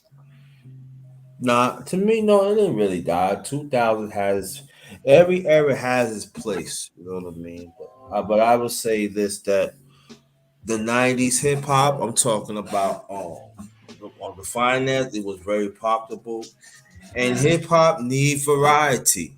You know what I'm saying? In the '80s was like that, but they didn't have no financial backing in the '80s, so you know it was about to happen. You know, I'm glad the '90s had happened like that. Now, was it some funny split motherfuckers back then? Yeah, it was. It was some flower. It was some flower boys. You know what I'm saying? And they come from a soil that was not right. But other than that, you know, it was the '90s was a good time. It was a good time. '90s was a good time. '90s has its checks and balances. You know what I mean? One thing I enjoy, if we're still on the topic of conversation and music, no mumble rap. You could just straight up tell who was whack and who was good. Yeah, exactly. You know, there was definitely no middle line. You could tell the one who got the 16 bars and then the ones you know it wasn't. You know what I mean? It was You were a true artist if you just went to ciphers and you could dead ass rap your soul off. But you know, that's what that's exactly what hip hop was still supposed to be. But of course, it's all this cutting edge bullshit. And then dudes that got clout just do it, or they're looking for clout. Just go ahead and just be like, yeah, I'm an artist, I'm a rapper. You know, I have conversations with artists. They be like, yeah, you know, the hood niggas. They'll be like, yeah, you know, I do all types of different music. No, you don't, nigga. You only rap. Get the fuck out of here. You know what I mean? I mean, yo, you know, see back in the '90s, people don't know. You know, you got motherfuckers like working Wall Street and all like that. They used to drop ciphers. Ciphers was happening everywhere. You know, me, born and raised in New York, I seen that. You know what I mean? You know what I'm saying? You drop a cipher, but brothers go hang and have fun. You know what I mean? That's what it was, man. You know, you had like the rappers. You know, they had block parties at the last minute. You showed up, you had fun. You know what I mean? It was a good time. You know, uptown. You know, you go to Harlem. You go to the bad parties. You know what I mean? It was, man, and bad parties was so. God, it was so much ass in that motherfucker. Shit. If you can't even not even get a number, something's wrong with you. Man. Oh my goodness. Shit. But that's what it was back in the night. It was a variety. You know, people have fun, but the hip hop, the East Genuine, what they have, they represented. You know, you had a gangster, you had conscious. You know, you have like people who just make fun and like you got motherfuckers like they just come after your neck. You know what I mean? And that's what it was, man. So that was like good time commercially and plus the hip hop, you know, as an art form has grown. You know what I mean? And so 90s was good. You see Redman. I had I see Redman. I see lot of like quite a few from Jersey. And then you got the Philly was finally was stepping up, and you had a lot. New York was like really was the ones was like babies in the 80s. They come out some groups and they step up and everything, and you know so that was a good time. Like a lot of people don't know, you know, the late great Craig Mack, he had bars, dog. Yeah. They messed him over because P. Diddy messed him over. Craig Mack had bars, dog. Trust me. He did. Yeah, he did. He had bars. It's just the fact of the matter, like P. Diddy just like stunted his growth, yo. Yeah, and you know what I'm P. saying? Diddy he used Biggie, right? And he used Biggie and shit. That's fucked up though. Yeah, P. Diddy used Biggie as a cash cow. Yeah, to go ahead and up his label. Turn against him and everything. You know, it's a lot of people thought, oh, yo, Biggie the one really put, you know, on Bad Boy. No, it was yo, man. No, it was on. He was Craig running Mack. the show. Yeah. It was Craig Mack, bro. Yeah, Craig Mack. And it's sad because Craig Mack, you know, I think he passed away. We did. 2019. 2019. And it's just like we never got the chance to really, because I don't even think he came out with an album. He came out with a few albums, but you know. But it wasn't, but did it get commercial success though? It wasn't commercial success, right? Yeah, man. He had bars, nigga. Yo. Hey, I said, hey, I like, yo. That's what I'm saying. But that's what I'm saying. P. Diddy, anytime you went to his label, if you were not Biggie, you was getting fucked over. I mean, even after that, can you name any successful star after Biggie? Pretty much, you know what I mean. If we're talking in the 2000s, who did you have? I mean, I know he did his show. I know he did that show, making a band, and he had Day 26 come out, and then had the girl group. But like all that shit failed. About that, but even like if you look at the Junior Mafia, they had little stuff like that. They had their thing going on too. Then you got Banana Split, boy. Stop that. Yeah, that's what I'm saying. Like I feel like, yeah, I feel like he could be a conniving businessman. He is. You know, and it's just like so many artists that could have had potential.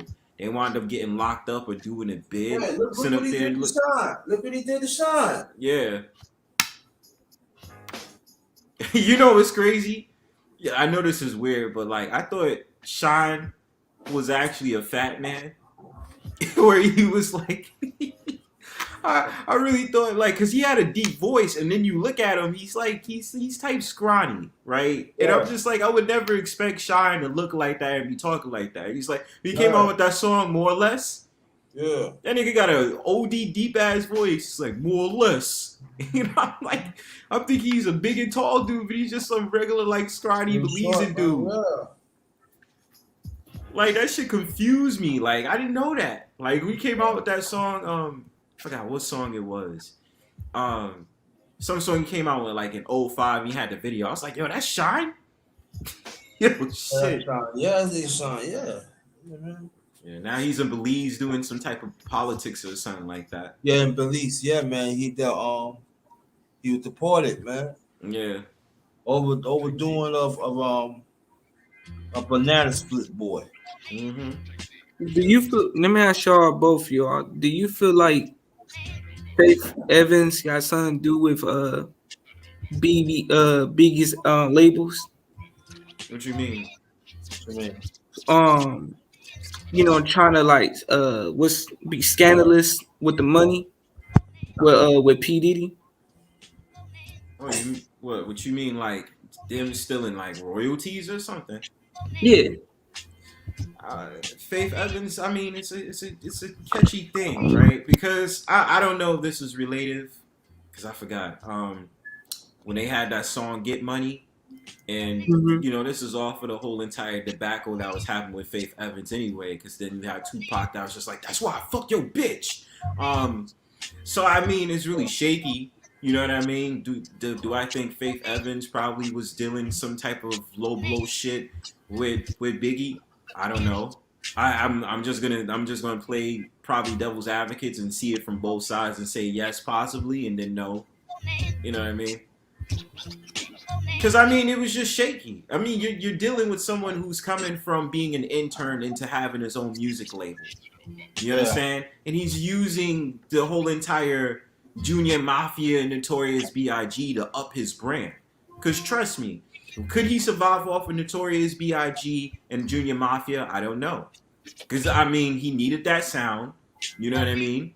And he needed to put someone on the map, so he thought Notorious B.I.G. is with it. But if Notorious B.I.G. wasn't in the picture, would he be would he be where he is today? And Faith Evans, I mean, I don't know.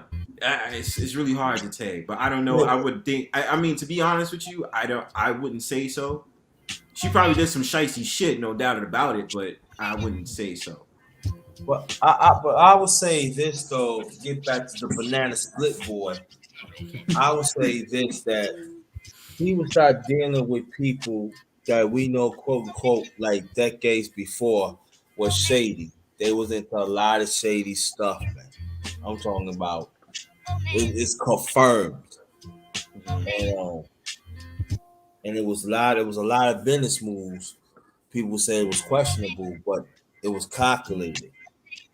But if you look at his association, like you got Quincy Jones, you got Clyde Davis, and they're all right, they great. There's no anything about it. But I'm just saying that we're gonna talk about powers that be, and you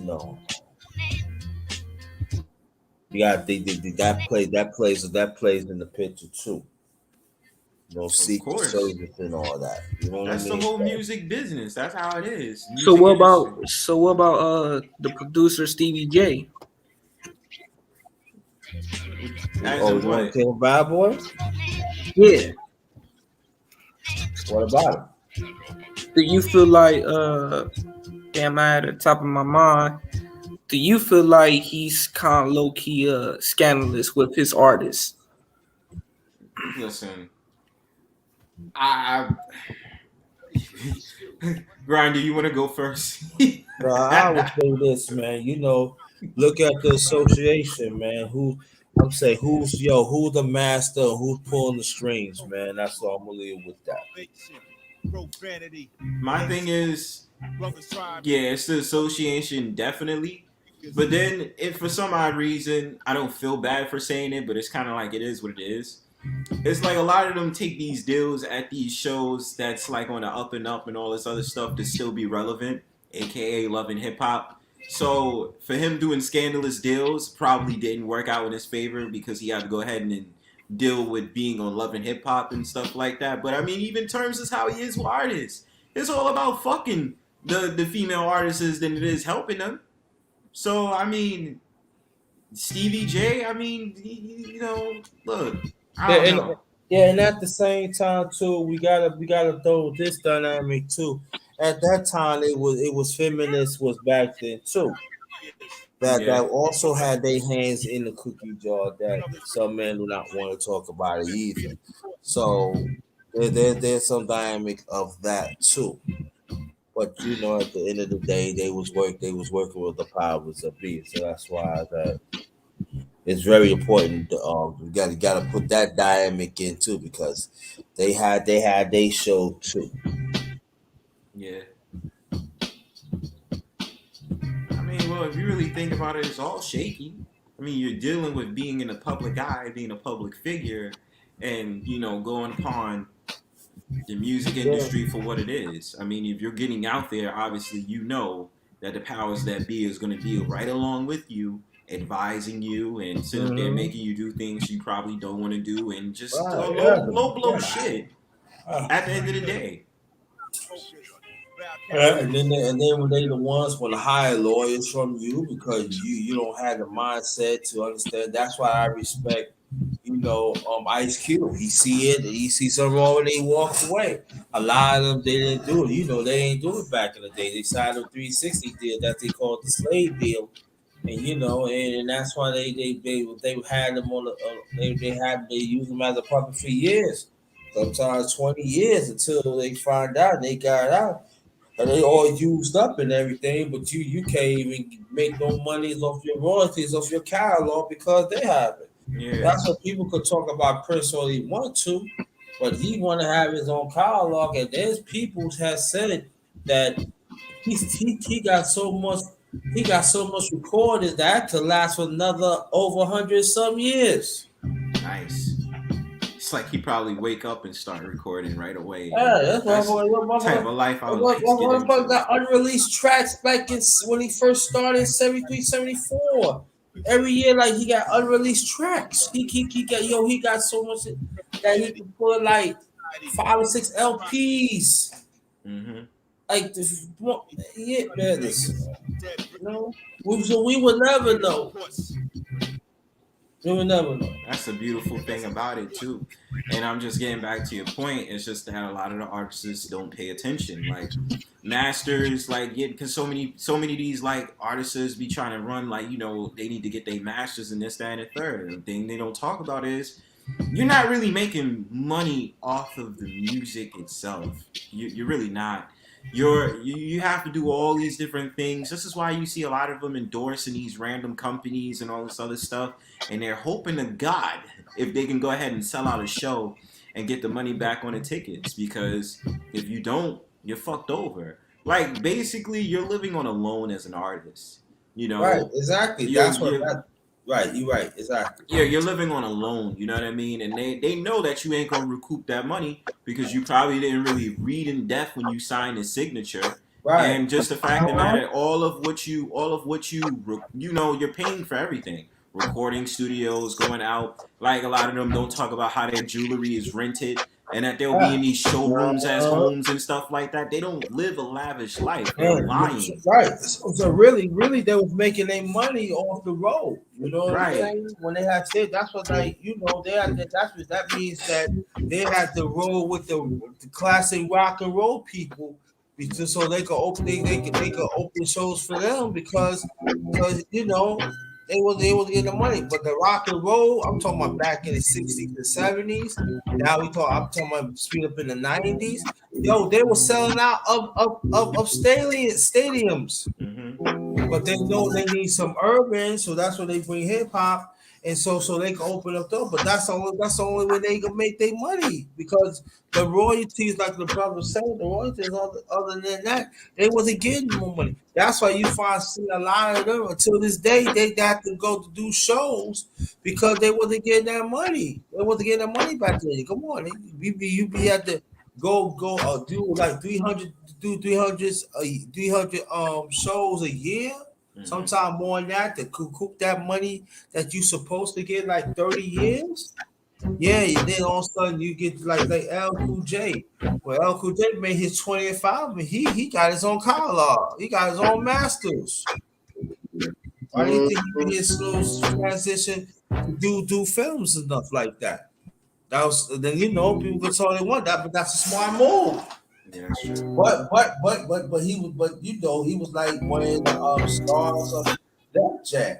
At that time Def Jam was out there for a few years, but that was like one of their first stars. Really was happening back in the 80s when he did radio back in 85, man. That was like unheard of, man. I need love.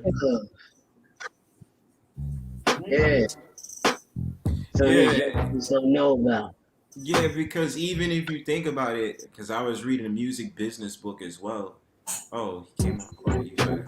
Yeah, so because you think about it, they got the CD Baby or something like that. You're getting cents on $1 for those sales. Now, I don't know how it's really working out with the streaming services, because now we're talking digital. so they have to change the format on how an artist is getting paid on because it's like you can get paid from doing YouTube streams. That's why I think a lot of these artists are starting to drop their albums on YouTube, because it's like, okay, there's literally people that can snip your song from the album and then put it on YouTube for free. Why not get paid for that shit? You know what I mean? So the whole format has changed. You know what I mean? And that's why I think like it might be different for these labels nowadays, because yo, how is it gonna work with the digital catalog? You understand? Like, how is it gonna work? It's not like how it was back in the day. Like, a lot of people was like, we're dead broke, we ain't got no money, and hoping that your first week sales is popping. You know what I mean? Like, it's a whole different politic now. You know what I mean? And then we're talking radio spins, because that's not costing some measly fucking under $100 to spin your record. We're talking tens and thousands of dollars to get your record spin. You know what I mean? Paying producers, paying other sources out there just to sit up there and get your music popping and put out an album. And then the fact of the matter, you're not signing a deal for one album. You're probably signing a deal for multiple albums, and you're getting fucked because one hit wonders got it the worst. Because it's like, yo, you're not here for just one song. You're here for albums, yo. So if you don't get that work done, you're fucked, yo. Right, and it go more on the brother's point, and that's why it's going to now. I'm talking about going toward the in the '90s. That's what a lot of them had to go independent, because they wasn't getting paid. They was getting screwed. Oh, you stayed on to? Oh, we got that. Oh yeah. Oh, every 6 cents on the dollar. Oh, we gonna get that. They wasn't getting none, because they signed that 360 deal, man. And they was like that. They actually was signing their name on blood. And it's true. And so they own you until you get out. And that's why, like, some of them, they get independent. That's what we talking about 2000. Now, I'm not, there's some independent labels that did happen in the 90s. Yes, but they was not all that probable until they last into the 2000s and stuff. So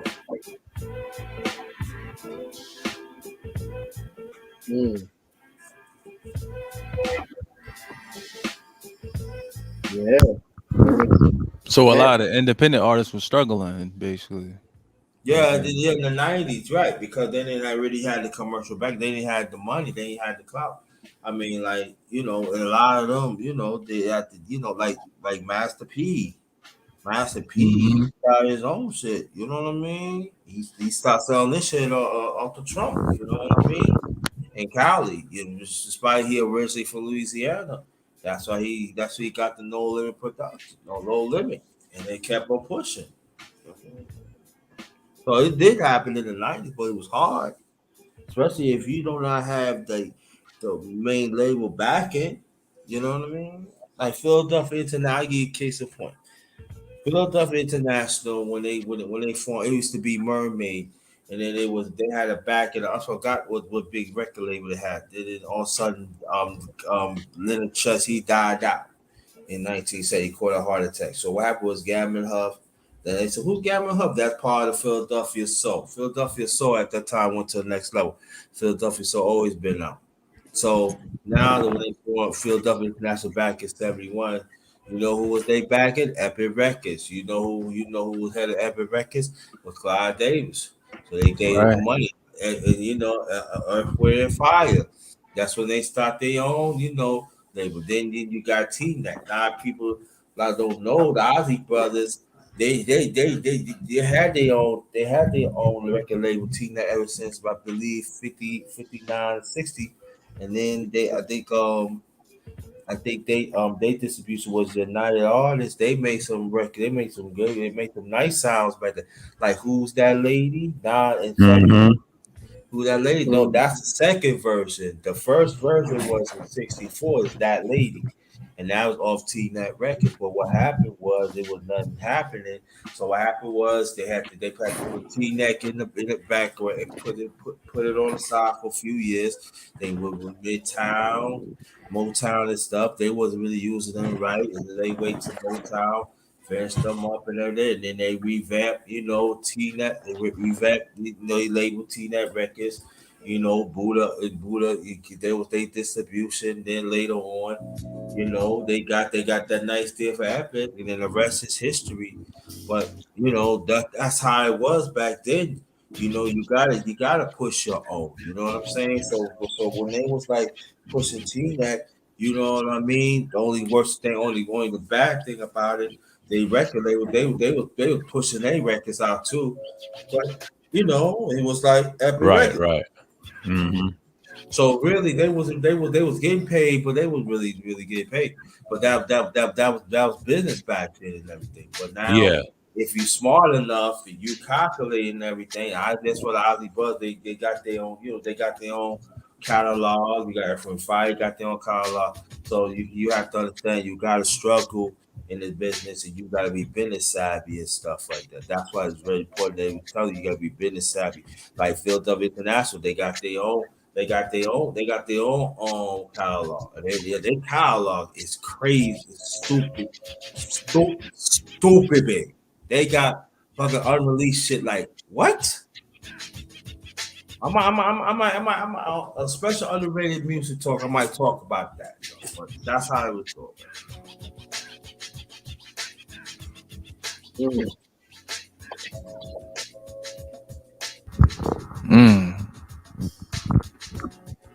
That's real talk right there, man. Right there.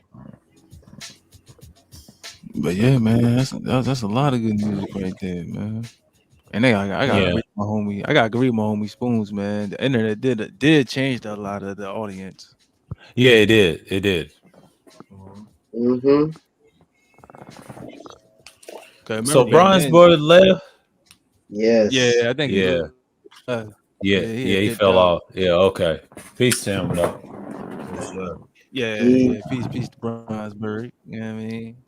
But I think it did change because remember back then everything was getting played conscious shit to the gangster shit and everything. Yeah. But didn't really hear the conscious shit on the radio. You just see more of the videos because it Yeah. showed more how. Yeah. More. Yeah. They got him. They got him. They finally got him. Oh man, they got him, man. Dang, man. Fuck them niggas. Free my nigga. Damn. And then you got back in the 60s too, like you had like the white people when they was making our music, they were talking about the times too. But you know when you had that complexion, they're gonna push it. But also some of them did fight for our music to be noticed though too. So sometimes like you hear like them classic rock, they was kicking some stuff, yo. Like, oh shit, what? Yo, we was going through that shit. Yeah, they knew. You know what I'm saying? And they lived it. You know what I mean? So that's what you call like something they call blue eye music. When they call blue eye music, that means that it was white people who had blue eyes that was making our music. So that's a genuine, that they created this stuff. But they was like making our music and they did analysis. Some analysis. Some of them didn't want to do it, but you could tell that was our music because the melodies and on the songwriting form, the different rhythm playing, horns and guitar, and you hear jazz fusion, reggae fusion, R&B fusion, African fusion, Caribbean. You hear all of that. So you think about it. Safe to say, I know for a fact that we the one create all genre of music right now. And there are some men and women throughout the years created their own genre that part of popular music and stuff like that. So, but I might dig up something and do something. That's cool. Yeah.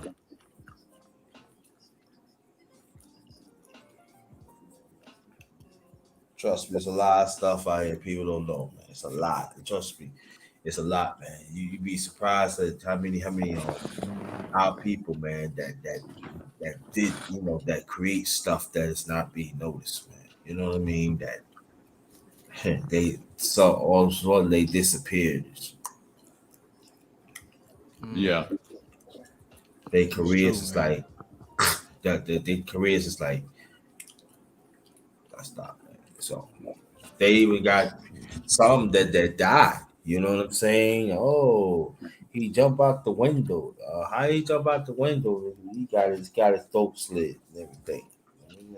Oh, he shot himself in the head and shit. I mean, close break. You know what I'm saying? So, and also we gotta think about law enforcement was down with it too. So when we talk about Edgar J. Hoover was head of the CIA back, you know, for over 30 years before that prick passed away in '69. He was in a lot of dirtiness stuff too, man. So it was a lot, you know. So law enforcement and these record labels, you know, they was hand in hand, the mafia and everything, you know. Yeah.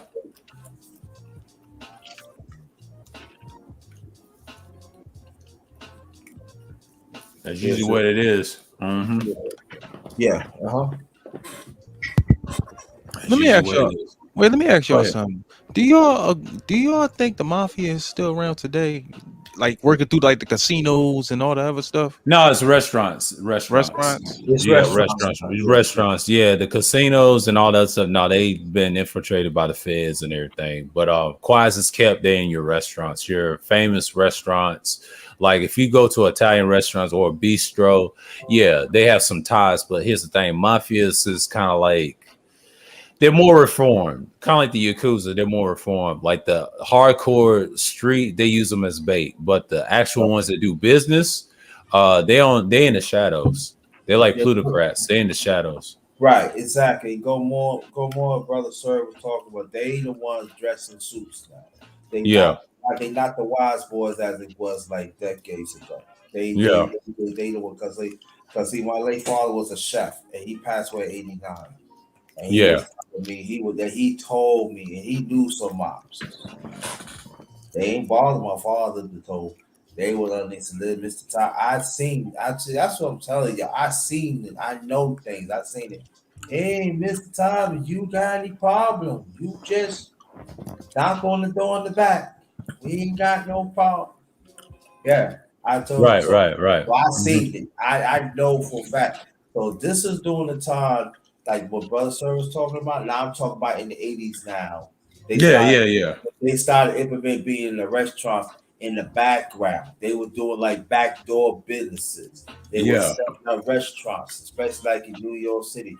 They was expanding because a lot of them at that time they was getting busted. They was getting sent away. So they had to switch it up. So that's why they let the casinos go. And like the brother was saying, they was into restaurants. Italian, not just Italian food either, soul food too. So they always implement from the background and stuff. You know, they were pushing buttons. They trusted, believe, and they are still doing it today. Why do you think you see certain plates are small? You used to have a full size plate. You know what I'm saying? So you know what they did? They muscled these people. This is what's going to happen. So the monster, trust me, the monster's still around. They just do things in the background. They do not want to be seen. So the wise guy shit, you know what I'm saying? Nah, it's not really happening no more. And any of these youngsters do the wise stuff, they will be getting taken care of. So they still in the background, like you said, in the restaurant business. And trust me, they are still pushing their weight, even like in these neighborhoods too. You know, so but if you don't know what's going on, you know, they do this. Trust me, like what's going on, what happened in New York, the neighborhoods. They put like soccer fields. You see other people. Trust and believe they got their hands in business, but you're not going to see them. They don't want because they don't want to be in the forefront. So that's why they use us. They have Chinese and stuff. So trust and believe. You got Chinese and Russians and they live in the projects and they forcing us out. That's why I tell people, I don't care what part you living around the country. You know what I'm saying? You stay in that motherfucker. The gaslight included, the way how things is, fuck it. If you don't have an opportunity, you stay in that motherfucker. But if you leave out, shit, he's gone. Right, absolutely. That's and underrated.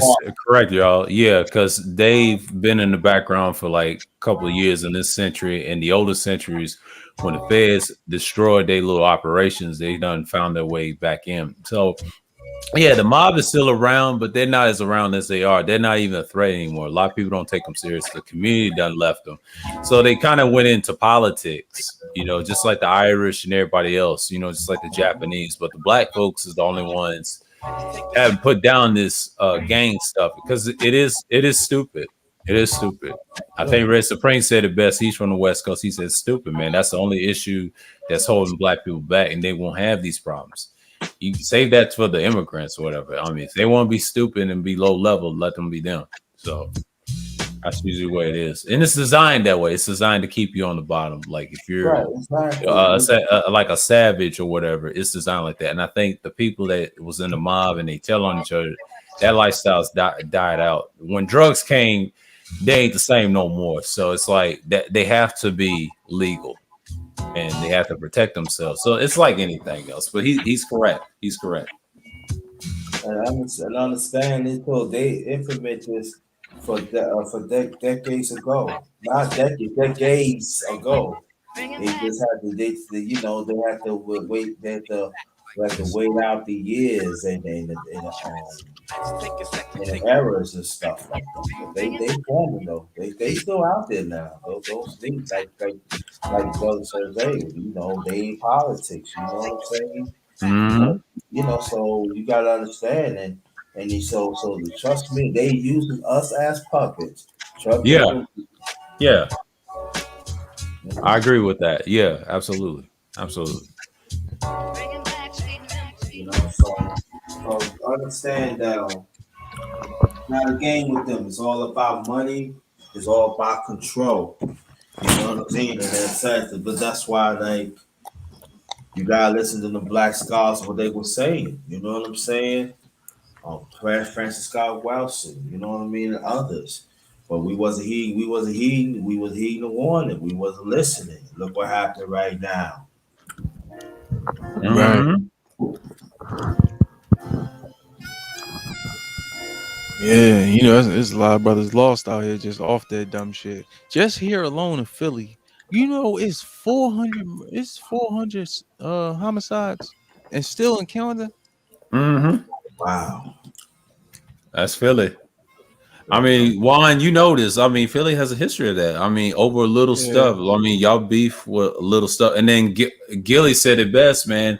When is it going to stop? And Wallace said, when is it going to stop? That's all they talk about on a little podcast, which is interesting. But see, I always thought Philly was not a bad place. It's just, you just have certain individuals want something for nothing, and there you are, you're getting shot. You just got to be careful, man. It's just like, what's his name? They used to be in state property. Askino, he said the same thing. He said a lot of niggas is poor and broke. You talking about in the city of Philadelphia like that. I mean, if you're doing good, you're doing good. But sometimes when he said niggas is broke, man, he was saying that in the old I think a video that he did on his channel. There was an interview, and then on the street of Philly, he said it's hard. And it's been like that. A lot of people said the housing is kind of bad too. So that's why a lot of people don't want to move up there. So I get it. Then they already gentrifying the whole Philly and everything around Temple. Yeah. And the prices is getting high. So it's getting harder for everybody. I mean, it's like that over here in my city in Cleveland. Like, there's been a lot of like homicides lately, and a lot of kidnapping in my area. But it be more females being kidnapped than the males. You know, for kidnapping wise, over here in my city.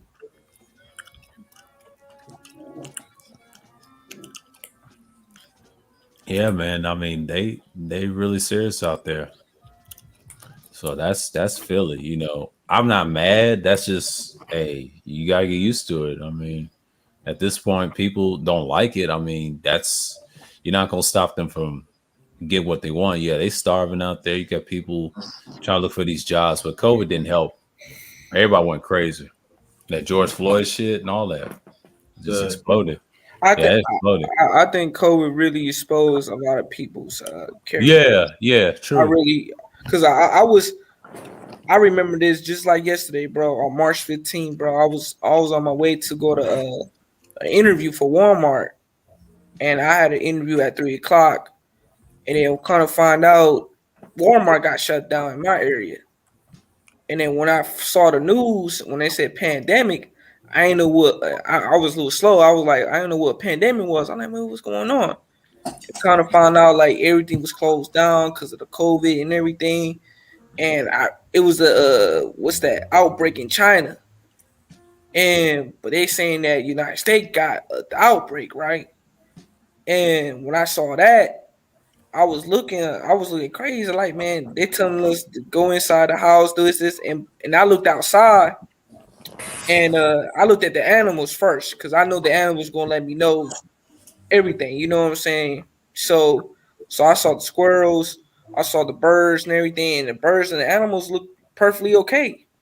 So I knew there was something was not adding up to what they were saying on the news. You know what I'm saying? Cause I looked at I just let you guys know, I'm a nature guy, so I look at nature really, really well. When I hear things on the news like COVID, for example, I look outside first, and I look at nature, and I look at the birds, and the birds gonna let me know they're leaving the area, where I'm at. You know what I'm saying? When because up here in north where I'm at, sometimes the birds go down south, get ready to move on to the next destination. You know what I'm saying? But on that day, I'll never forget, on March 15th of last year, man, that was the day that pandemic really hit on me. And I ain't had no interviews since then. That's why I was really struggling to find me a job. Yeah,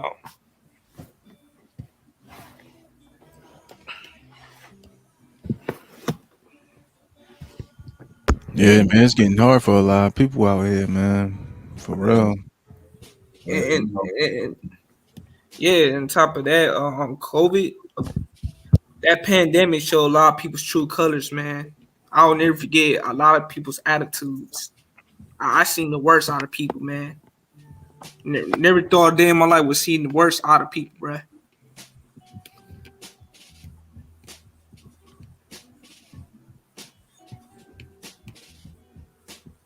Yeah, man, it's a lot, man. Like, Yeah, man, it's a whole lot, man. a whole lot, man.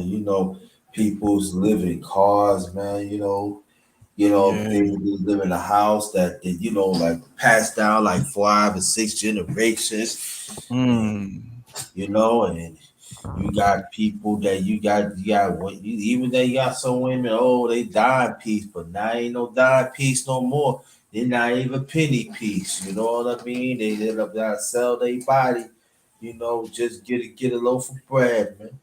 We got guys, we got men out here, man. I gotta get the gap, man. I gotta feed my family, though. I can't, you hear baby crying and stuff. And that's why, man, that's why I told him, like, yo, man, cut them checks, man.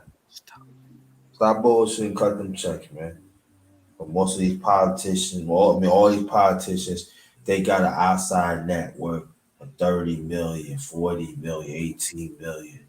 But y'all don't want to count, y'all don't want to cut them checks. And some of them have kids and stuff. What a little baby, how much they really need. And then you got animals. They treat animals better than they treat us. Yo, they've been doing that. I've been seeing that since I was a little, not like a little kid, but since a teenager, I've been seeing that. I've been seeing these people putting sweaters and having a dog look like a baby, having strollers and shit. I'm like, yo, this shit look goofy. Yeah. Yo, your animals sleeping with them and stuff like that. Nah, man. I ain't gonna say See, that's some other weird shit they be doing. exactly. I'm not gonna say because I just ate, man. So I ain't gonna say. For By the way, real. That should be crazy underrated. But we've been on here for like 4 hours and 13 minutes. Oh wow. Yeah, we've been on here for a minute, man. You know what I mean, talking it up. But Yeah, we gonna let it end at the half hour, 4.5. Okay. All right. But we're gonna let it keep going. We're going underrated. You got more. I'm just saying, man. Like, yo, man. And it's all time high too, man. This double, the satanic worship, man. Satanic worship is all shapes and forms, man. It's not just one form no more. It's all shapes and forms. They still sacrifice us. They sacrifice, they still killing us, not taking organs out of us and everything. You know what I mean? And you got women involved too. It's a lot, man. And that's why some of them, they don't even know what they talking about, man. Sometimes I take out the garbage, man. Sometimes late night, sometimes, this type, man. I be seeing cars be spinning around. Our young kids be in the corner and parents are watching. I say, do you know them? I know you need to leave. You know what I mean? And man, it's a lot, man. We still property to them. You know what I mean? And people's not really talking. People's not talking about that. I talk about it, but I ain't gonna say nobody else ain't talking about it. But it's frustrating, man. You know what I mean? I don't care. They don't do. They're not really getting kids. Man. They getting grown up now. They love that melanin. You know what I mean? Facts. Melanin is a price, man. The people they willing to spend billions of dollars of our own melanin. Yeah. Yeah. How you go? Oh, this person got hanged. Oh, the person got hanged. They got somebody else clothes, and then sudden somebody put sneakers on them. Couldn't find their sneakers ready to fall off their foot. That was their sneakers. Come on, man. A few years ago, man, they found I think it was in Mississippi, yo. It was just somebody found a black man head on a porch. What the fuck? Oh shit! On a porch. The body was like a few hours, few miles away. And we just talking about a few years ago.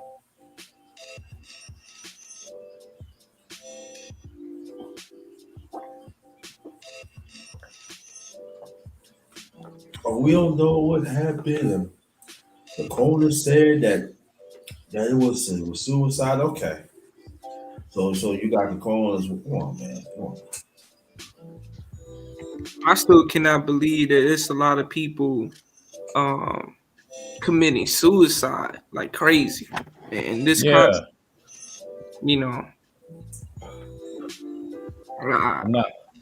I'm not surprised. I mean, that's part of this this process. The pandemic got the best of people. People doing all types of stuff that exposed them too. They're not mentally strong. That's the internal. A lot of people don't think internally; they think externally too much. Yeah, yeah, I definitely agree. Cause that's why I was.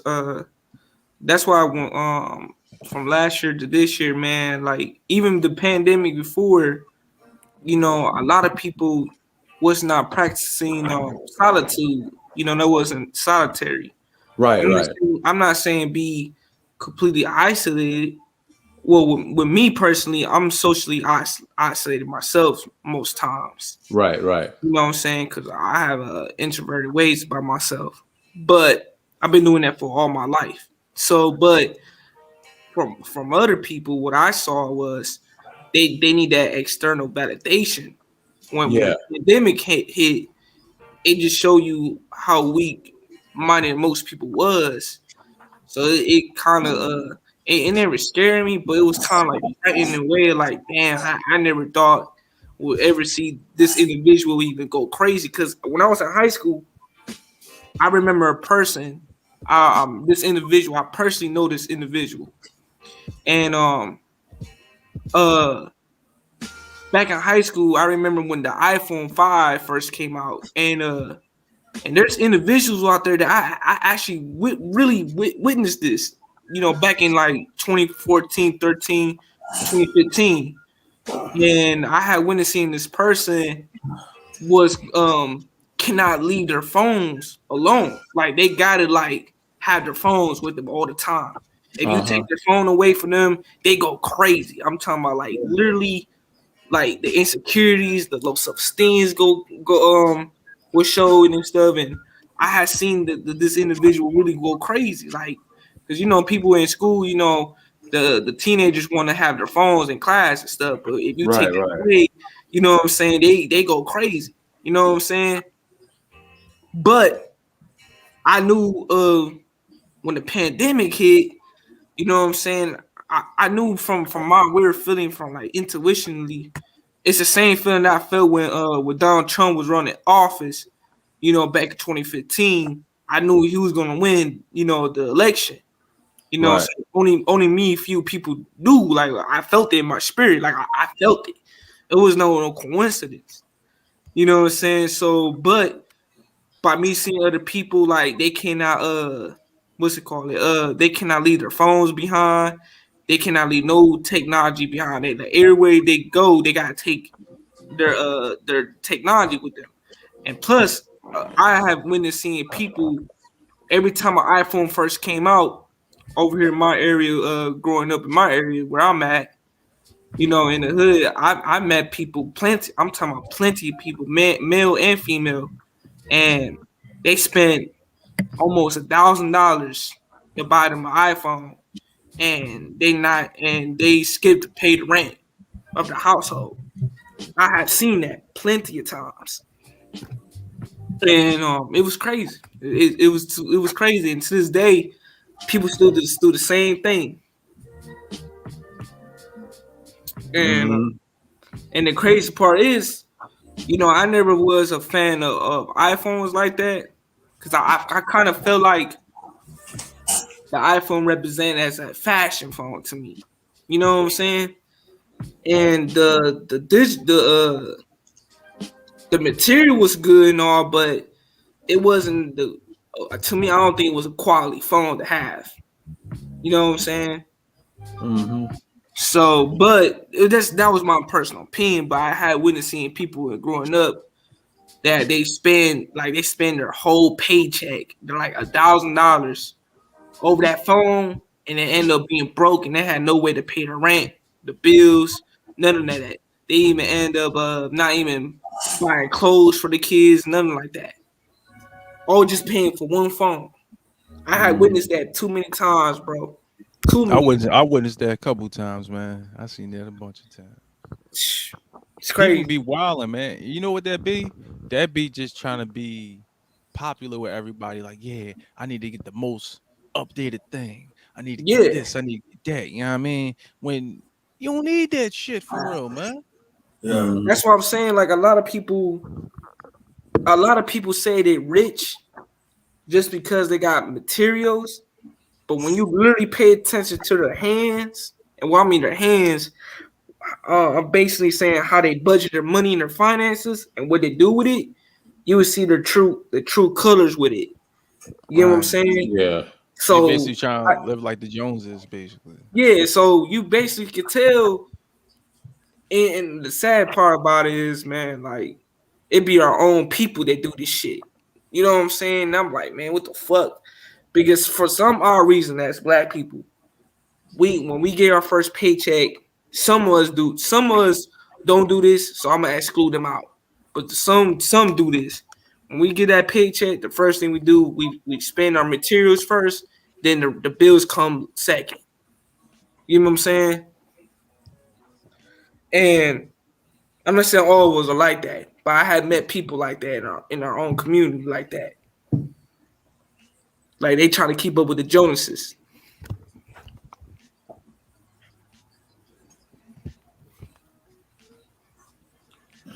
Yeah. Then too, I don't know about y'all, but I had seen a couple white women in my area, man, that try to like, act more like, more like black women, right? And the big question I always had, man, I always back in my mind, I always question this shit to my mind. How can a sister could let that shit get away? Like I don't get it. You get what I'm saying? Like I just don't know how. I just in my mind, I'm like, damn. You know what I'm saying? I question shit so many times, and you know what I'm saying? Now I looked at this remind me of the Matrix, and now I realize like, damn, all this shit is like mental slavery for real. Psychological warfare.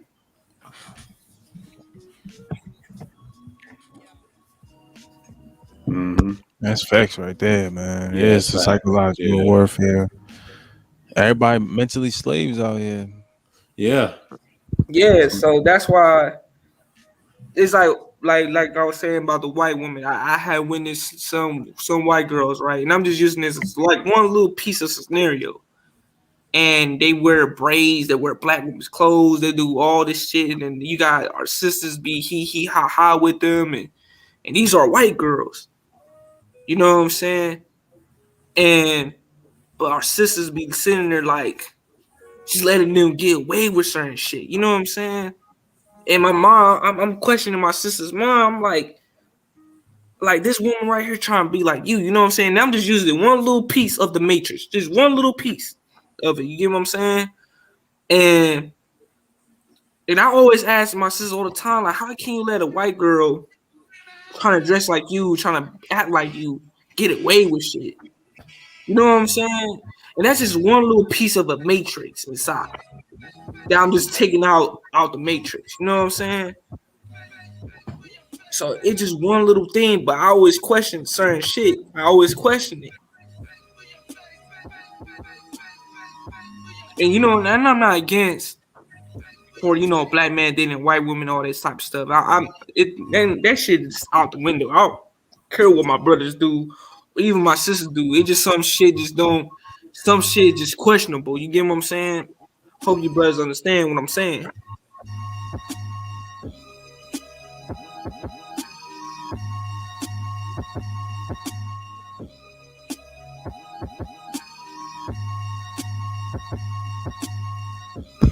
I dig it, man. I dig it. You know what I mean? You just don't appreciate them. Let them do what they want. You know what I mean? They letting them slide. They letting the white girl slide. With letting them do all that, dressing like them, wearing hair like them, and all that other stuff.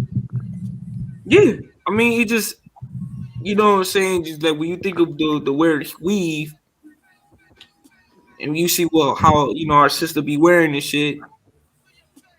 You know what I'm saying? You got her, you got the black woman trying to act like the white woman, then you got the white woman trying to act like the black woman. It just, to me, that's psychological warfare. You feel me? That's just like a psychological issues. But I mean, like I said, that's not one little piece of it. That's just one piece of the matrix. And I can go way deeper than just besides that. You know what I'm saying? Because I feel like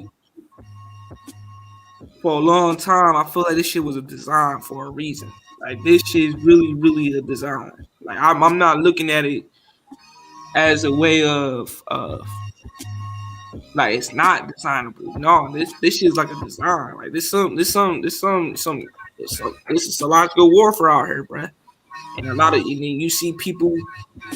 When I look at my some people that in my personal life that I don't know, I see a stranger.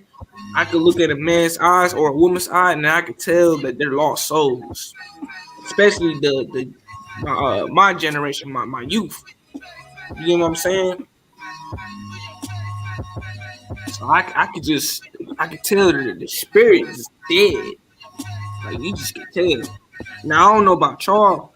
Like y'all feel the same way, you know, seeing people, you can tell by the, you know, when you look at other people, you can tell the lost souls, and you can tell this person's spirit just dead, you know, it's you can tell, you know what I'm saying? Talking about the solution, and I'm gonna tell you the solution. And then if you can't understand it, then there's no solution for you. It's like this. The solution is knowledge itself.